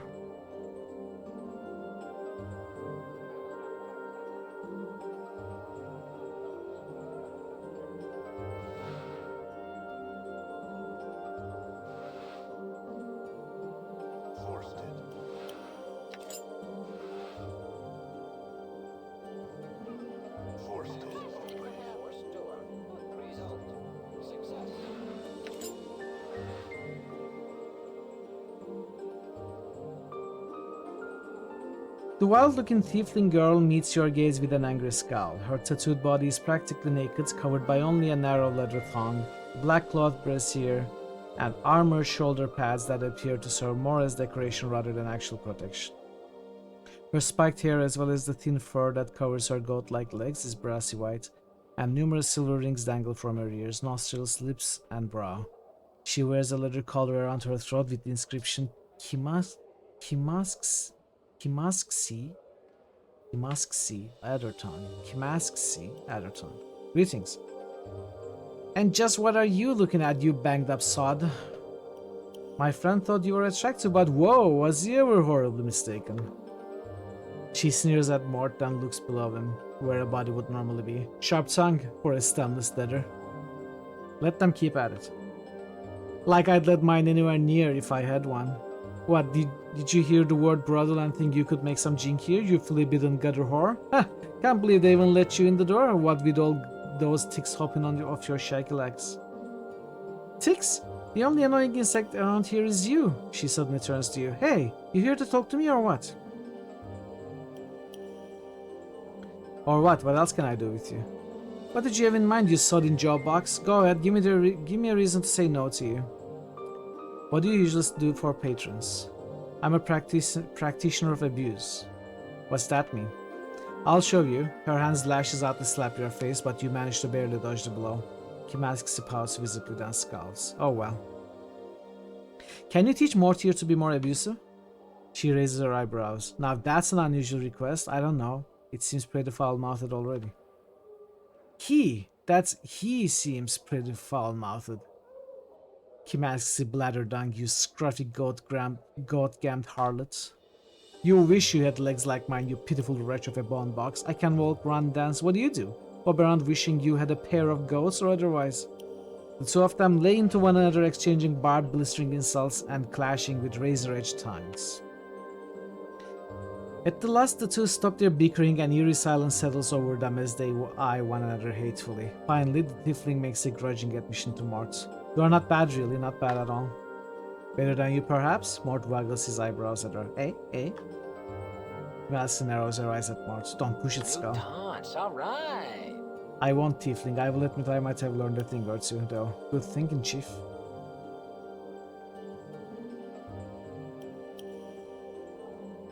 The Tiefling rolls her eyes. And what makes you think I care? Why don't you lick my backside? My tongue's not wide enough, and I don't like hair in my mouth. Well, you seem to like the taste of offal in your mouth, you dung-breathed cretin. Only because it's like kissing you, you mangy stinkpot. Kiss me? She makes a retching sound. I'd rather kiss a bloody mass of phlegm than lay my lips on you, no thanks. Don't thank me, thank the power someone actually wants to kiss you. Kimasks looks at a loss for something to say. For an instant, a smile threatens to crack the grimacing mask of her face. Then she becomes more of a basilisk than ever. Alright, what do you want of me? She liked it. Questions answered. Who are you? What do you... Is there any importance? What, that echo cheat? Don't know anything about her. Don't talk to the girl, I mean, why? Not like she can talk back. Ask Frigid Delore about her. I think I saw her playing Go with an old crush of Echoes, back from where she could talk. Ravel. What would I know about her? I look like a scholar or something to you? Okay.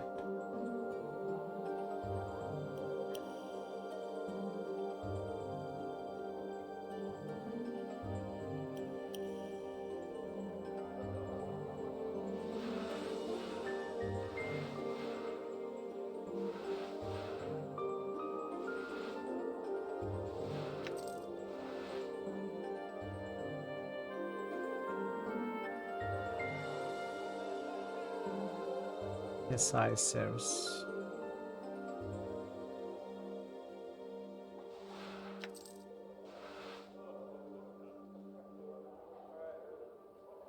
This alarmingly voluptuous woman has a thick mane of wavy raven-colored hair, blue skin, and shimmering crimson eyes like rubies which have fires lit behind them. Though she is not beautiful as in the typical sense of the word, her features are exotic and not altogether unattractive. The woman's voice is deep and sensuous. And my greetings to you, sir. Her burning eyes roam over you. I'm Kesai Ceres, so tell me, what might I do for you, Anything, Mort cries. Do anything you want to me. Kesai laughs heartily, revealing canines long enough to be considered fangs. She shakes her head and smiles to Mort. Truly though, please, what can I do for you? What do you usually do for patrons? Talk, of course, usually about dreams. Often those erotic in nature, but not always. Kesai winks at you, smiling. So, would you like to tell me yours? Don't be shy, I heard everything, you know. Nothing will shock or surprise me. But I so love to hear people's dreams. We can trade if you'd like to, but you must go first. I don't have many dreams, really. For a long time I had none at all. None at all, really? Too peculiar. Even fiends and devils dream, you know. So what are these few dreams about, They are more nightmares than dreams, visions of a black-barred maze, a night hag named Ravel. Oh, nightmares, I see. That's a pity, it really is. Are you alright? You seem suddenly distraught. I'm fine, just fine. Thank you, though. What are you? What, can't you tell? She draws herself up, thrusting her ample bosom towards you. A woman! She raises an eyebrow. I can see my answer doesn't please you. I'm plain touched, actually, like your friend here. Kesai indicates Anna. That's all you need to know. What are you doing here?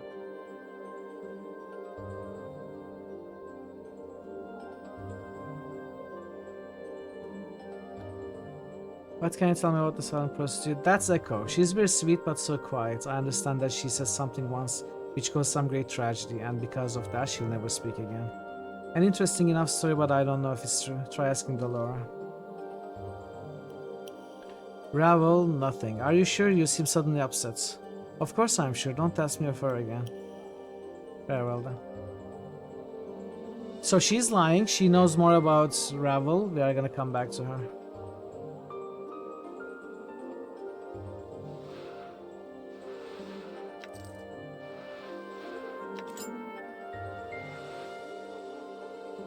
Squinting at the figure behind the partition, you can barely make out a shapely female form in the darkness. She turns to you, but you can see nothing of her face. Greetings.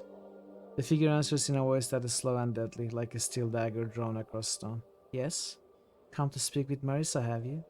Quite rude of you to enter a darkened room, storming behind my partition like so. Rude and foolhardy. You can hear a faint whispering sound, like a slight breeze, or the hissing of serpents. Whoa, creepy chits. I had some questions. Do you then? There's a faint hissing sound when woman next speaks, her voice drips with sarcasm. Ooh, I cannot wait. Why do you remain behind this screen? Is it your wish that I step away from this partition into some patch of light and speak to you face to face? Marissa laughs and there is the sound of scales sliding on scales. No, I think not. The darkness suits me, and doubtless suits you as well. Why is it so dark in here? To prevent any unwanted and embarrassing casualties. Now what is it you wanted?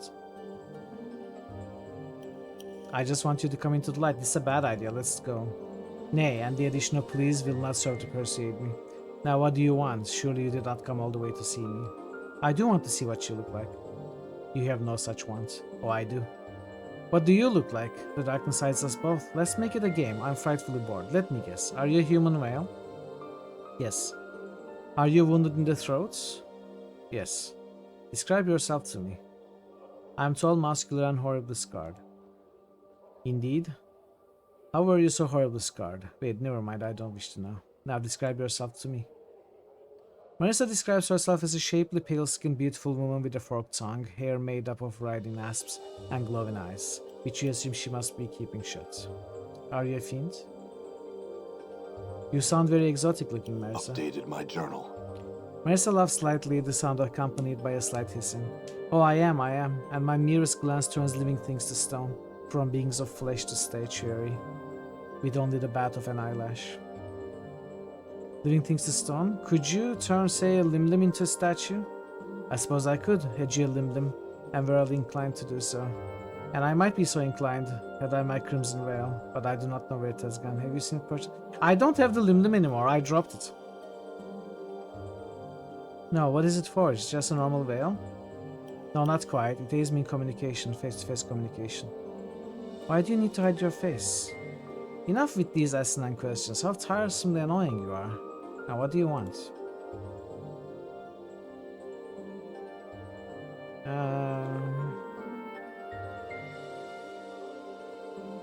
I think I could find the Limlim, but I'm also lacking the veil.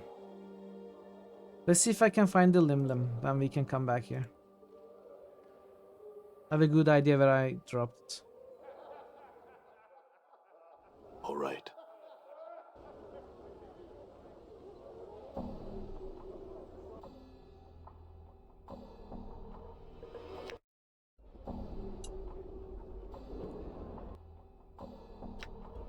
All right.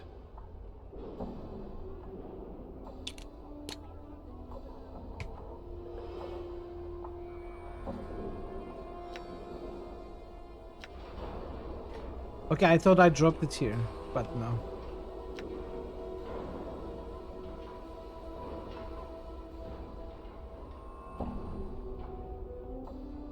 So where did I drop it? Can I buy a new Limlim?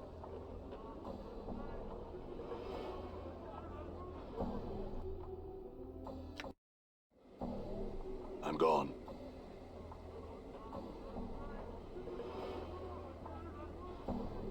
I cannot buy any Limlim.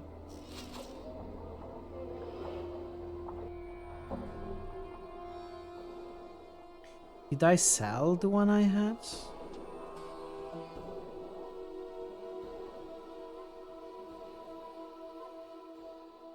Why did I drop it?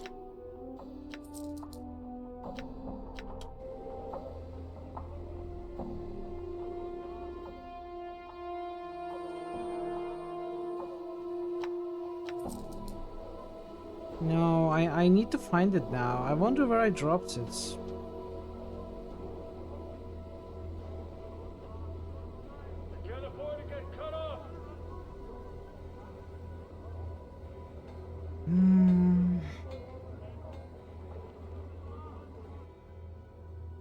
I don't remember. I may have to look for it off stream.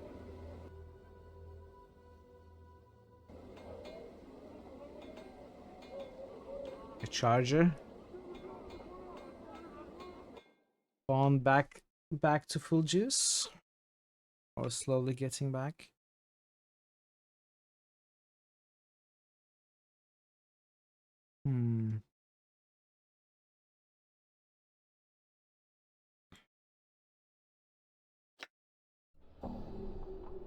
I'm gone.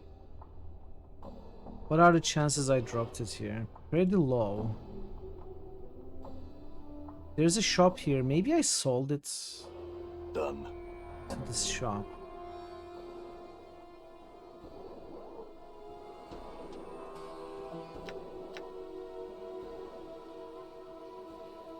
This is not the shop. I don't know why I'm here. All right. What can charge the nature of a phone?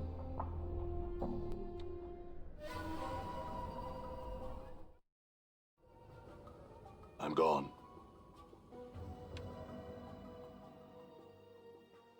Oh! I thought I saw the Limlim, but no. No.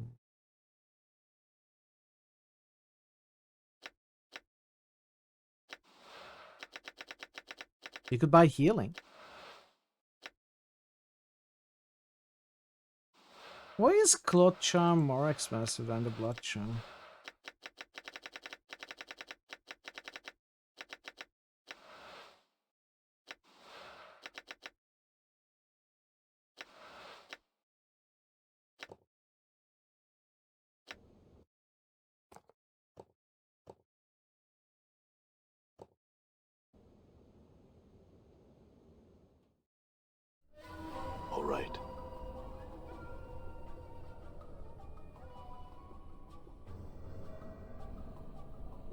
Wait, did I ever talk to this dude?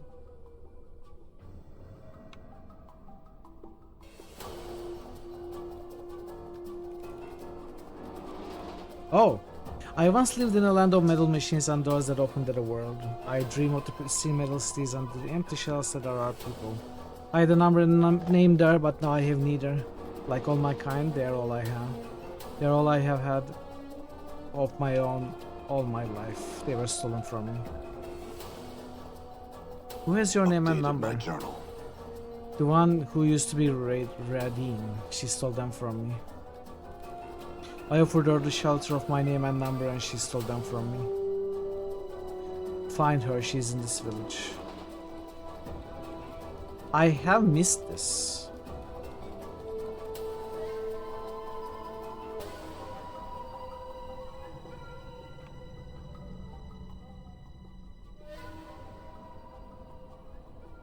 Now where was Radine?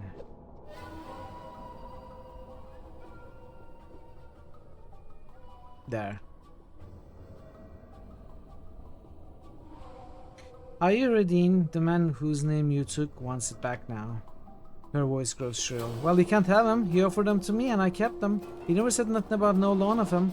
And he never said he needed them back. He ain't getting them. You can go tell him so. He really needs a name. You tell him he can have mine. Name is Radine. Name Radine should be good enough for anyone. It wasn't good enough for you. Why should it suffice for him? It's a world of difference between growing up in a name and having someone else's dearie. Any attitude behind an old name that can change it all. See what I've done with this one?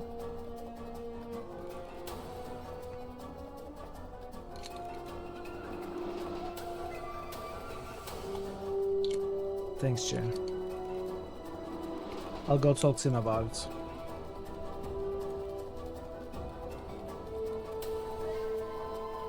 I don't think I'm gonna be able to find Lyndon easily. She doesn't want to give it up. She must, they are mine. She stole them from me. I request resistance.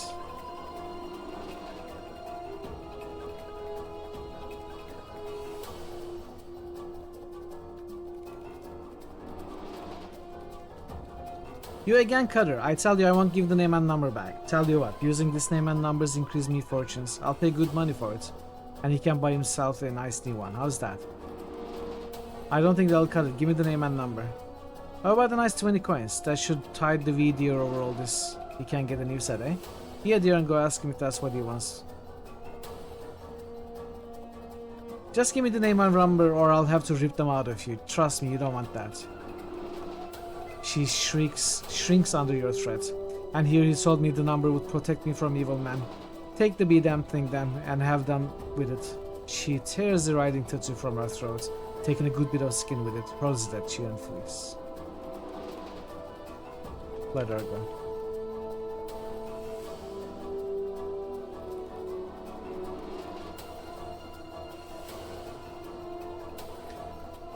Has she given you my name and number? She has offered money, has she not? I cannot live. Money means nothing without a name. Get me my name. Has she given it? Yes, she has. May I have them? What will you give me for them? I can give you nothing, for I have nothing. Will you give me my name and number? Yes, your name is Kuyin. Take your number.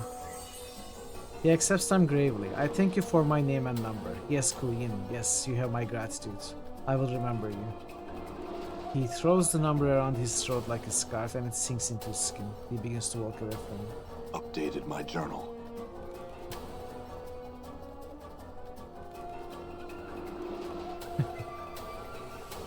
Okay, I'm not gonna look for Lim Lim. Maybe I'm gonna look for it off stream. Maybe I won't care.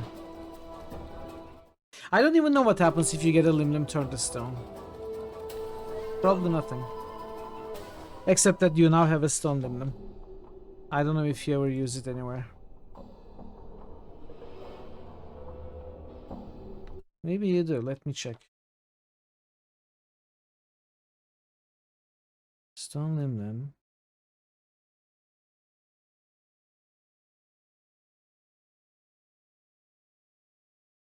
I don't think it can be used anywhere. You can get a stone Lim Lim. You can get a Lim Lim turned to stone, but that's it. You don't do anything with it.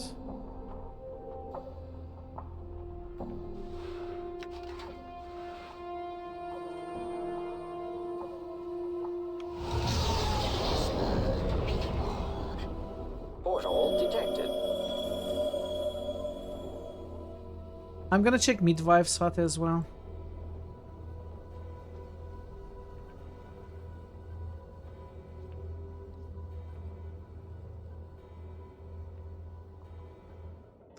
That's the last place I'm gonna check.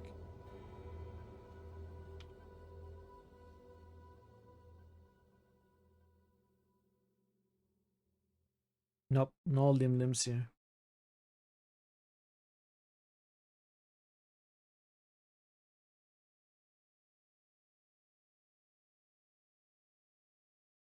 Okay, let's go. Let's go. I'm gone.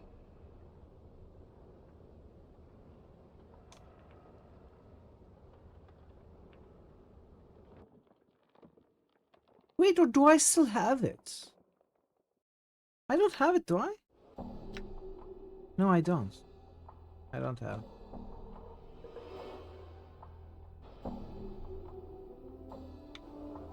All right.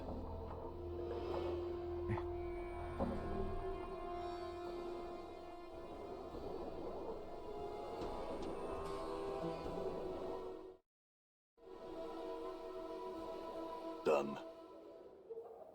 Oh, it's just for money then? I'm not worried about it.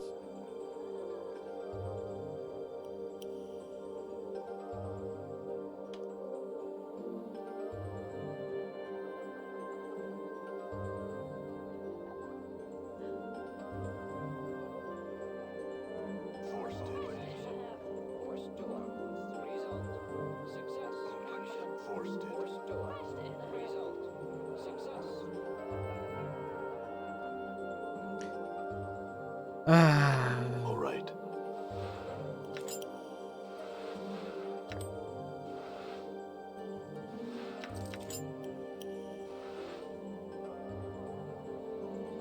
Echo is here.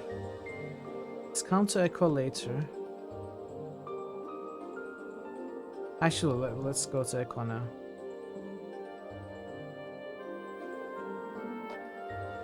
This striking young woman has skin the color of burnished copper. A translucent white dress held precariously by golden clasps is draped carefully over her shapely form. Greetings. The woman nods and smiles briefly. The scent of her hair, sweetly perfumed, fills your nostrils. I have some questions. She nods. Is your name Echo? Updated my journal. She nods, smiling pleasantly. May I ask why you can't communicate? She sighs softly and nods. Do you know the word that will undo the multiverse if it's spoken? Her eyes widen in surprise, then she gives you a beaming smile, rolling her eyes and shaking her head. Did your voice cause someone's death or some other tragedy? She pauses at this, opens her mouth, then frowns. After a moment, she shakes her head. Was your voice stolen? Updated my journal. She nods vigorously, clasping her hands together and smiling at you. Do you know of any way to get your voice back? She shakes her head, her face wrought with frustration. She suddenly looks at you pleadingly as if expecting an answer. I can try to return your voice for a price. Echo frowns, narrowing her eyes at you. She looks away for a moment, sighs, then nods to you. It's a deal then. I'll look for something that would give you a voice. Updated my journal. I've gotten this fiend's tongue for you. She raises her eyebrow, gives you a skeptical look. I'm told that should you place this in your mouth, you'll regain the ability to communicate. She nods and takes the bottle from you. She gingerly picks out the severed tongue from the briny solution and, after staring at it for a moment in disgust, places it in her mouth. Suddenly her eyes widen and there's a burst of reddish light from between her lips. Are you alright? Echo opens her mouth, closes it, then opens it once more and speaks. I can speak again. Oh joy, I damn thee to the darkest of pits, thou stench-ridden worm. Kneel before me in supplication, insects. Yikes, eh? Echo yelps and covers her mouth with both hands. Her eyes are wide with panic. It must be the fiend's tongue. Updated my journal. She slowly takes her hands away from her mouth, nodding. It seems I must devour thy frail shell and consign thy soul to the abyss for all eternity. Thou shalt serve me in my battle thrall till the plains grind to a halt. Thou art mine, mine, mine. Echo shuts her mouth again and begins to softly, quietly weep. Wait, try using these Deva's tears. They should soothe the song's curse. Updated my journal. She nods, smiling, and takes the vial from you. Echo places a few of the sparkling blue drops onto her tongue. I will feast on your entrails and devour your soul. Oh, 75? That's nothing. I believe the tears are working. Yes, they are. I can speak in my own voice once more. Oh, how I thank you. Echo squeezes your hand and bows her head gratefully, her eyes welling with tears of joy. Yes, you are welcome. Now, about my reward. Echo nods, wiping the last of her tears away. She reaches into her purse and presents several rolls of parchment-wrapped copper coins to you. Your reward, sir, and justly deserved. I'm happy to help, but the devil's tears cost me quite a bit. Of course. Her voice is entirely flat. Here you are. She hands you several more rolls of coin. Thanks. I have some questions now. She nods. What are you doing here? I'm a student here. As are all the prostitutes. We seek to better learn the art of language in order to stimulate the minds, to heighten our awareness of ourselves and others, and to create new ways of experiencing another person. I've been without the ability to speak for so long. Most patrons came to me seeking someone to listen, someone attentive and capable of understanding them that they could speak to, free of interruption and the like. Now that I can speak once more, I wonder if the time has come for me to move on, leave the brothel and become a sensate.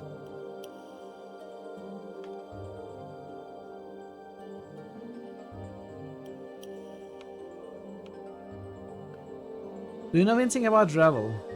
In fact, I do. Not only does she exist, she has children. Where would I find them? My journal. One of them is here at times, Kesai Ceres. She's a child of Revel's, though she's loath to accept the fact. Who could blame her? I have never gotten her to admit it, though I am sure it's true. I'm trying to find Marissa's Crimson Veil. Do you know where it might be? Updated my journal. I have no idea. Have you spoken to Nenny? No, I have not.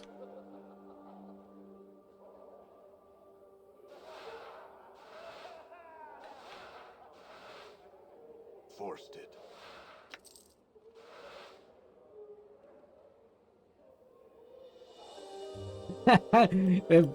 I don't think Names One is the father. I suppose it's not outside of the realm of possibility, but Right. We need to set up Kip now. I don't think so.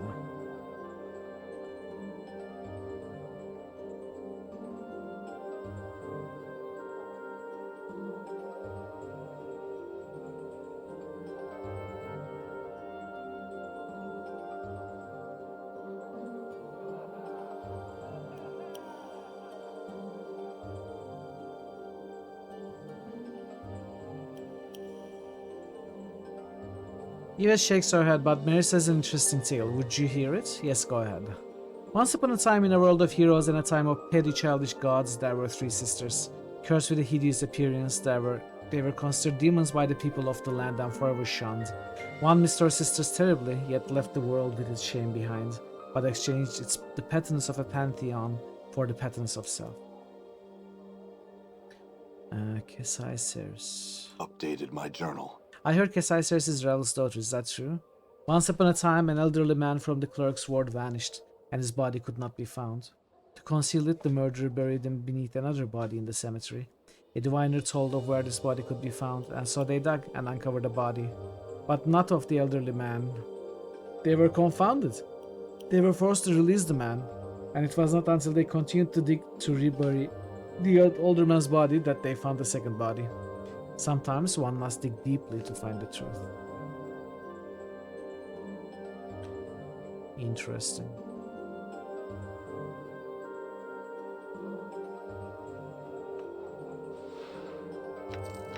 Dinam's book.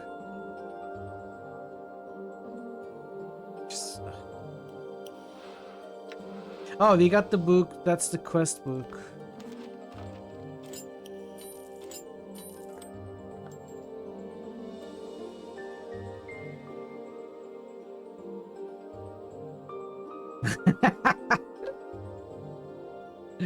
Oof. Done. Rough. As you make the search the armoire, its sandals suddenly yank out of your grasp as the drawers slam themselves shut. A disdainful Forward march! You can always clap your hands. Hey Nancy, welcome. Welcome Nancy, welcome Raid. Oh, the timer wasn't running. How long has it not been running? I just noticed. Yellow. Welcome, welcome. No clips for Nancy. And it's it's built into the system now, not to accidentally give her clip shout out. How was your stream, Nancy? Good to see you. Welcome, welcome, Raiders. Yeah, it must have been not running since stream crashed. And no one said anything. Well, no one said anything in chat, so. What were you up to? You were up to Pal World, more Pal World. How is it going? Are you enjoying it with the pimp pigeons? Hope you had a good stream. Welcome, everyone. I'm gonna start the timer now. I guess I'm gonna fix it later. Hello? Hello indeed. The armor gives another. So what have we here? A rogue after some ladies' filly undergarments, You talk? Do I? Why, yes I do. Who are you? Thank you so much for the raid, Nancy. I appreciate it a lot. You were playing some other game today, not Pal World. Were you trying another game? Nearly done with Pal World now. Next week we'll start Conan Exiles. Oh really? Conan Exiles for the first time. It's a good survival game. I don't know if you're planning on any PvP. I don't know if you're planning on playing on a, you know, community server with strangers, or if you are gonna be playing with only people you know, or solo. I played it with a few friends before and it was fun, though it did get repetitive quick. It is good to start with, then it got a bit repetitive for me, but there has been new content since then. Okay, that's cool. That's cool. Yeah, good to play with people you know. You probably don't want to bother with the PvP aspect of it. I think the PvP of Conan can be very annoying if you are not into it. I hope you all enjoyed, Nancy. I hope you have a good time with it. Who are you? Never mind that. What are you doing here? I'm Luis, and who are you? Thoughtless, uncouth fellow rummaging about in other people's things. Never mind that. What are you doing here? Well, sir, if you must know, I'm being an armorer. But why are you being an armorer in this brothel? I happen to have become an armorer because I want to be an armorer. Thank you very much for it. It's not to watch the ladies undressing, nor to have them place their soft, sweet-smelling undergarments in my drawers where they can rub against my skin. Such accusations are an insult to a practitioner of the magic arts. I'm merely soaking in the experience of what it means to be an armorer, the sights, the smells, the sensations. So all the women know about this then? Yes, they do, and they wholeheartedly approve. Well, not with their entire hearts exactly. And while they have not spoken of their approval in my presence, since they are not exactly aware that I am an armorer, I would not want them to know that I am anything but, and so have not been able to inquire upon the matter. I'll need something from you to keep quiet about this one. Very well. Posh, open the third drawer, you scalawag. As you reach your hand into the drawer, it slams shut on your fingers with great force. Searing pain races through your hand as you withdraw your battered fingers. Haha, cretin idiots! Open the drawer, I said, and you reach in. He slams his drawer again for emphasis, then begins shaking with laughter. I'm going to chop you up for kindling. You'll do nothing of the sort. Why, even the most common of men knows one can't commit an act of violence within the brothel. You'll simply be cast out. And even if you were not the case, I assure you, command of the art. My command of the art is quite impressive. You will not be playing the PvP aspect. Okay, that's nice. That's good. PvP can be annoying. But yeah, especially the early game is a lot of fun in Conan. As game went late, I think maybe it's just me, I don't know. Maybe it just lost its charm for me.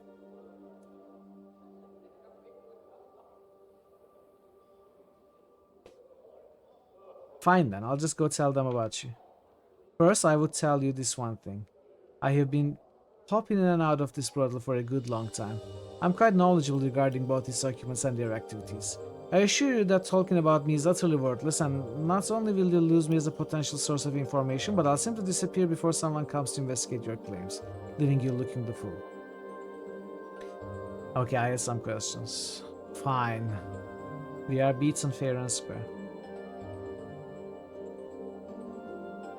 So why are you being an armorer in this brothel? Can you return to your normal form at will? Some real DM, real road. I mean, we can still choose to do any of those things, I think. I'm not so sure if we actually can. Maybe we cannot. Maybe we can still try, though. I have no need to share such secrets with the likes of you, and besides, there is no cause to change back at the present moment, since I have not yet experienced the full sensations of being an armorer. It's a complex thing, to hold and sort soft, frilly clothes, smelling of wondrous woman smells. A drawer slides open and closed. The sound mimicking a pleasant sigh. Wow, okay. A pervert armorer. I'm trying to find Marisa's Crimson Veil. Do you know where it might be? I heard she used to walk about in a Crimson Veil, but that she had recently taken to her room and darkened it. I did not know what had occurred, so this veil of hers is missing. Do you know anything about Revel Puzzle? Well, few folk who dwelled in Sigil for any length of time don't. I must wonder though, what is it about her you wish to know? I need to find her. You're mad, you know, quite mad, utterly barmy, I believe is the common term for it. Revel was banished from Sigil long ago, and if she's not dead, you'll wish you were, should you somehow succeed in finding her. She devoured all those who sought her out before. It's sad, and will likely do you the same disservice. I would leave well enough alone. Okay, very pervert and useless armor. Okay. Done. I am pretty sure I'm missing this character. Okay, and okay, two more, Juliet and Nenny. Then we will have spoken to everybody. This dark-haired young woman is staring listlessly off into space, sighing miserably and occasionally picking at the seams of her green velvet gown. It's difficult to discern whether she is depressed or simply bored. Greetings. She gives you only the briefest of glances before staring off into the distance once more. Greetings, yes. I'm named Juliet. How may I? Oh, never mind. Leave me be, please. She gives an exasperated sigh. What's wrong? Oh, nothing at all. Only that I spend my days gazing into the face of mediocrity, seeing if anything can erase this dreadful, tedious passage. Is your life so tedious? Alas, it is, she sighs, closing her eyes and massaging her temples. Dreadfully boring. Must consume. Enjoy Veru. I'm certain I could add some excitement to your life. No, this kind of tea to offer though. I'm already with a man, sir, and I do love him dearly. It's just that I wish, she taps her finger against her chin, something more of our liaison. There's a problem with the relationship? Yes, there's a problem, she huffs, in that there are no problems to speak of. Our families took the news of our courtship splendidly, his siblings love our siblings, and our friends think our union to be blessed by the powers themselves. All fine and good, but things are going, she frowns, so smoothly. It's not right to have such a trouble-free courtship. I don't know about that. Dost thou not? Hast thou never ever had such a courtship? She glances briefly at you. It would seem that thy life is filled with a variety of problems, judging by the pallor of thy skin. I can't remember any courtships I have had. The remnant of the ones I have encountered suggests that I may have had some problems. It is just that all my friends have such interesting relationships, once fraught with turmoil, feuding families, daggers at one's backs, poison, mad siblings, and irate fathers with large swords. I have a lover whose family loves me and whom the world loves, she says again. A great source of annoyance. How I wish I could formulate some way to spice things up. Mort floats close to you, whispering, I feel sorry for her lover. He doesn't know how bad he has it. A shit like this is nothing but trouble. What did you have in mind, Juliet? I'm not sure. Some element of danger or jealousy, something intense. Why don't you make up some fake love letters from a hidden affair? Excellent notion, most excellent. But he knows my handwriting. Wilt thou write some for me? I can find you some. Oh, wouldst thou? Excellent. When thou dost find some, please give them to my love Montague. He may be found within the civic festival. As for letters, please try Scuffled Pen. He runs the print shop in the lower ward. Updated my journal. Okay. Let's do this, then we can come back and talk to Nenny.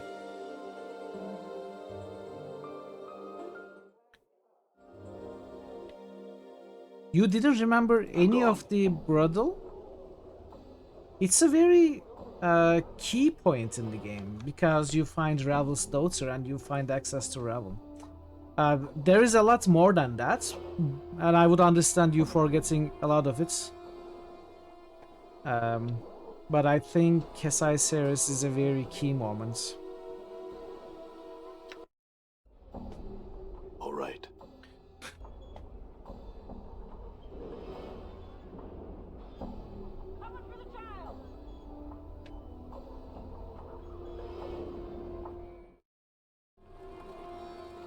Let's see.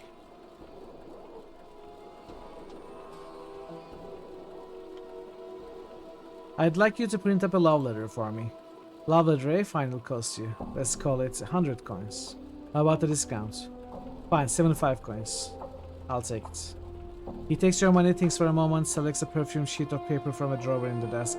He scribbles a few vacuous love-struck lines on it in a flowery, elegant script. That will do. Wait. I already had one. I didn't... I'm not gonna pay for another one. I already have one.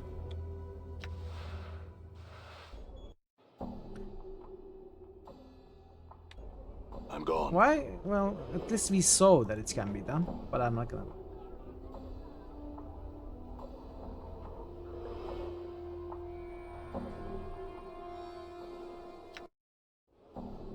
Clerk's Ward is packed with dialogue, honestly.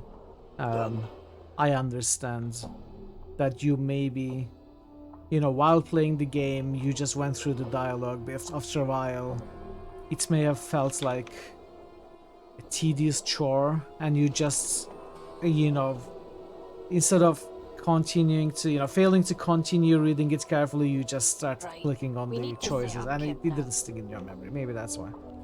Maybe that's why you forgot. But yeah, considering there are all these lectures in the Civic Festival. Done. This entire Clerk's Ward is a lot of dialogue to read. We gotta find Montague. And yeah, of course, there's that too. When I played the game a few years ago, as part of Critical Hits, I didn't remember anything past Sigil, except Ravel's Maze. That's the only place I remembered. I remembered everything, like the Modron Maze, Player Maze, everything about Sigil, but I didn't remember Carcery, I didn't remember anything about Trius. Montague's here. For some reason, I had forgotten completely about the endgame. And I remembered the Fortress of Regrets, but between Sigil and Fortress, I had forgotten everything. Thanks, Silverbat. Thanks for stopping by. I don't remember about Montagues now. Greetings. Are you Montague? I need to speak with you about Juliet. Oh? He gives you a puzzled, slightly suspicious look. I overheard her speaking at the brothel. She's having an affair, you know. Thou speak falsely. I would have thee present me proof, before I took that claim as true. I also found these letters. Here, read them.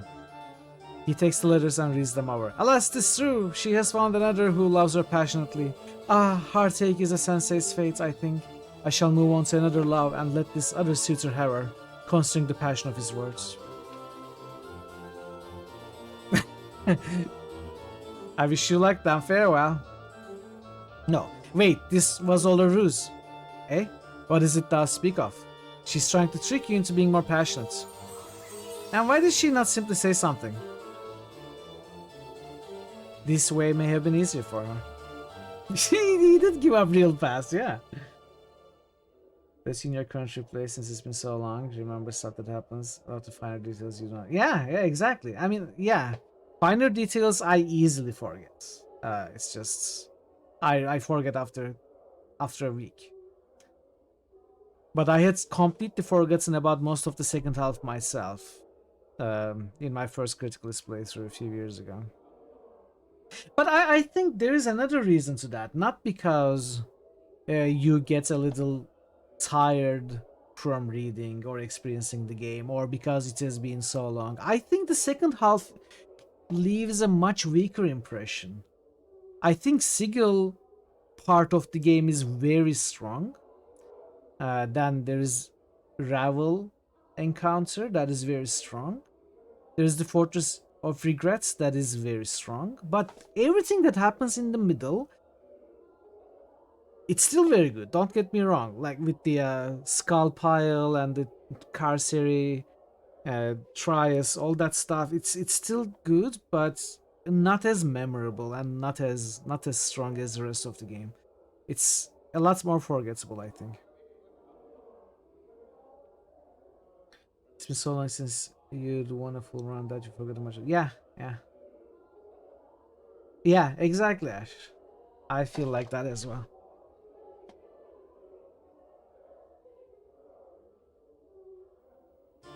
But I had thought we could talk about everything. Perhaps this was something that, by its very nature, could not be spoken about. What wouldst thou recommend me do, sir? Turnabout is fair play. I say ignore the shit, act distant and unconcerned. That'll spice things up considerably. Truly? Trust me, kids start ignoring her, create some friction, leave them wondering, and they'll be clawing all over to discover what matters, right, Chief? Yes, she'll think something wrong, and for once he'll be playing the game rather than being the target. I like the sound of that very much. Good luck, I hope it works out, farewell. And a farewell to thee as well, sir. Now I've some things to attend to. Should we meet again, we might speak more of the matter. Hey Mattel, how are you doing today? Welcome up. Characters and writing are at least top notch. With the locales and little don't do those. Yeah. Oh wait, I never went to Under Sigil. I completely forgot Under Sigil. We have to go here too. Let's be done with the brothel first. Oh good, that's good to hear, man.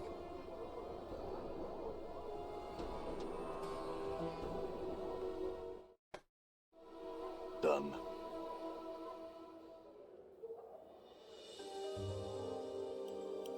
Right. We need to set up camp now.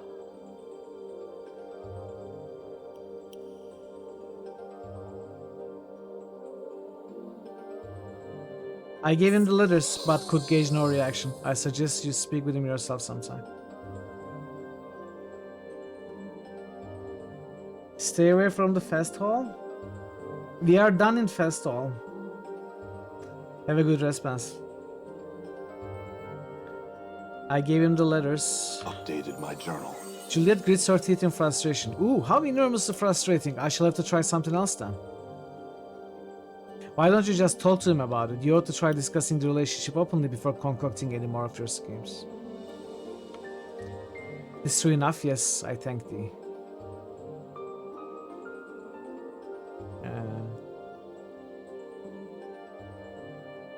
Oh, who would ever wish to find the thing? I for one hope that unmannerly and utterly disagreeable woman is confined to her chambers until I am well and gone from this place. But to answer that question, no, I have not seen it, nor do I know where it might be. Nanny might, though. The Ravel. She doesn't know. Updated my journal. Thou may wish to ask Mask Satyr Tongue. They are half-sisters, are they? Okay.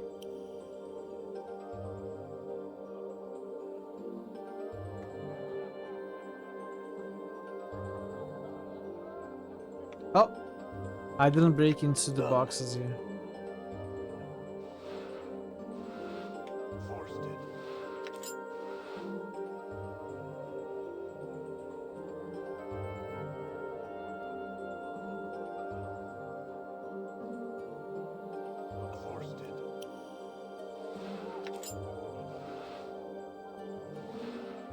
So where did Nenny go? Moo.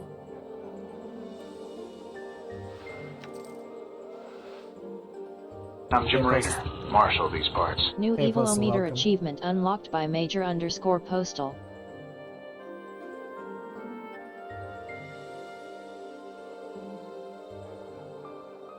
Nini is gone.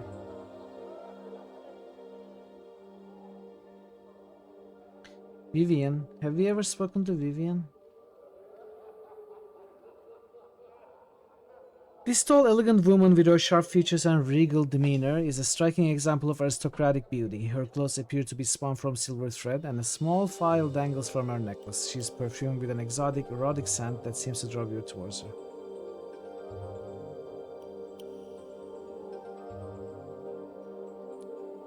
You had a half-sister? We lost her to the blood loss? That's either a tragic story or some sort of joke, but I don't understand the joke. And if it was a tragic story, you wouldn't put the smiling hero next to it.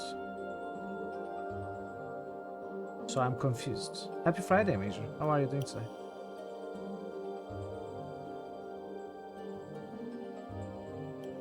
Greetings. She looks you over, arching an eyebrow with what you sense to be disdain. Greetings, my name is Vivian. Am I to presume I'm being summoned? Well met, Days. I just had some questions. Go on, then. Ravel. Who is she? Night Hag from Sigil's past. I hope she stays in the past, then. There was only half of her.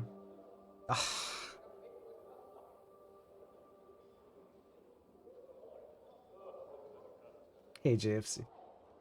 Welcome.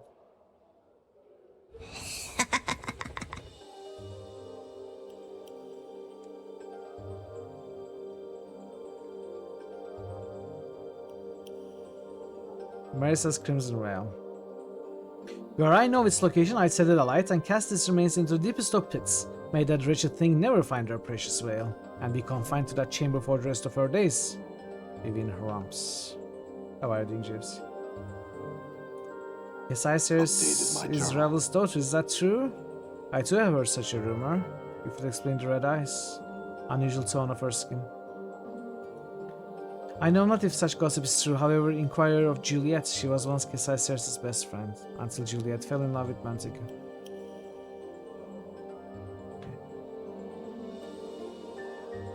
Let's talk to Maxi.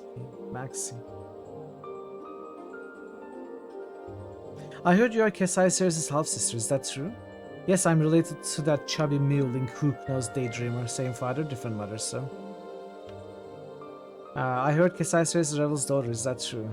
Far as I know, yes, why?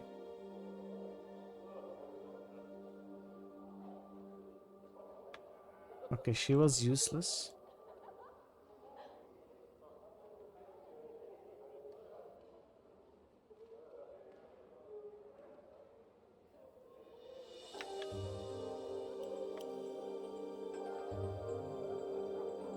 Oh, Nini is here. This petite, attractive young woman is smiling blissfully and humming to herself. Her white, pale blue eyes seem to constantly drink in her surroundings as she looks about. Greetings. Well met, young sir. Good sir. Young sir? Well met, good sir. I'm Nini. And how are you this fine day? She suddenly notices your scars and places a gloved hand over her mouth. Oh my, you're hurt. All over. Mort spins around you, mocking the girl's obviousness. Powers above, Chief. She's right. I never noticed before. You're covered in scars. Pate, no mind, I had some questions. Can a bee be said to be or not to be an entire bee when half the bee is not a bee due to some ancient injury? Sure, why not? Like Mort says. Sure, why not? Do you know anything about Ravel? No, sorry. Trying to find Marissa's Crimson Veil. Nini frowns deeply. Oh, I can't see anything bad about anyone. I'm just no good at it. It's not bad to point out a thief, Nini. Oh, but I don't know if she's a thief. Nini bites her lip and looks at you with pleading eyes, as if she just wishes you'd leave the topic alone. Look, why don't you try and say something not nice about her? Oh, alright. Nini puts her hands on her hips and frowns deeply, almost exaggeratedly. You resist the temptation to laugh. Ooh, I dislike her very, very much. She pauses for a moment, then looks at you out of the corner of her eye, as if gauging your reaction. Was that convincing? No. Nanny frowns.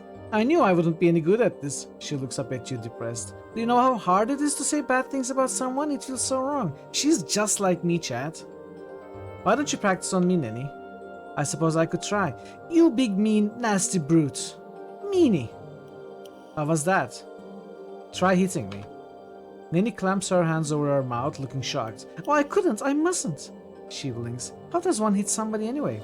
Go ahead, do it lightly if you have to. Remember, I'm a mean, nasty brute. I deserve it. Then he slaps you, you barely feel it. She still looks shocked and frightened she hurt you. Oh, I'm sorry, did that hurt? Tell me you're okay. Don't break character, Nanny. Come on, show me what you got. You can say something bad. Just let it all out. Oh. Nanny draws her tiny frame to its full height, balls her hands into fists, puts them on her hips, and scrunches up her face in a cute scowl. Oh, damn be you! You deserve that for all the indignities you put me through, going out late at night. Her eyes roam up and down your body, getting into fights and getting all scarred up. What are the kids going to think, kids? What? Nanny's fury rises another notch. Have you forgotten our children? Are you so sudden with drink that you can't even remember we have children? Nanny throws up her hands in exasperation. You're hopeless, clueless, and a lot of other lessons I won't mention right now. Okay, calm down. Time to let go of the anger. Nanny sighs tiredly. Phew, that was easier than I thought. No kidding. And I'm sure I'll do better next time. I'm so excited to have learned something new. Thank you. Okay, now about the Crimson Whale. My journal. I'll bet I do. I saw that nasty Kimaxi other tongue sneaking out of Marisa's room one night. They're both meanies, you know, but Kimaxi is really awful. Anyway, I talked to her. I heard Kesai says Rebel's daughter. Is that true? Beats me.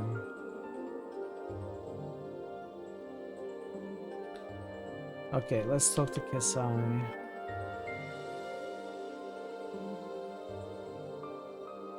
No, not Kesai, sorry, Kimax. I was told you were seen sneaking away from Marisa's chambers recently. Is that connected with her missing whale somehow? Marisa flies into a rage. Who told you that?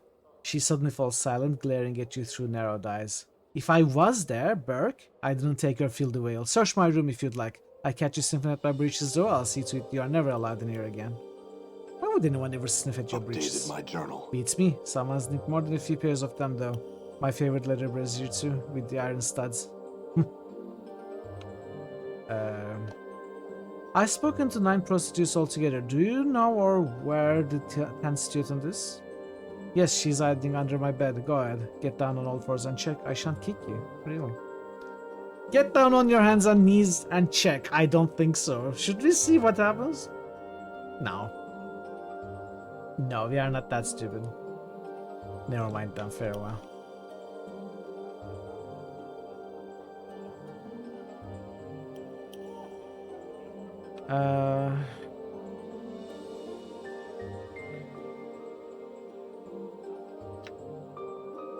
Okay, do you know where the 10th one is? Speak with Nanny. She's forever pacing about, observing everything intensely.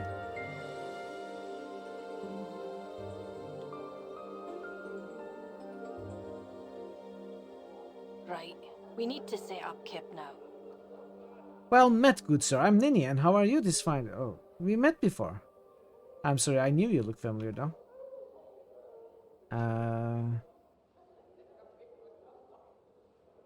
Wait. I cannot ask Nanny about the 10th student. Kimaxi says someone's been taking things from her room too. Have you seen anything odd? My journal. Oh, that's right. You know, once I saw a man sneaking out of Kimaxi's room while she was out talking to a patron. I watched the front doors all that day, but he never ever left. Isn't that odd? I don't think he could have made it out window, so I never figured out where he went. And then I totally forgot about it. Weird. Okay, it's this thing, right? I haven't had this much fun since, the last time. There is no 10th student. What is this rubbish you speak of? Nanny told me she saw a man leaving Kimaxi Adotang's room. I think that was you, Louis. You think?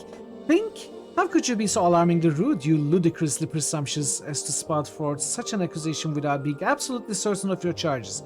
How dare you? Impertinent brassy cur, why I ought to As Louis rails and curses, his drawers open and close. You notice a small bundle of crimson cloth tucked alongside some clothes. The repeated opening and closing of the armor drawers make it difficult to grab, however. Wait for an opportunity to grab it. You stand poised at the edge of the armoire. It keeps grabbing on and on, but it never seems to stay open long enough for you to grab the cloth. Try and snap your hand in while the drawer is open. You simply cannot move your hand quickly enough to snatch the crimson cloth from within Louis. The most you could accomplish would be getting your fingers crushed. Pull open the drawer to get the cloth. The drawer remains closed. You hear it puffing and wheezing from the exertion. Go away, you barbarian! Give me that crimson cloth, Louis. Shan't, won't, never. Beg and whine for the cloth. Oh, please stop that rubbish. It's quite tiresome and transcends all known meanings of the word boredom.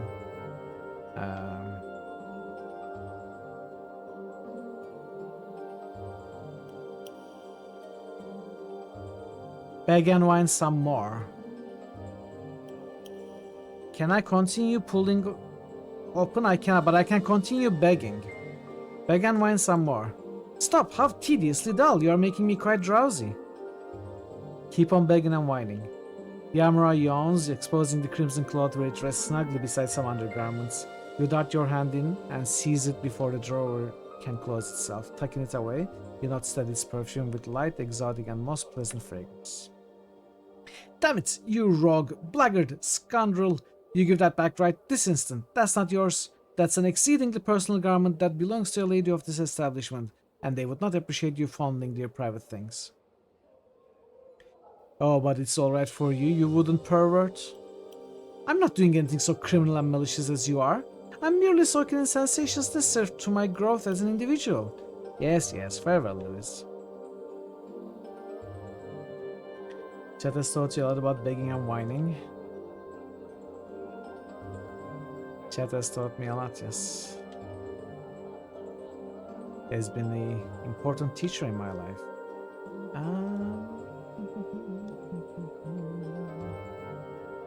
I think it's this room.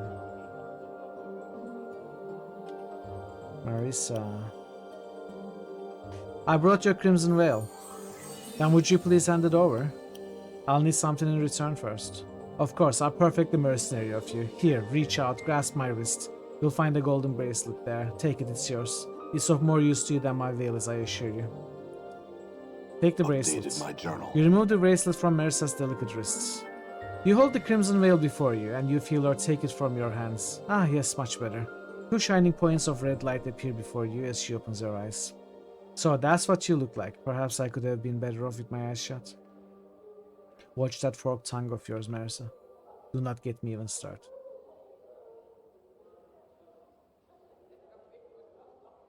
Okay, so this quest is also done. I think it's time to talk to Caesarius. It's wrong to engage in violence in the world, but nobody said anything about mind revolutioning a bomb to look like another garment to be triggered once outside the room, yeah. Fair enough. Fair enough. Kesai, are you Ravel's daughter? Kesai suddenly bares her teeth, her eyes narrowing to slits of blazing crimson. What? Where'd you hear such a thing? Just a rumor, that's all. Updated my journal. Ridiculous! I think I'd know if that wicked hag was my own mother. Now stop bothering me about it. Who is your mother then? I don't know, alright? My father raised me. I never knew her. But do I look like an eye tag to you? Well, there's the skin and the eyes, and maybe the teeth too. Caesarius glares at you, her eyes blazing. Perhaps we'll speak later, but I'm no longer in the mood. Farewell. Ah, did you get offended? Echo told me. Ridiculous. Who is your mother? No, of course not. Huh. So that wasn't enough to get information from her.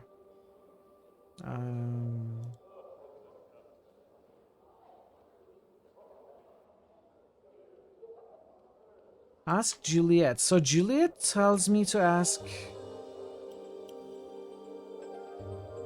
Climaxi.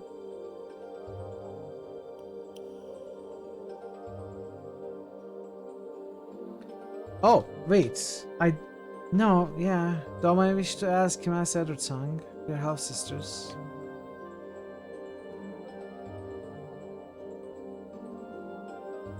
Unfortunately, we don't have any of those in this game. All good ideas for a tabletop version of this, though.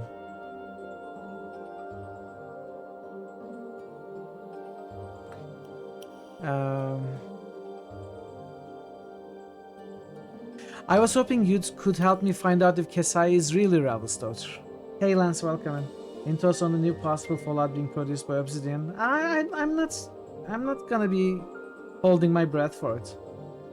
Obsidian's latest games have not interested me.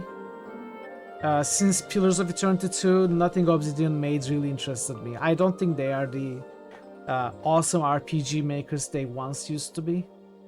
The idea of a new Fallout game is exciting, especially not coming from Bethesda, but I mean, I'm gonna be cautiously hopeful. Yeah, if they brought back Chris Avellone, that would be awesome, but you know, I don't know who Obsidian has now that can produce. You know, we think of Obsidian and Fallout, we think of New Vegas. If we hope for New Vegas, I think we are gonna be seriously disappointed. Like, if we hope for another game that has high quality like New Vegas, I think we will be disappointed. I don't know what's gonna be produced, but I'm not, you know.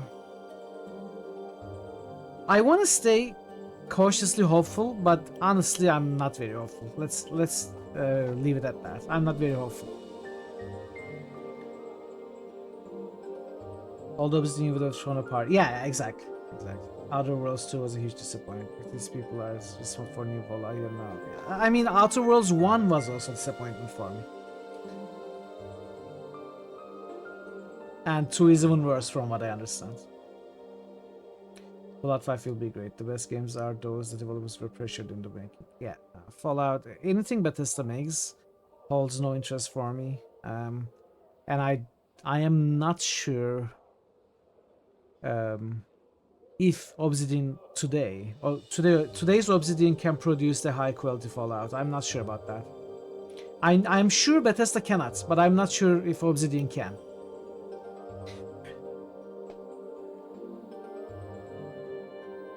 I won't be waiting for it, but I will absolutely take a look at it once it's out. And when I say take a look, I don't mean buy. I will probably look at some reviews or something. I would be very, very cautious of buying it. At release. I was hoping you could help me find out if Kesai is really Ravel's daughter. Updated my journal. Maxi frowns at you. Normally I'd love to help you like this, but I have a feeling it'd upset them. That flirting, cleaning ducks are good and well. Tell her to ask our father, he's a powerful Cambion, so she ought to be able to call to him right then and there. That'll get you your answer. Yes, Cambion. Didn't hear me the first time? I'm asking what one is. Ma, you are clueless. Half Fiendberg, sort of like you, but you're half dung, I think. You smell it at any rate. Better than half you, Kimasi. You wish you were half Kimaxi, Sod. Even if you ended up with the god's bomb on your shoulders, it'd be better than scarred up face of yours. Wow, that was a good response for sure. This game is marvelous. It's the best game I've played. Yeah, I agree. Well, it's my favorite RPG. Along with Disco Elysium, it's my favorite RPG. But I don't think it's an excellent game. Like, the combat is pretty bad in this one, right? The writing is out of this world. It's awesome. It's the best written material I have ever read. And the characters are so memorable, the environments, the story, it's all great. But if we are being objective, it's tough to call this a good RPG all around, right? Because Right. We need to set up Kip now. because of the rule set's limitations, because of how focused it is on the story of Nameless One, because of how railroaded the stories and how you are forced to be picking up certain stats if you want to get the good endings. Like there are, even as a fighter, I have to get wisdom, right, to get the good endings, and how terrible the combat is. I think if you look at it as an RPG, like a game, it's not the greatest for sure. In fact, it's bad in some ways. But the story is just, it's so good for me. The story is just so excellent that I still consider it one of my 2 favorite RPGs, despite all the bad things about it. Imagine this writing with Baldur's Gate 3 combat. But yeah, it would be really good. Certainly not Revenant. Being better than Revenant isn't saying much yet. Forget combat, it's brutal writing great. Yeah, exactly, Lance. I completely agree. Completely agree.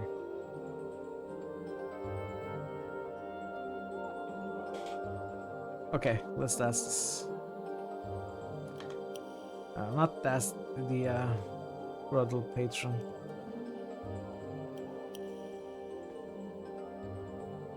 Wait, this is Dolora. I'm looking for...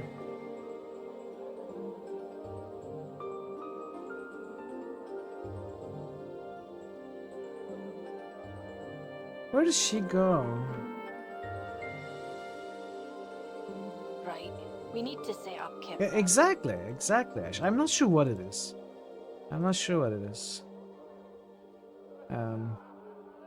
Other than saying it's excellently written. A very memorable and interesting and creative story that had a huge impact on me. And probably anyone who played it at the time.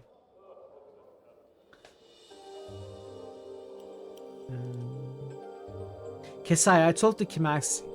She told me she's your half-sister and that Ravel is your mother. That hells, how I loathe that woman. Why would you even believe that sort of tripe? She says that you deny it, and in fact may not know it, but that is true. She said you could ask your father, that he would tell you. Updated my journal. Kesai stares at you silently for a time. Give me a moment. She turns from you and begins to mutter softly. The air seems to shimmer around her slightly and fills with a coppery smell like warm blood.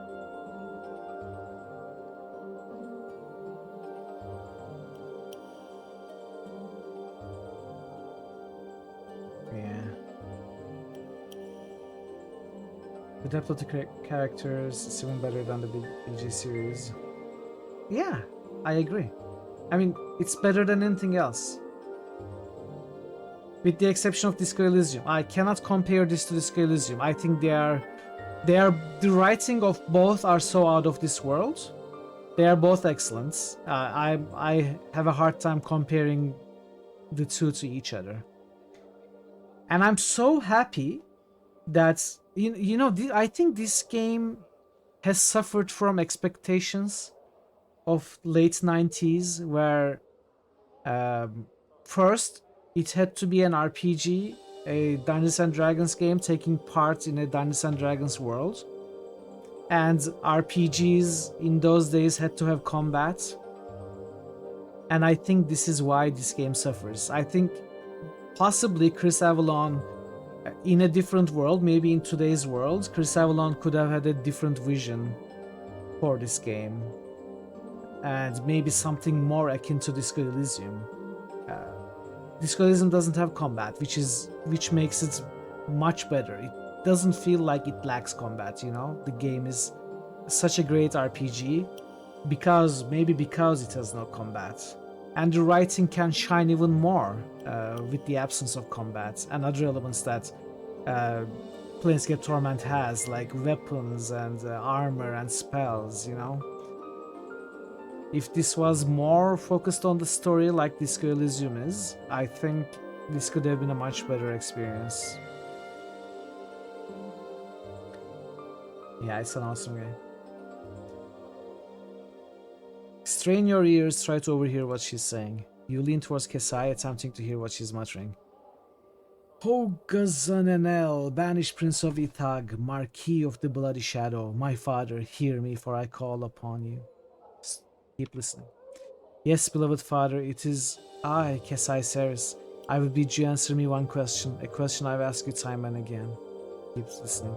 Yes, beloved father, I cannot bear to have another ask me and not know myself. You must tell me. I have asked for nothing save this. Tell me, I beg you. Yes, yes, beloved father, I understand. I thank you. Farewell. Well, what did you have to say? Kesai remains turned away from you for a moment before finally coming to face you. I do not want to believe that wicked hag may have been my mother. I have lived long, I do not appear to age, and I have disturbing dreams sometimes. But still, I do not wish to be the inheritor of the evil she caused, nor draw the lady's gaze as my mother did. Such evil things she did. I need you to give me a piece of yourself, Kesai. Oh, pardon? The portal key to Ravel's maze is a piece of her, and you are her blood. It's close enough. You intend to seek her out? Her surprise quickly changes to an expression of weariness. What would you need of me? Your blood, most likely. Only a drop or two, I'm sure. She nods. But do you have some way to carry it? A piece of cloth, like a handkerchief or something? Great to see you again! Oh, hell Lancemaker, yeah! you have now been subscribed for 6 months. Lance, that's very generous of you. Thank you so much for subbing 6 months in advance. And yeah, good to have you. Welcome, welcome. Thank you so much. No, I don't. Okay, there are handkerchiefs all over, so let's pick up a handkerchief. She starts supporting the community that play good games. Oh, I appreciate it. Thank you so much. Yeah, the support is very valuable to me. Speaking of playing good games and the community, did you know it is the community who selects every game I play? For example, right now there's a poll on Discord for the next game that we are going to play. So you could always take active part in the selection of these games.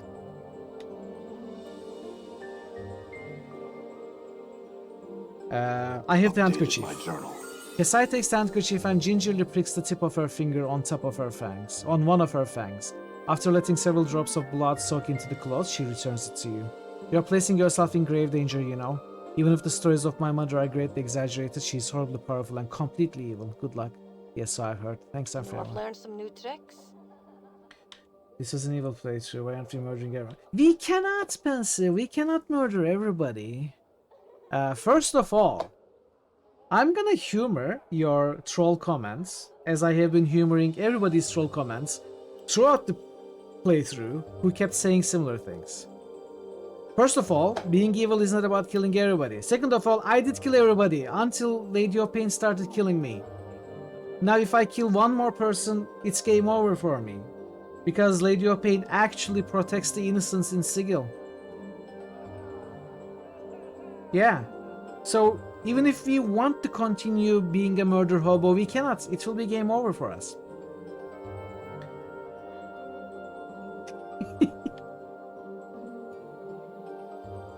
Okay, let's talk to... Am I missing... okay. We need to talk to Fall from Grace and then we will be done with the brothel.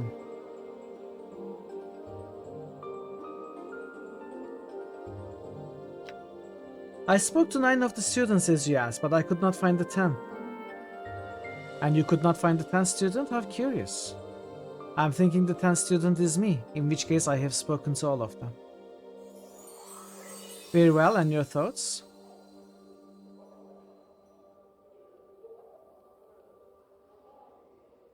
Teaching within a sheltered environment such as this only harms the student, and the planes themselves are often the best teacher.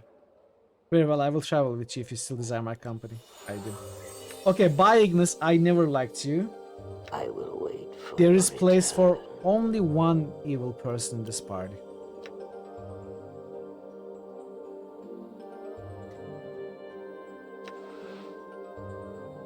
Oh, Mistress High and Mighty will be joining us. What do we need her for? You couldn't. Carrot's gonna be mean. I am being pretty mercenary-like. I might even bump her off And rude. I think I'm being more than a little mean. I don't know what I can do. Okay, so there are a few evil options that I did not take. And the reason for that is because they are extremely boring. You know, you be evil and you kill the character because they looked at you wrong, and then you miss out on a very interesting side quest chain. If I'm not taking an evil option, that's the reason, not to miss interesting content. We could be, I suppose, pure evil, missing out half the game. That's what happened to our Arcanum playthrough. In our second Arcanum playthrough, in our Arcanum replay, we went with a low intelligence character. The idea was very interesting. I love low intelligence in Fallout. I was hoping Arcanum would be special in that way as well. And in some of the game it was, most of the game it was extremely uninteresting because it made us miss out on half of the game. Because we were low intelligence, we couldn't engage with half the characters. No one wanted to join our party. And we missed 75% of all dialogues. Because all we could do is grunt pretty much. You don't think this game is a proper evil route? Unfortunately, it's not so far at least. But I think there are some good evil selections, some good evil options coming up. Lawful evil, that's something nice. Lawful good is hardcore mode of RPGs. I think lawful anything is boring. That's partially statement for real life as well, in my opinion. But I'm talking about RPGs right now. I think usually well, maybe it's personal taste more than a general opinion, that I find lawful gameplay boring. I find neutral or chaotic more interesting. Like if I'm not being told what decision to make, it's more interesting to me. Yeah, absolute choices, like absolutely being good, absolutely being evil, is boring. I think what's partly interesting about the chaotic evil character, or even a chaotic good character, is that they can act like they are otherwise. Sometimes for the end goal, you know, like a chaotic good character would make the perfect anti-hero. Maybe smack around some dudes to get information, you know, they can act a little bit of what you might normally call evil. And the same goes for chaotic evil. If you can act good with some people, you can treat them well to get, if you believe you are gonna get more out later, or if you are gonna backstab them later. You can give them stuff, you can compliment them, you can help them out, you can do their quests. If the bigger reward, you know, if the reward ultimately will be bigger. Are lawyers lawful or chaotic? I think lawyers are lawful, of course. Why would they be chaotic?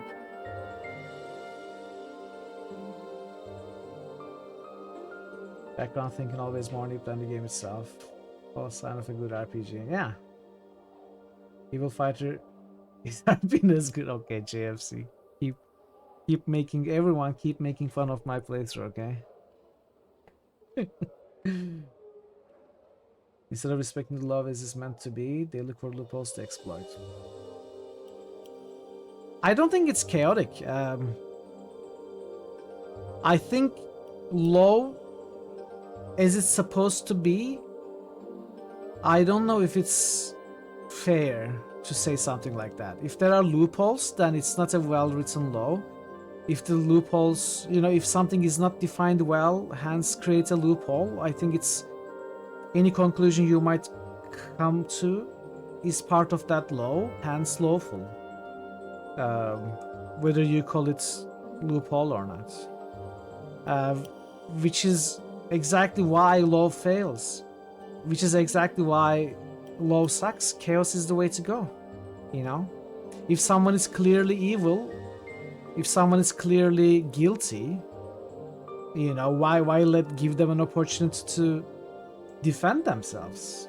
Hire lawyers. Just imprison them, you know?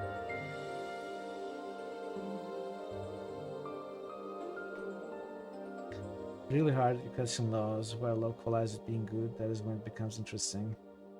Having to be good with a robber, that's not something to feed his family, giving him a chance to repent. Yeah, that's exactly why I find lawful good boring.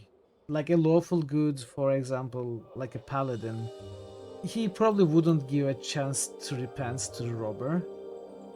He would catch it and hand him to the authorities at best, right? But a chaotic good character might listen to the robber's side, maybe even give them money because they are suffering so much. Give them an opportunity, maybe find them a job, maybe take care of their kids or something, you know? That's what lawful, chaotic good characters could do. It's way more interesting to me.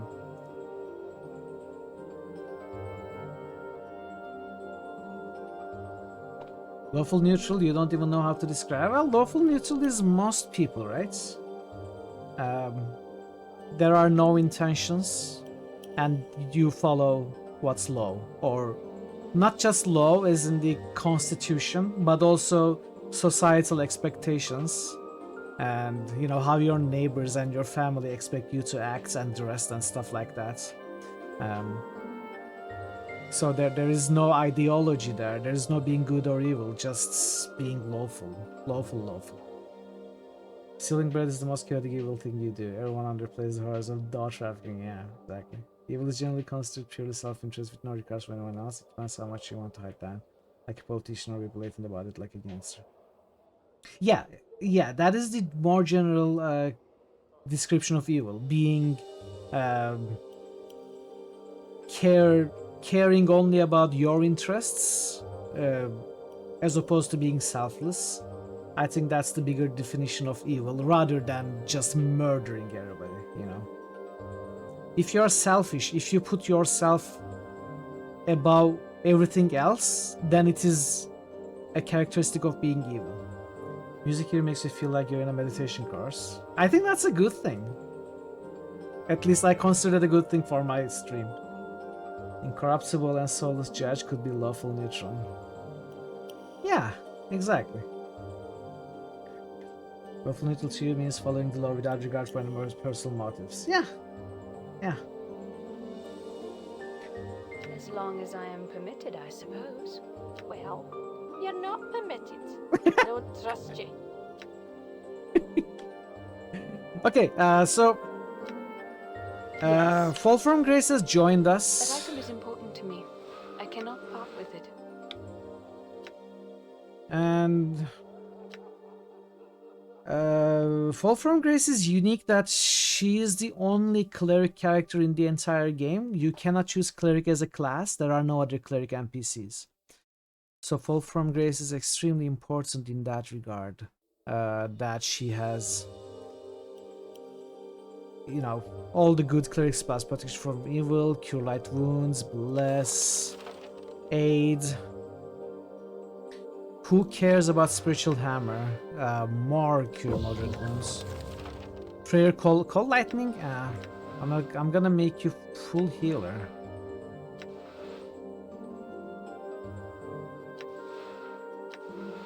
Let's have one remove curse ready.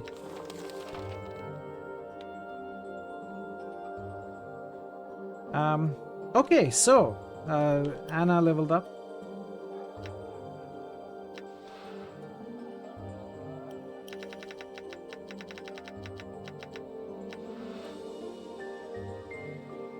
How may I help? Or from Grace's touch. I think, therefore I am. So I think. we are at the point where we need to find Ravel. We are done with Sigil. Swords for Oh, everyone! hey Nebu, welcome in. Welcome. How was your stream? How was New Vegas today? I assume you were playing New Vegas. Let's give you a shout out. Welcome everybody. Good to see you all. Thank you so much for the raid, Nebu. Maybe Hazen is not here. Let me give you a shout out. Oh, Thazen was just busy typing. That's fine. You know, just wait and see. Eventually I will like destroy even the mightiest of Draugrs. Whoa! Like that. Whoa! Whoa! Exactly like that, alright. Were you able to though? One day. One day. No worries, please. No worries at all. Stream went well. enough. You are still playing Fallout New Vegas. How is it going for you? How is your gunslinger going? Are you having a good time with it? Welcome everyone. Do check out Nebu. Nebu plays lots of RPGs, and he's a better Dark Souls player than I am. At some point, he's gonna play Dark Souls 3. I know. I just know. I'm gonna make him.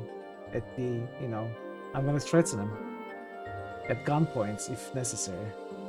But yeah, he's been doing Fallout full series playthrough. Has played 1, 2, 3, and now on New Vegas, the best Bethesda era Fallout, of course. And at some point, we'll move on to Fallout 4 and Fallout 76, right? I bet you cannot wait for those. I know you've been hoping to play Fallout 76 for years now. Maybe you'll play Dark Souls 3 after Fallout New Vegas. No, I know you will. You shall now Souls shaming people. I'm not shaming, what are you talking about? I actually think Nebuka is a much greater Souls player than I am. He recently played Dark Souls 2, and he was doing the difficult bosses that I tried for 2 hours in like second try. He's actually good. I'm not shaming. I actually want to see him play Dark Souls 3. I'm completely genuine here. I'm not being sarcastic. Not at all. Anyway, thank you so much for the raid. We are doing Planescape Torment, and we are looking for Ravel. We just found the portal key for Ravel, but I don't know where the portal opens. There is only one place left. We just recruited, today we recruited Nordham and Fall from Grace. Right. We need to stay up, Kip. And the only place I have not been to in Sigil is the Undersigil, and I don't remember what was there. So I think we are gonna go check that out first. Why can I not disable the camera following? What's going on here?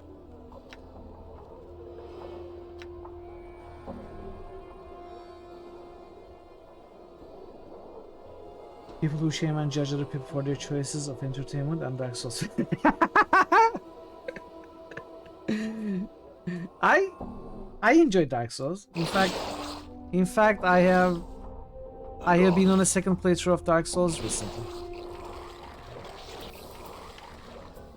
Getting closer to finishing my New Game Plus. Time is over.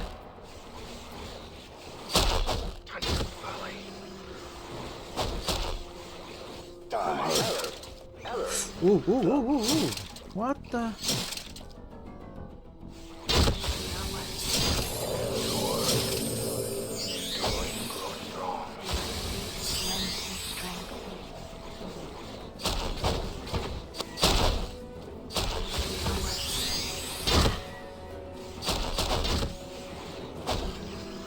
Each of these things giving 8,000 experience. Wow. All right.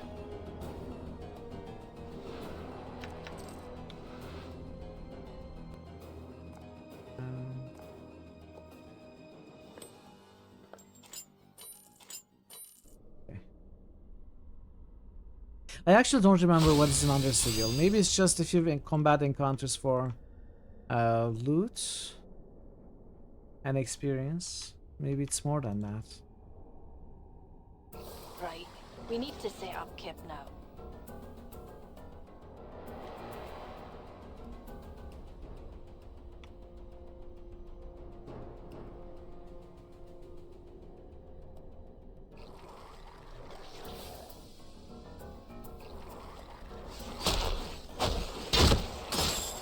You never played Dark Souls?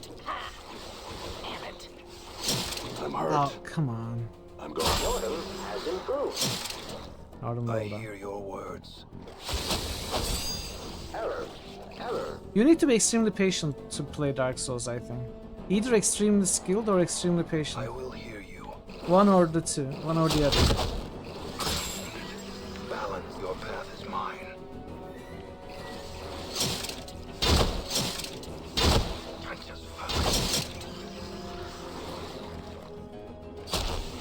I think I was the extremely patient one. Not the extremely skilled one. Will be done.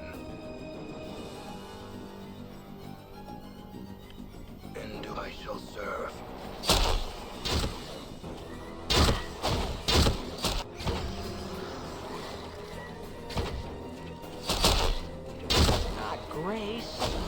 Oh, this Oh is no! Wait, it's actually fine. All right. I'm gone. I'm listening. Missed out on some experience, but it's okay. Done. You know, 20 Souls likes. Not only that, but anime Souls like. God Wayne. Wife of Souls. Dark Souls more of a turn-based game. Enemies patterns, you're attacking between them, manage your stamina. Yeah. One, and to some extent two. And also, I don't think Dark Souls 1's... Well, I think it starts getting faster paced with the Artorias DLC of Dark Souls 1. And Dark Souls 2 is mostly slower, but I don't think it's as turn-based slow as Dark Souls 1 is. But also partially you feel that way more. Okay, I'm not gonna do it like this. You feel that way more, Thazen, because you play with great swords and ultra great swords. The experience changes a little bit, I think, with faster weapons. But most enemies are on the slower side for sure. That's why it feels a lot like turn-based. I agree with you. It absolutely is not like that in the third game, Dark Souls 3. I think it's a much more different action-oriented game. Die. Maximally efficient. What's up?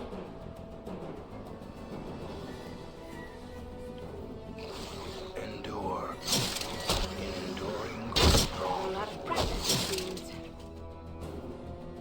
There's a lot of practice, it seems.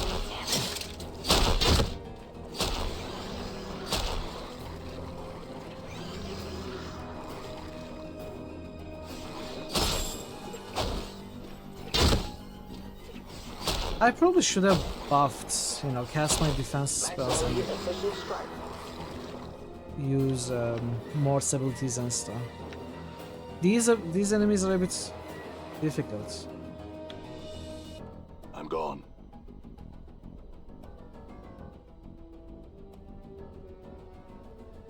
The title window, faster turns.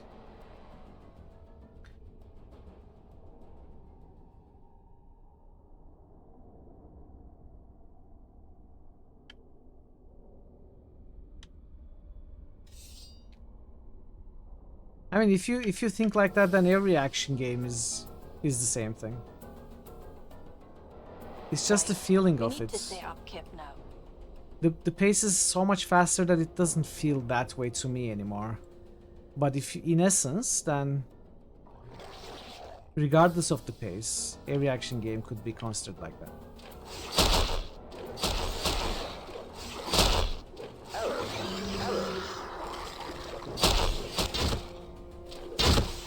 Die. Done. Stamina system. I mean, yeah, I suppose. I mean, I understand what you mean. I don't know if I 100% agree. Because even with the lack of stamina, you could not simply go in and keep attacking a boss and expect to survive, right? Even if there was no stamina concern, you still had to go in and come out at correct times. I'm hurt. Don't let it end like this. Learning patterns and stuff. So the same gameplay would still hold, I think, even with the lack of stamina. Stamina is just another layer.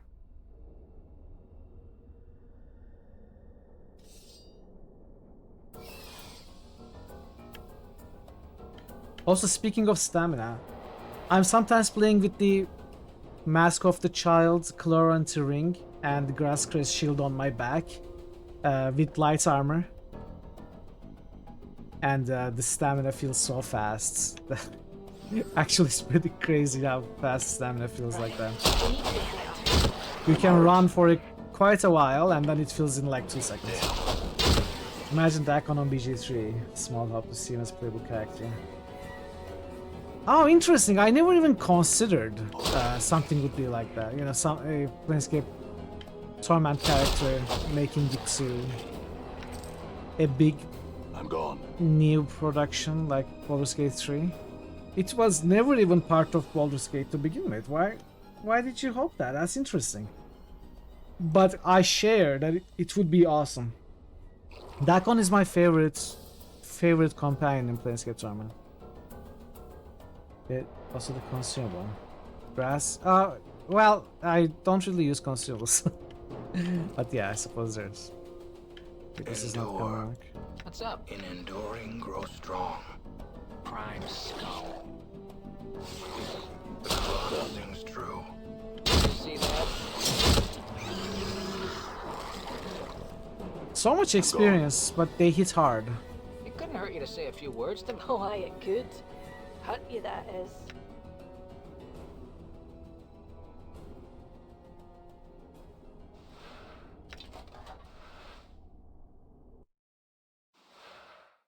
Chain lightning storm. Can anyone use it? Can you use this? No.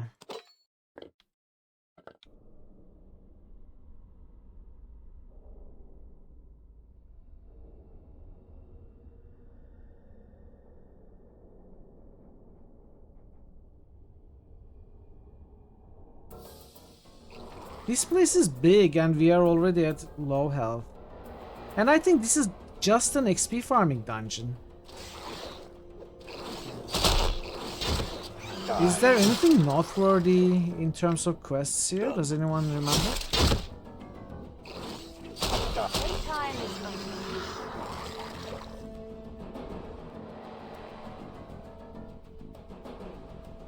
Get. Ah, fair enough. That's true. That's true. It's young geeks, for sure. Fair enough. I didn't think of that. With the whole plot being about mind flares and Right. Keith We Yankee. need to set up Kip now. There weren't. Were there any Gitzerai in BG3 now that I'm thinking?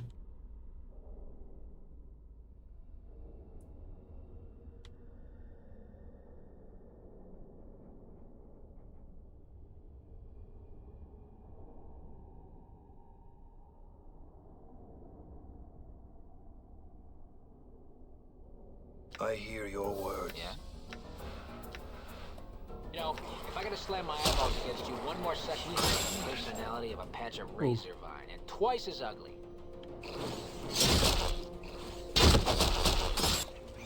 I've learned some new stuff. Oh no! Come on. Gotta reload. Alright. They were mentioned didn't appear. Right. We need to set up Kip now. But Kip certainly don't feel like he needs to return. I didn't think of it at the time, but I don't know. Some people think, like for Minsk, bringing him back is simply fan service, and Minsk wasn't interesting to begin with. You know, I've learned some new tricks. So why did they choose Minsk? I don't fully agree with them. I think Minsk was an interesting character, but why did they bring him back? Was it just fan service, or was there a reason? And does it devalue the character? And would it devalue Dakon if he was brought into that game?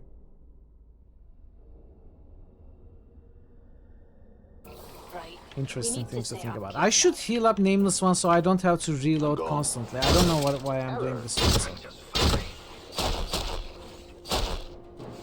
I've learned some new tricks.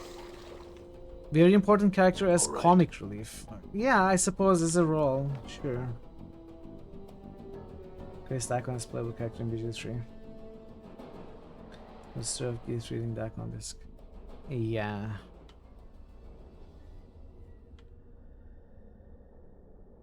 Dakon would be interesting with how much we are involved with the Git Yankee. Dakon would be interesting as a Git Zerai. I'm not sure What's up? if it would work well. Dog's body. All right. I think My therefore jaw I is am. hanging by a thread. Would you I give me think a hand here? I think I'm going to stop taunting because Mort is taking a right. beating as well.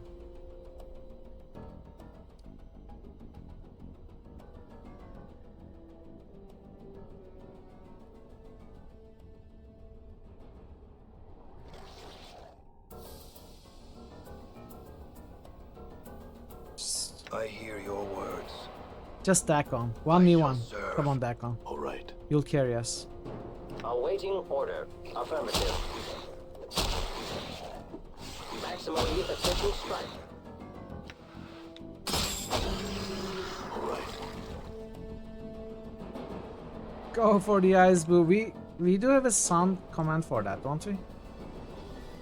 No, wait. We don't have a sound command for that. We have butt kicking for goodness, source for everyone. And we have go for the optics, Chitika. Chitika? Whatever. So many! From Mass Effect. We have that. Address. I will hear your path is mine. I think that can't. Oh! Right. Nameless one. We need Don't to do set it. up camp now. Wait. It's casts. Share. Zerthamon's name. I'm gone. Active lock. Reiterate request. Is that a lurker? Yes. Thanks for the lurker.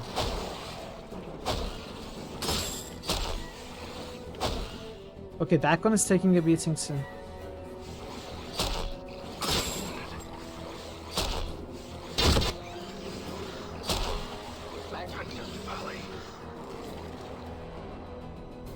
I'm gone.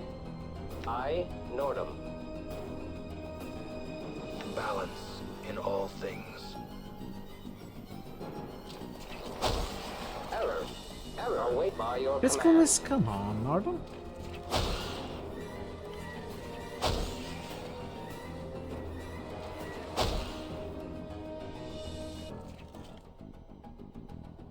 I think Minsk is one of the canon party members in the first game.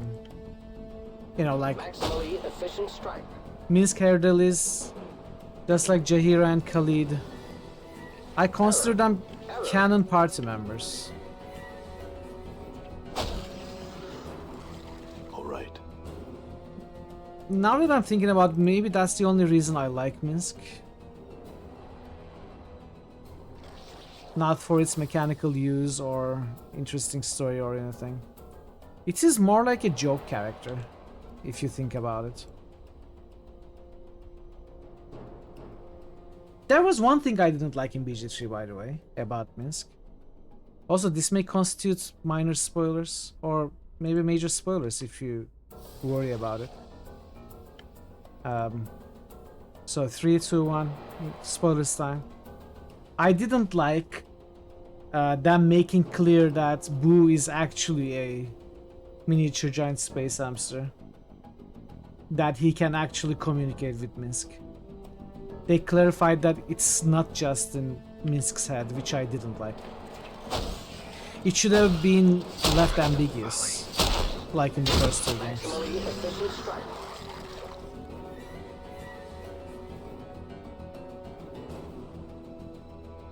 Giant miniature space hamster by people foreign English isn't their first language. Didn't I say miniature giant space hamster? Did I say it wrong?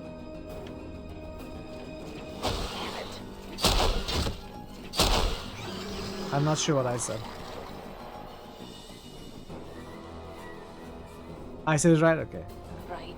We need to set up camp now.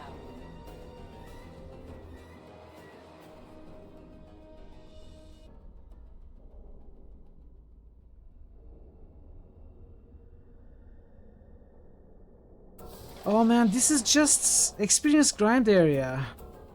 Worse than modern maze. It is I.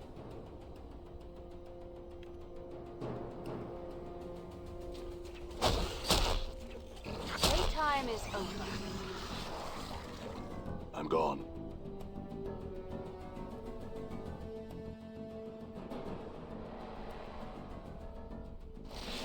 And I bet everything respawns too. Some languages work backwards, or English does, or both.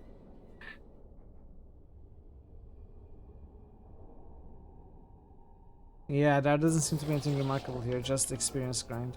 I mean, we are gonna look at the entire map, we are gonna uncover it all. But I think I'm gonna go and heal and come back for the rest of it. I have used so much healing resources in Modern Maze, I cannot afford to use any here.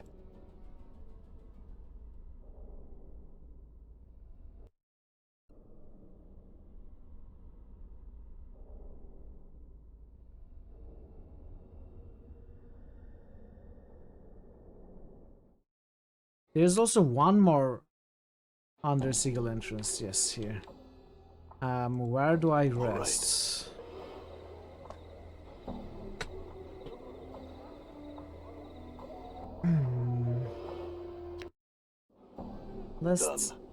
Let's rest at our home. This is our home now. Right. We need It to was- set up camp now. It was bequeathed to us by our long-lost uncle and aunt, who used to live here. Some of their belongings are still here, as you can see. It's ours now. I'm gone.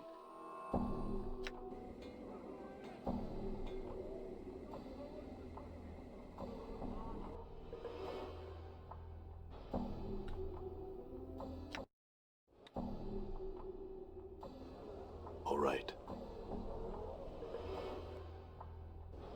Let's try this entrance. It may have, it must have respawned, by the way. Suddenly they decide to move out, yes. All right. I'm not gonna worry about having killed every enemy at one time, like having cleared the dungeon. I'm just gonna explore all of it.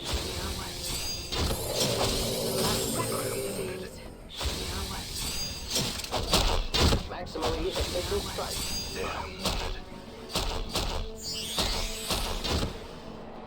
I think I need to disable toggle AI. Maximally efficient strike. Because Fall from Grace keeps casting spells. Yes.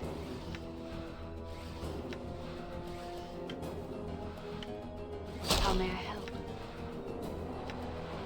May my faith lend me strength.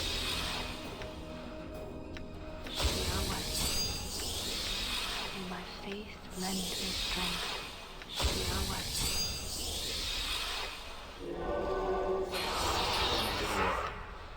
In enduring that cannot change your skies, I hear your words. In Zerthamon's name. I'm listening. May my faith lend me strength. I'm gone.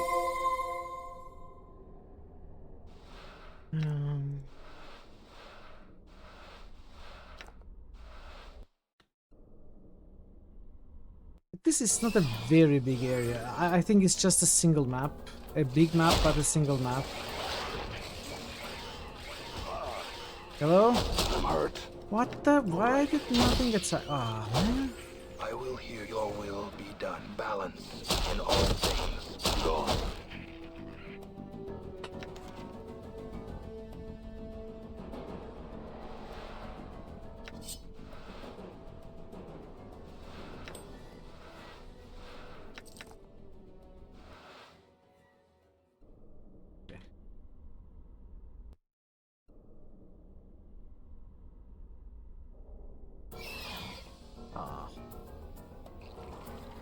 It is I. I suppose it's a choke point.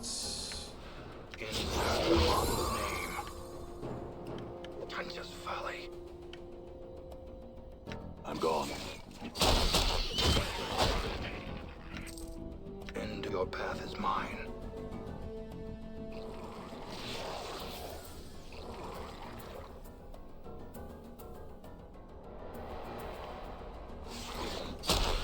I'm gone. The Karak thing's true. I think, therefore I am. I think. Error. Wait. All right. I hear your words. Your will be done. Aye? Awaiting processing. Maximum There's a few efficient too many strike. of them. I don't know if I can handle all of these.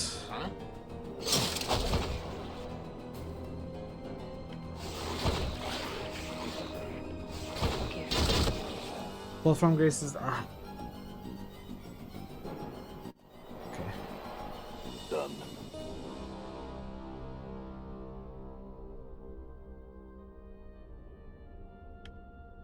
Maybe I should heal. Yes. Nameless one. This is a big encounter. Done.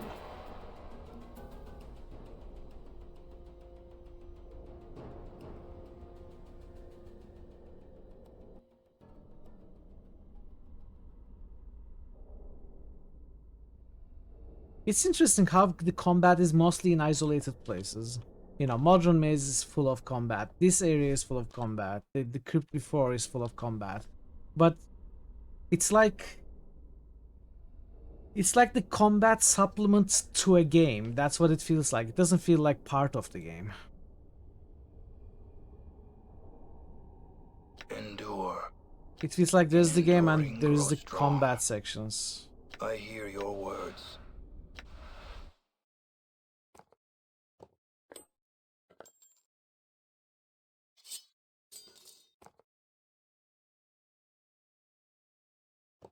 Aye?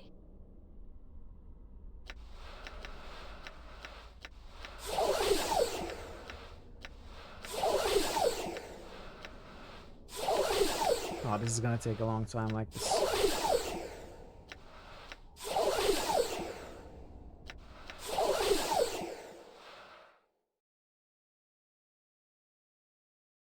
It disintegrates into powder when, but I just used it. It didn't disintegrate, right?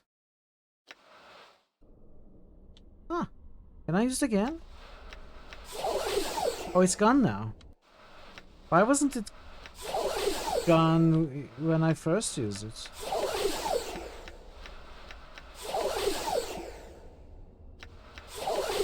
No, it's gone now. Interesting. Oh, did I have two of those? Maybe I had two of those. I'm gone. Yeah. Endure. In enduring, grow strong. There cannot be two skies. Maybe these are even. I hear your word. Your will be done. I mean, they gotta be, right? Done.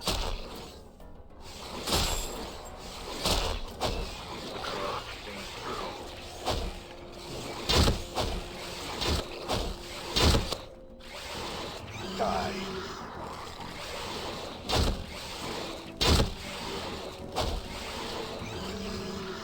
I will hear you.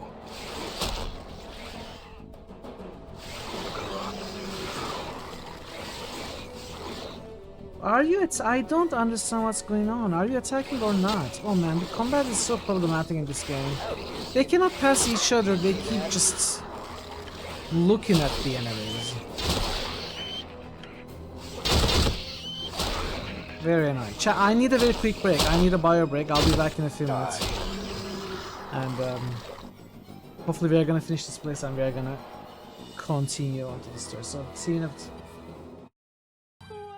Oh, this was well worth it. Yeah, Mac.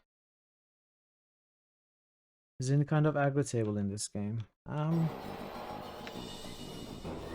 I don't know. I think they just attack the closest enemy. Welcome back. Thanks, Daisy. Mort has a taunting ability, so they may prefer Mort if he uses the ability. Otherwise, I think enemies just attack the closest one.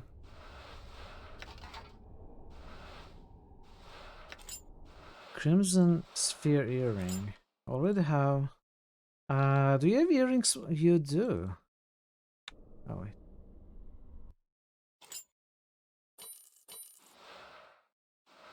Okay. 10 lore skill minus 2 damage. Could try to identify stuff. Spring flask. Yeah, I don't need the third one. Do I?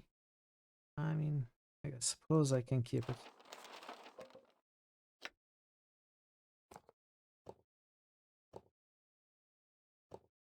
Oh, I have 54 blood charms. What the heck?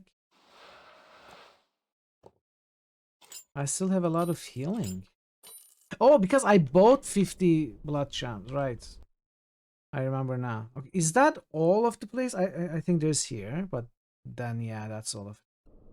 Okay.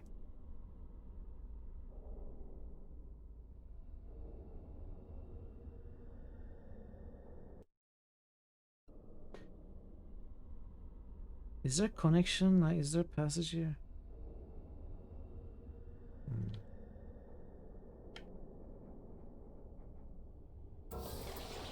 Aye, might as well.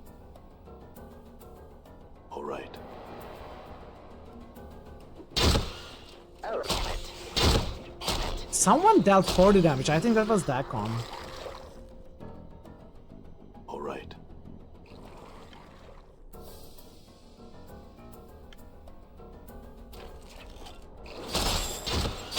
Maximally efficient strike. Dacon, don't die. I like when you're dealing 40 damage, but I don't like it when you die. All right. What's up? Slatter. Damn it. You see that? Done.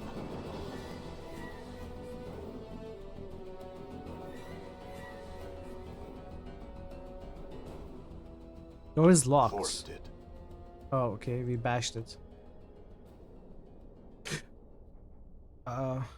Yeah? Don't be stinkers. How may I help? Endure. In enduring, grow strong. Oh, it's dead. What the heck? I thought it would be like a mini boss or something. Just died. Didn't even drop anything. Why was it even behind the locked door? There's nothing here. No reward. How much experience did it give us? 1,000. What? What was that? Behind the locked door, there was the easiest enemy of the dungeon. There are regular groups of 5 enemies who give 8,000 experience each. And then at the end of the place, behind the locked door, there's a single enemy. That is the least dangerous thing.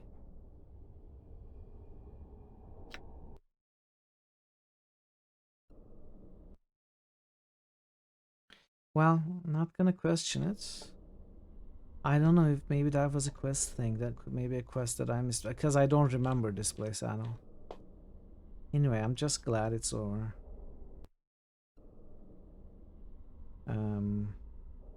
I may have to come back here for some experience grinding at some point. Okay, so linguist quest, gotta continue with that because we got his notes as well. Coming to the end of Sigil, I think we may be able to complete it today. Start tomorrow with Revel or something. We'll see.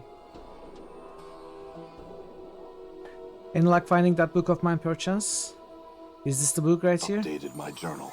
Why, yes it is. He takes it from me, then begins to rummage through his pockets. Here you are then, my father's notes. Square then, are we? Good. I have to look over my notes now, so if you'll excuse me. Experience has increased my skills. Okay.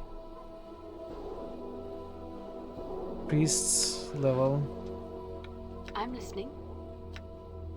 Do you have new slots? Yes.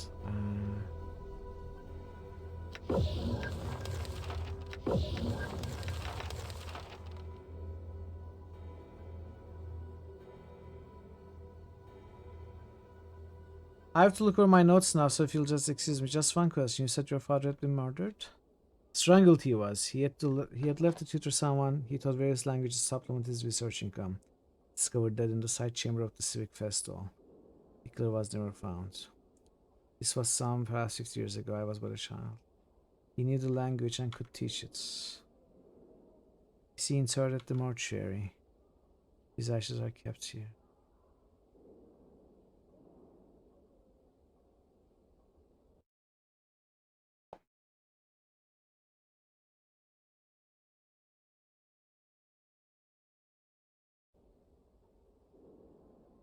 Done. Oh. Am I? Can I cast Speak with the Dead? I don't remember how to solve that, by the way. I'm here. Your will be done. I'm not sure what to do next. Might as well. Yes. Can you not What interact did you with wish? this on the name? All right. Yeah, we were really lucky that you weren't here.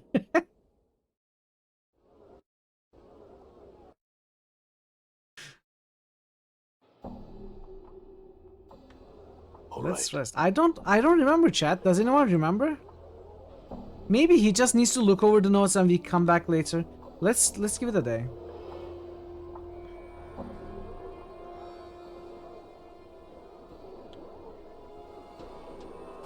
Yeah. If I didn't think it was for the memes, I wouldn't say we were like you weren't here. There, I wouldn't be that rude. Hey, Professor. Thanks for the raid. Welcome.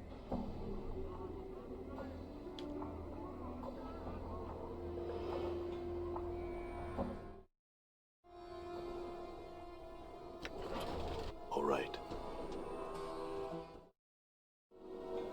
We weren't totally AFK. That's okay. You can be as AFK as you want.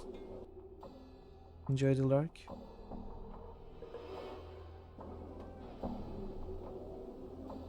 Excellent. Hell Tonal yeah. Tadara has just resubscribed for a total of 13 Updated months. my journal. Yes. Yes. Yes. Tonal, thank you so much for the resub. Hope you are doing well today. All right. Egg.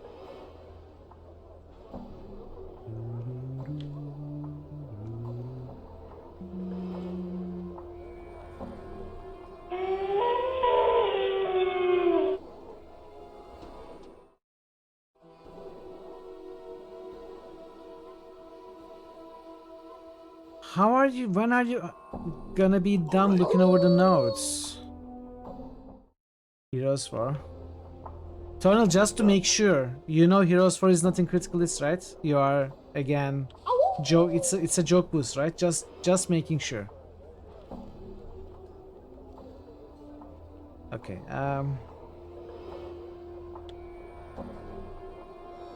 It's an RPG? No, it's not an RPG. Come on. It's not an RPG.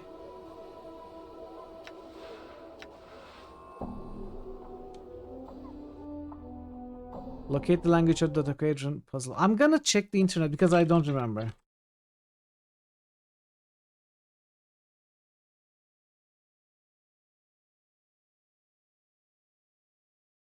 I need to use Speak with Dead. I was right.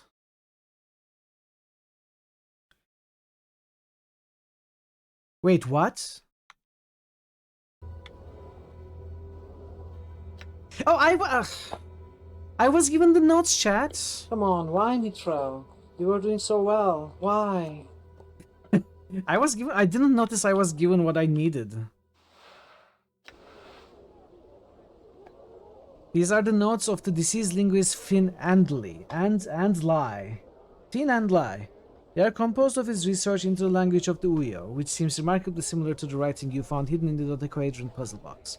Read them over carefully, see if it sparks a memory. My journal. As you read over Finn Andley's notes regarding the lost language of the Uyo, there is a throbbing sensation in your temples as a memory begins to surface. Memories of this language. You recall letters, words, phrases until, like a spire wind blowing away the blankets of poison smog over the Great Foundry, the language is once more revealed to you in its entirety. You should be able to read the writing in the dodecahedron now. The notes away. Okay. Cool. I was I felt I was stuck because I didn't notice I actually received the quest item in my inventory. But now we should be able to go back to the dodecahedron. You have the cold grey dodecahedron up to examine it carefully, now aware of the various deadly traps it holds for the incautious user and how to avoid them entirely. Having learned the dead language of the Uyo, you'll at least be able to decipher its contents. Unfold the dodecahedron and read it. Updated my journal. The tablet turns out to be a journal of sorts, one kept by some prior incarnation of yourself. It would seem, and not an altogether sane one either. There are only a handful of completely coherent sections. Browse through it. Updated my journal. We are going to be updating our journals a lot, chat, as there are 11 notes here. Whispering shadows. The whispers are not the shadows moving. I also experimented with killing a few different people. They are speaking, plotting, talking to each other. I can understand some of what they say. A female ghost. The book tells me things, whispers things. It tells me to avoid the ghost girl, avoid her. I don't know her, and she torments me. Read about hiding something within your own body. And so I swallowed it, hoping it'd catch in my bowels. I can make someone remove it.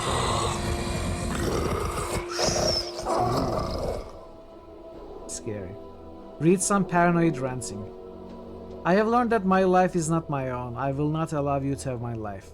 You will have to pull my life from my broken body if you want it. It's you who will die if I cannot have it, neither will you.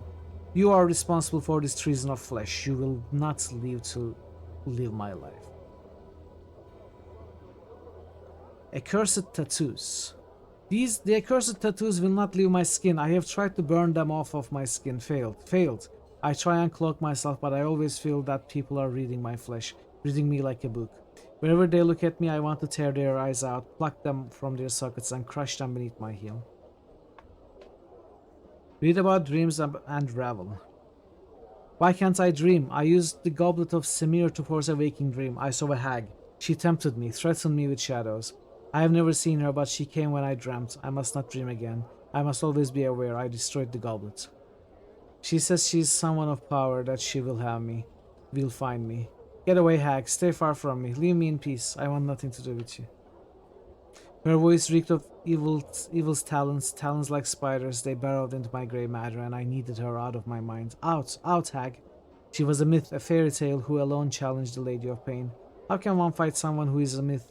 I don't have the weapons. I need weapons that will kill her should she find me. I need a strategy so she cannot defeat me when she comes for me. I must devise and think. I shall beat her. Read about the danger of names. Fear names. Names have power in identity. Names can be used as weapons by others. They are a hook that can be used to track you, find you, hunt you across the plains. Remain nameless and you shall be safe. Read about killing in the fest hall. So I went to the fest hall looking for the path of my false self in the halls. So glaring was it that those I did not know, the false ones, welcomed me in their confidence, treated me as a friend, showed me my room, attended to my needs. I had to restrain myself from launching out against them. That would have been premature. First I needed to protect my identity. I found one who knew the exclusive language of the Uyo, learned it as I could, then killed them. Then I went to the sensorium and prepared to end the matter. Soon. Read about the murder of one who tried to help you. There is nothing he can do. Memories are gone, he says, never to return.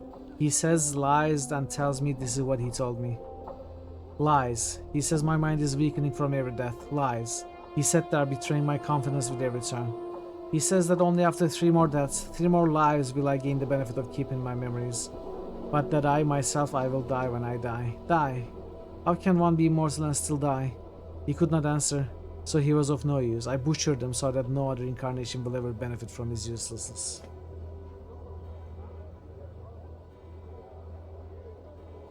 Read a cryptic answer from an unknown source. So the ghastly had said, you have been divided. You are one of many men. One in many men. You bear many names. Each has left their scars on your flesh. Lost one, immortal one, incarnation's end, man of 1,000 deaths. The one doomed to life, restless one of many, the one whom life holds prisoner, the bringer of shadows, the wounded one, misery bringer, Yemeth. You are silvered glass that has cracked and the pieces scattered across history. Only one piece is of import. Regain that and your life will be yours again. There will be a price. This price will buy you a chance. Without the chance, you are doomed. You have lost that which is never meant to be separated from man. Your mortality has been stripped from you. Lost. It exists, but you must find it before your mind is lost to you as well. Read something about a legacy. A legacy do not reads, forget not to collect your legacy, and a small code scratched beside it, 51AA. A trap, no doubt, set by yet another of my false selves. I'll see it destroyed, I will. Let's go ask for the legacy. I don't know if this is the one we already did. They sound completely normal, but I just individual. Yeah, exactly. Goldward, also known as Wanker City. All right. Wanker City.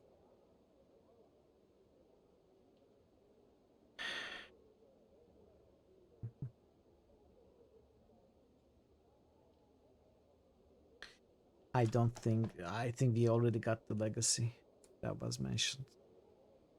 We've got the information through other means.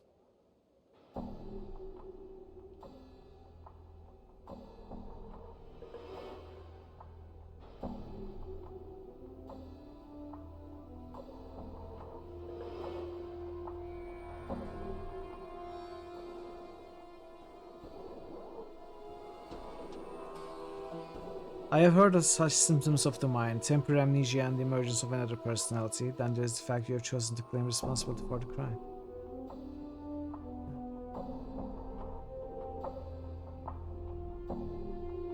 Updated my journal. Well, not responsibility for the crime. After all, my actions were not my own. There is nothing to forgive. I have come to terms with the loss and no lasting harm has been done. I don't know why the target was chosen, however. There was nothing of value among the documents burned. What were the documents? Legacies mostly. Legacies? They are contracts that are deliverable at the death of a client. They provide specifics on how a person's possessions are to be divided upon. Yeah. I believe you have a legacy for me. Indeed? Do you remember the legacy in question? Legacy is 51AA. He looks at you in surprise. Is your name Legacy? That's extremely old. Are you certain? I hope that wasn't one of the ones that was burned. How old is it? Several decades at least. Can you check and see? Fortunately, it was unarmed by the fire. Could I collect on it? I'm the beneficiary. Of course, sign up here and here. There and there, alright. There we are. That should be the last of the paperwork. Here are all the items that were in the vault. One looks like a foundry receipt, though quite an old one to be sure. Did the deceased have something commissioned at the foundry? I don't really know. Updated my journal. Kaleidoscope Eye. 1 all saves, 1 spell versus saves, 5 resistance to magic.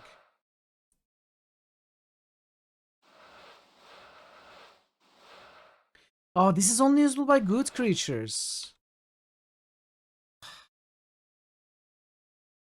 Damn you. Game. Stone Gullet of Lafal de Grosse.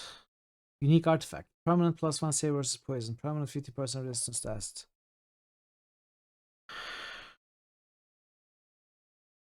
To use the artifact, one must consume it. It has the consistency of steel bread. So doing will turn the eater's stomach into a stone gullet.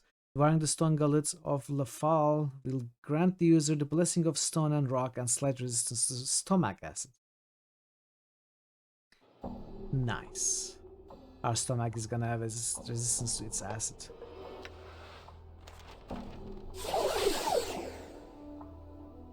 Alright. We gotta go back to the foundry. I forsook the Godsman. I left their faction. I don't think we can ever go back. I wonder if we can still go into the Dream Machine room. Done. I'm not sure that we can. I don't know that if we need to.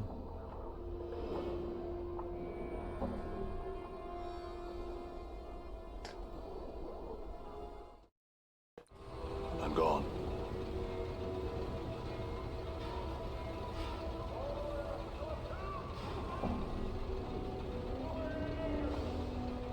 I'm here to pick up an item. Do you have a receipt? Yes, I do.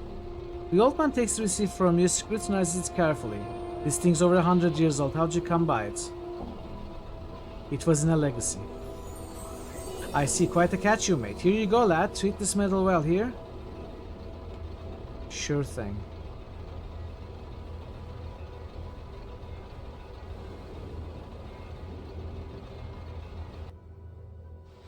Curious ironwork. Cannot be identified. I mean, it can be identified, just not by this one, not at this particular moment. If I put in the magnifying glass, still not. Which means I have to use another of these.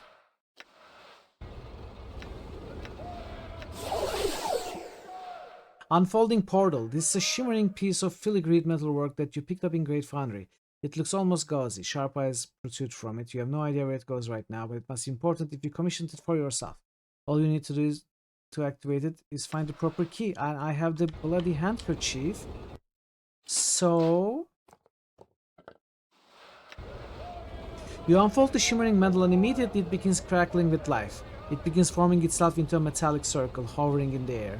There's something in your possession that has activated this portal. You get the feeling that you probably ought to make sure you have everything you need. You might not be back in Sigil for a long time. Hold it up and put it away. Chat, I do believe this is when I'm going to end. I know it's still a little bit early. Not too early, but a little bit early. Done. Let me give everyone points. Ah, that is not the command. Oh, that is the command. Okay, never mind. So yeah, tomorrow we are going to start directly with Ravel's Barbed Maze. We are done with Sigil. If I go there now, it's gonna take a long time, the dialogue and everything you need to do. I don't want to start it today. So I'm gonna call it here.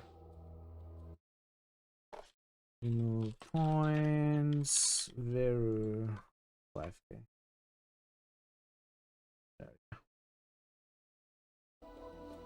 Alright. I do believe we made good progress today. We finished Sigil, which was awesome. And we are finally ready to get out of Sigil. I'm gonna do some inventory maintenance, get rid of some stuff. Maybe I will farm some experience. I don't know. It depends on if I feel like it or not. I probably won't though. I will probably just empty the inventories and we are gonna go directly to the Barbed Maze tomorrow. Let's find someone to raid today though. Where to go, where to go?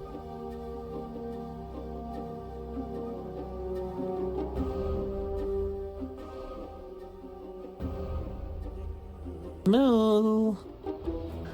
Moo.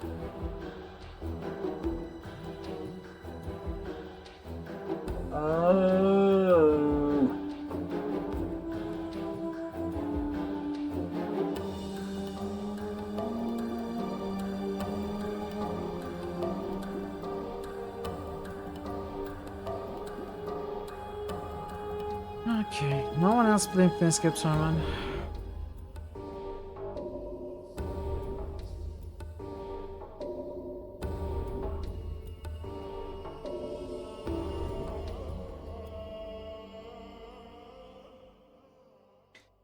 Let's go say hi to Ashley. It's been a minute since we last visited her.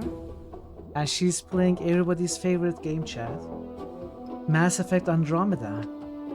Let's go enjoy some Mass Effect Andromeda. But, yeah. Let's go there, say hi. And, Josephson, thank you so much for the resub. Hi, thank you so much for 666 evil bits. Wahaha. Linia, thank you so much for the bits. And Legion, thank you so much for the resub. Nancy, thank you so much for the raid. Lancemaker, thank you so much for subbing 6 months in a row. Nebu, thank you so much for the raid. Antonio, thank you so much for the resub. And everybody, thank you so much for sharing part of your day with me. Hope you had fun. Are we doing the raid? What's going on? Is the raid working? What did I do? Did I type it in the wrong place or something? Let's try this again. I don't think the raid is working.